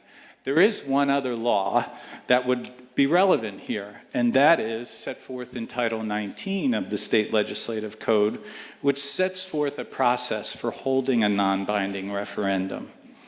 So, notwithstanding the non-binding referendum statute under state law, the redevelopment law clearly and specifically prohibits such non-binding referendum. That's what it says. That's very different than some of the cases that have been cited before, particularly the Point Pleasant case that dealt with a non-binding referendum solely under the municipal land use law and not under the redevelopment law. It's a very different interpretation of the statute, and I am crystal clear that holding a non-binding referendum in this circumstance would be unlawful. But I want to say further that even if I were to be of the opinion, that we were to be of the opinion that the law is not crystal clear, that somehow it's murky or questionable on whether it's legal to hold a non-binding referendum, I would still counsel you against it. And as you know, I have. My job as a town attorney is to prevent the town from getting sued. My job is to get you not sued. And I simply can't guarantee that the town would not get sued if it held a non-binding referendum. And I certainly can't guarantee that we would win such a lawsuit. But I can guarantee you this. Some members of the public, including some tonight, have said that there is a right to a non-binding referendum. And there is, of course, absolutely no such right under the law, and any lawsuit asserting such a right would surely fail. I can't say the same thing about if the council decided to hold a non-binding referendum, whether that lawsuit would fail. I can't guarantee that, but I can guarantee you that if you don't hold a non-binding referendum, you won't get sued, and that suit wouldn't win if it were brought. So the safest, the most conservative legal course to take is just to stay away from a non-binding referendum from a legal perspective. It is clearly, in my view, totally illegal under state law. At best, it unnecessarily invites an expensive, a time-consuming lawsuit that is not necessary to fight.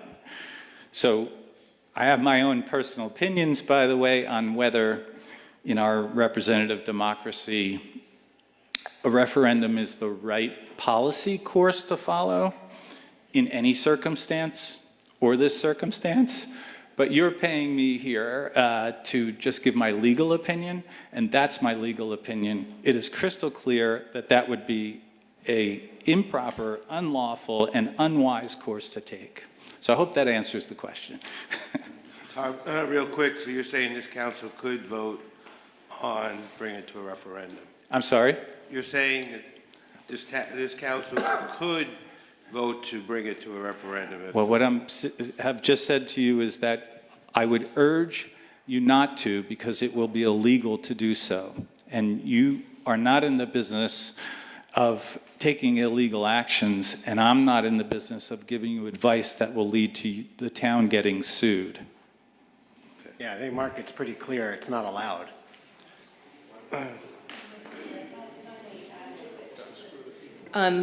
So, Tom, thank you. That was crystal clear. But irregard of what we can do legally, I think we as a council have spent a lot of time thinking about how we can hear people's opinions about this project, because we knew that from a long time ago what Mr. Jardim's opinion was of moving forward with a non-binding referendum. So that's why we have taken all the steps that we have to invite groups in to talk with us and to Streetworks, to have all of the meetings that have happened at Streetworks, to answer all of the emails, have all of the meetings, stay until 12:15 at night to make sure that we hear everyone's views. And I hope what you have also seen is that it's not only us as a council that's listening, the Streetworks development people are listening, And we are continuing to take notes because there is still a process ahead of us. So I don't want anyone to walk out of this room and think that somehow we're hiding behind the illegality of a non-binding referendum. That is not at all what we are doing. In fact, in many ways, that's an uncomfortable thing to have to say, that it's illegal and so we're not doing it. Of course, we can't do it if it's illegal. We're your governing body. We were elected by you to follow the law and to guide you. But I will say that what we are trying to do is hear your voices, and I hope that that's clear. Mayor, may I make a comment? No, I just wanted to say it was great feedback tonight. I do hear from people every day that they're just fighting about the project. Streetworks didn't get the center up till September, holidays, so I'd like to make a motion if we could move the January 31st vote back to the March time frame. February 14th is Valentine's Day, so I'd like to make that motion.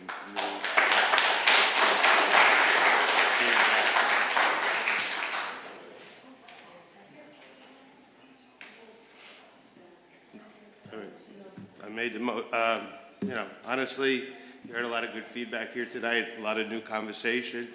I would expect someone on the council to, I'm not asking, this is obviously moving forward, but I think the residents of Westfield do need a little more time to digest this, and so that's the position I'm taking.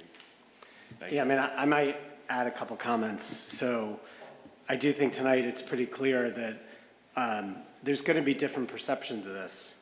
I've always said, and I said this to a lot of people in Ward 3 by their email at the Preview Center conversation, if we start with why we're doing this, to really save our downtown, that's how I characterize it.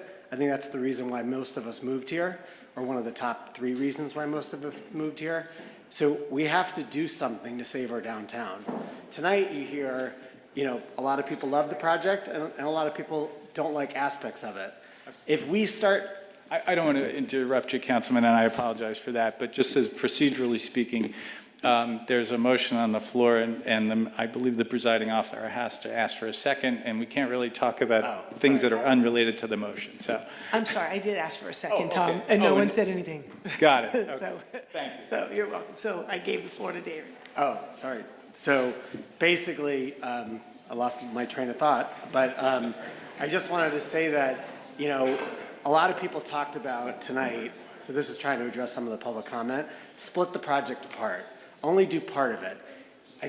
I hope you understand why we're looking at this as a whole.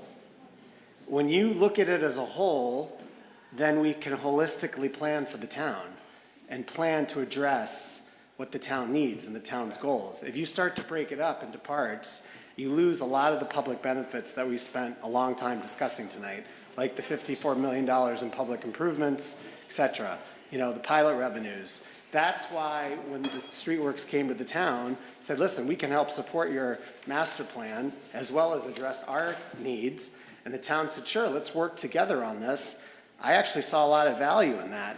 They didn't mention it, but it is worth reminding ourselves that they are the largest commercial property owner and taxpayer in town. They have a vested interest in seeing Westfield succeed. We have a vested interest in seeing our downtown succeed. I have a vested interest as representative of Ward 3 to help the South Side succeed. This project helps on all those fronts. We don't achieve those things if we say to Streetworks, yeah, you know what, scrap the whole South Side thing. You do what you want on your property. All those public benefits go away, and we're still left with the other challenges facing our town. The downtown, traffic, investment, green space, et cetera. So I just think it's really important for people to understand it really is one project for a reason. So I think that helps address some of the questions about whether it could be split up or not. I would just add 1 or 2 other things. Sorry, apologize, my voice is not at 100%, as you might have guessed.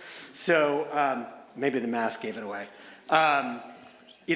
I've counseled everybody. We have to have good discourse on this, but if the supposition is that we're turning Westfield into Hoboken, or Jersey City, which I've heard tonight and I've heard multiple times.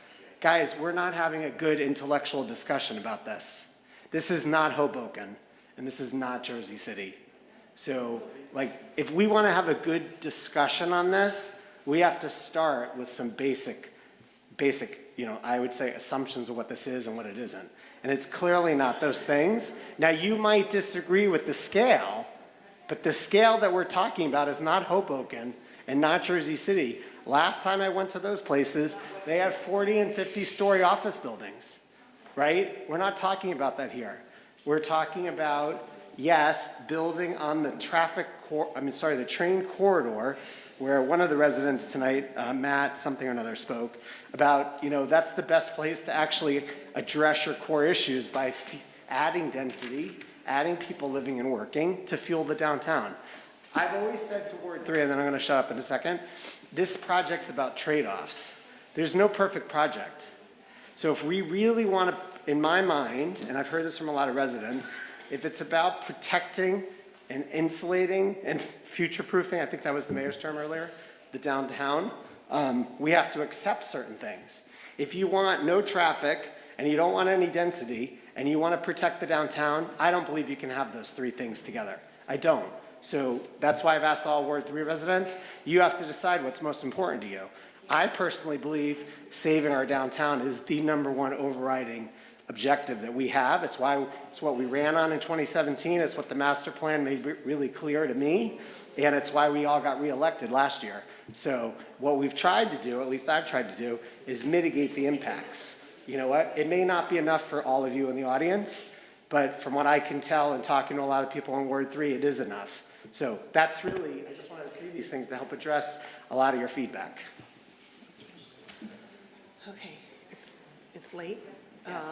It's very late. Yeah, and so we still have meetings to get to. I just hope we heard all of you. If I could summarize, it seems traffic and scale seem to be the main issues, and we've heard that. Yes, and I'm sorry, Councilman Hapgood. If I can just jump in, Ms. Carey, before you leave the room, because you asked a bunch of financial questions tonight, many of which were actually answered in the presentation, but if it wasn't clear, then that's our fault. So if you would like, or if anyone else in the room would like to meet me at the Preview Center on Saturday, I'm happy to go through all of those questions with you. I might even ask Mr. Jessup to meet me too. So, we need them in writing. So, people want the financial analysis. So if you, okay, so I can go through and point out where they are already existing in the FAQs on the website, but they are. So, but I also would appreciate an opportunity to spend some time helping you to understand why the. I'm sorry. We're not having a conversation that's been on you. I'm trying to offer help and additional time. So if I'm sorry, this is not Q&A. I'm trying to offer help. If you would, I will be there at 2 o'clock on Saturday if you would like to meet me there. And I can see if some of the other finance professionals would like to join. A couple of people said tonight that there are a large number of financial professionals in this town who can offer their inputs.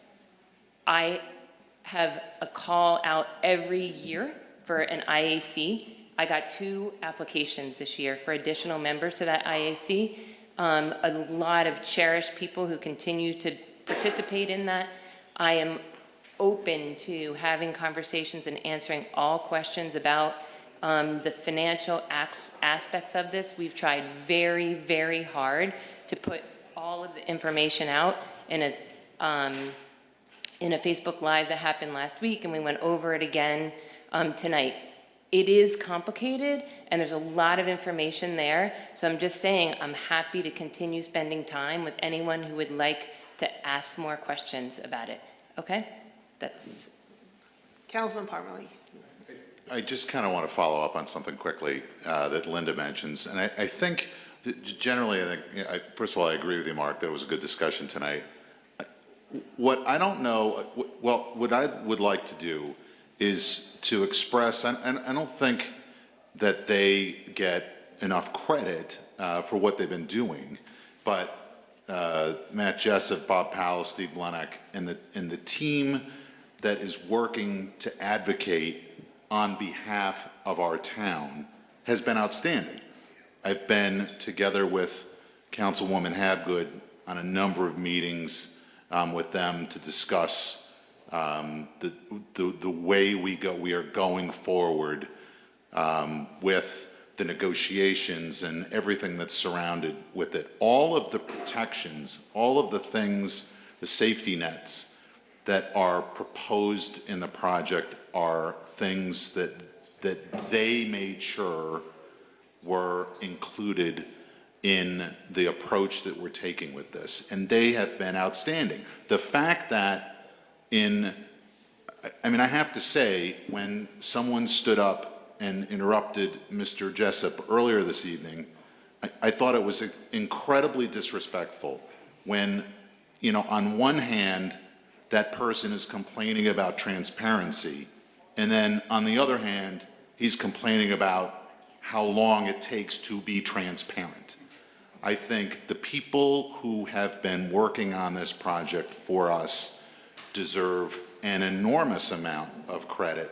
They are extraordinarily smart and extraordinarily experienced. And I have to say, Bob Powell, I feel like that's sharing some secrets here. I feel like we almost needed an intervention because he was advocating so strongly on our behalf.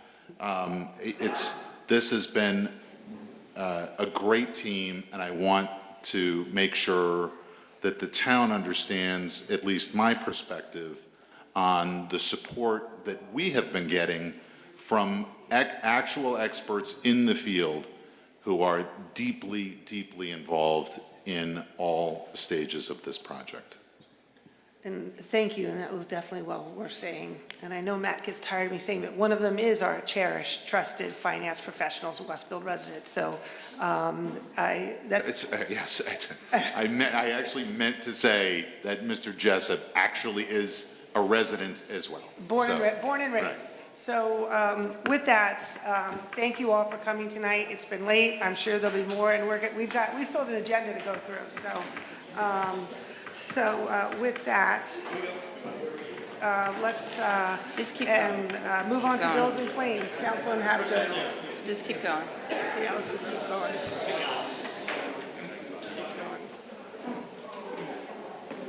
Just go. Go, yeah. Thank you, Mayor. I'd like to move bills and claims in the amount of $771,825.61. We have second by Councilman Parmalee. Any discussion? No. All in favor? Yep. Yes. Opposed? This motion is carried.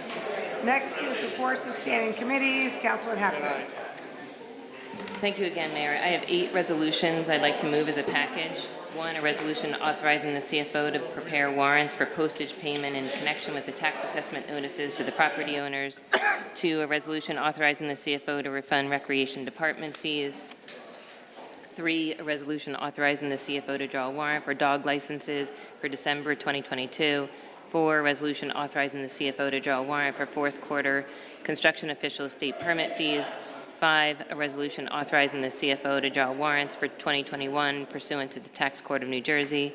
6, a resolution authorizing the tax collector to accept redemption payment in installments. 7, a resolution authorizing town officials to execute contract for animal control services. And 8, a resolution authorizing an award of contract for council chambers upgrades, the lighting replacement. I have a second? Second. Any discussion?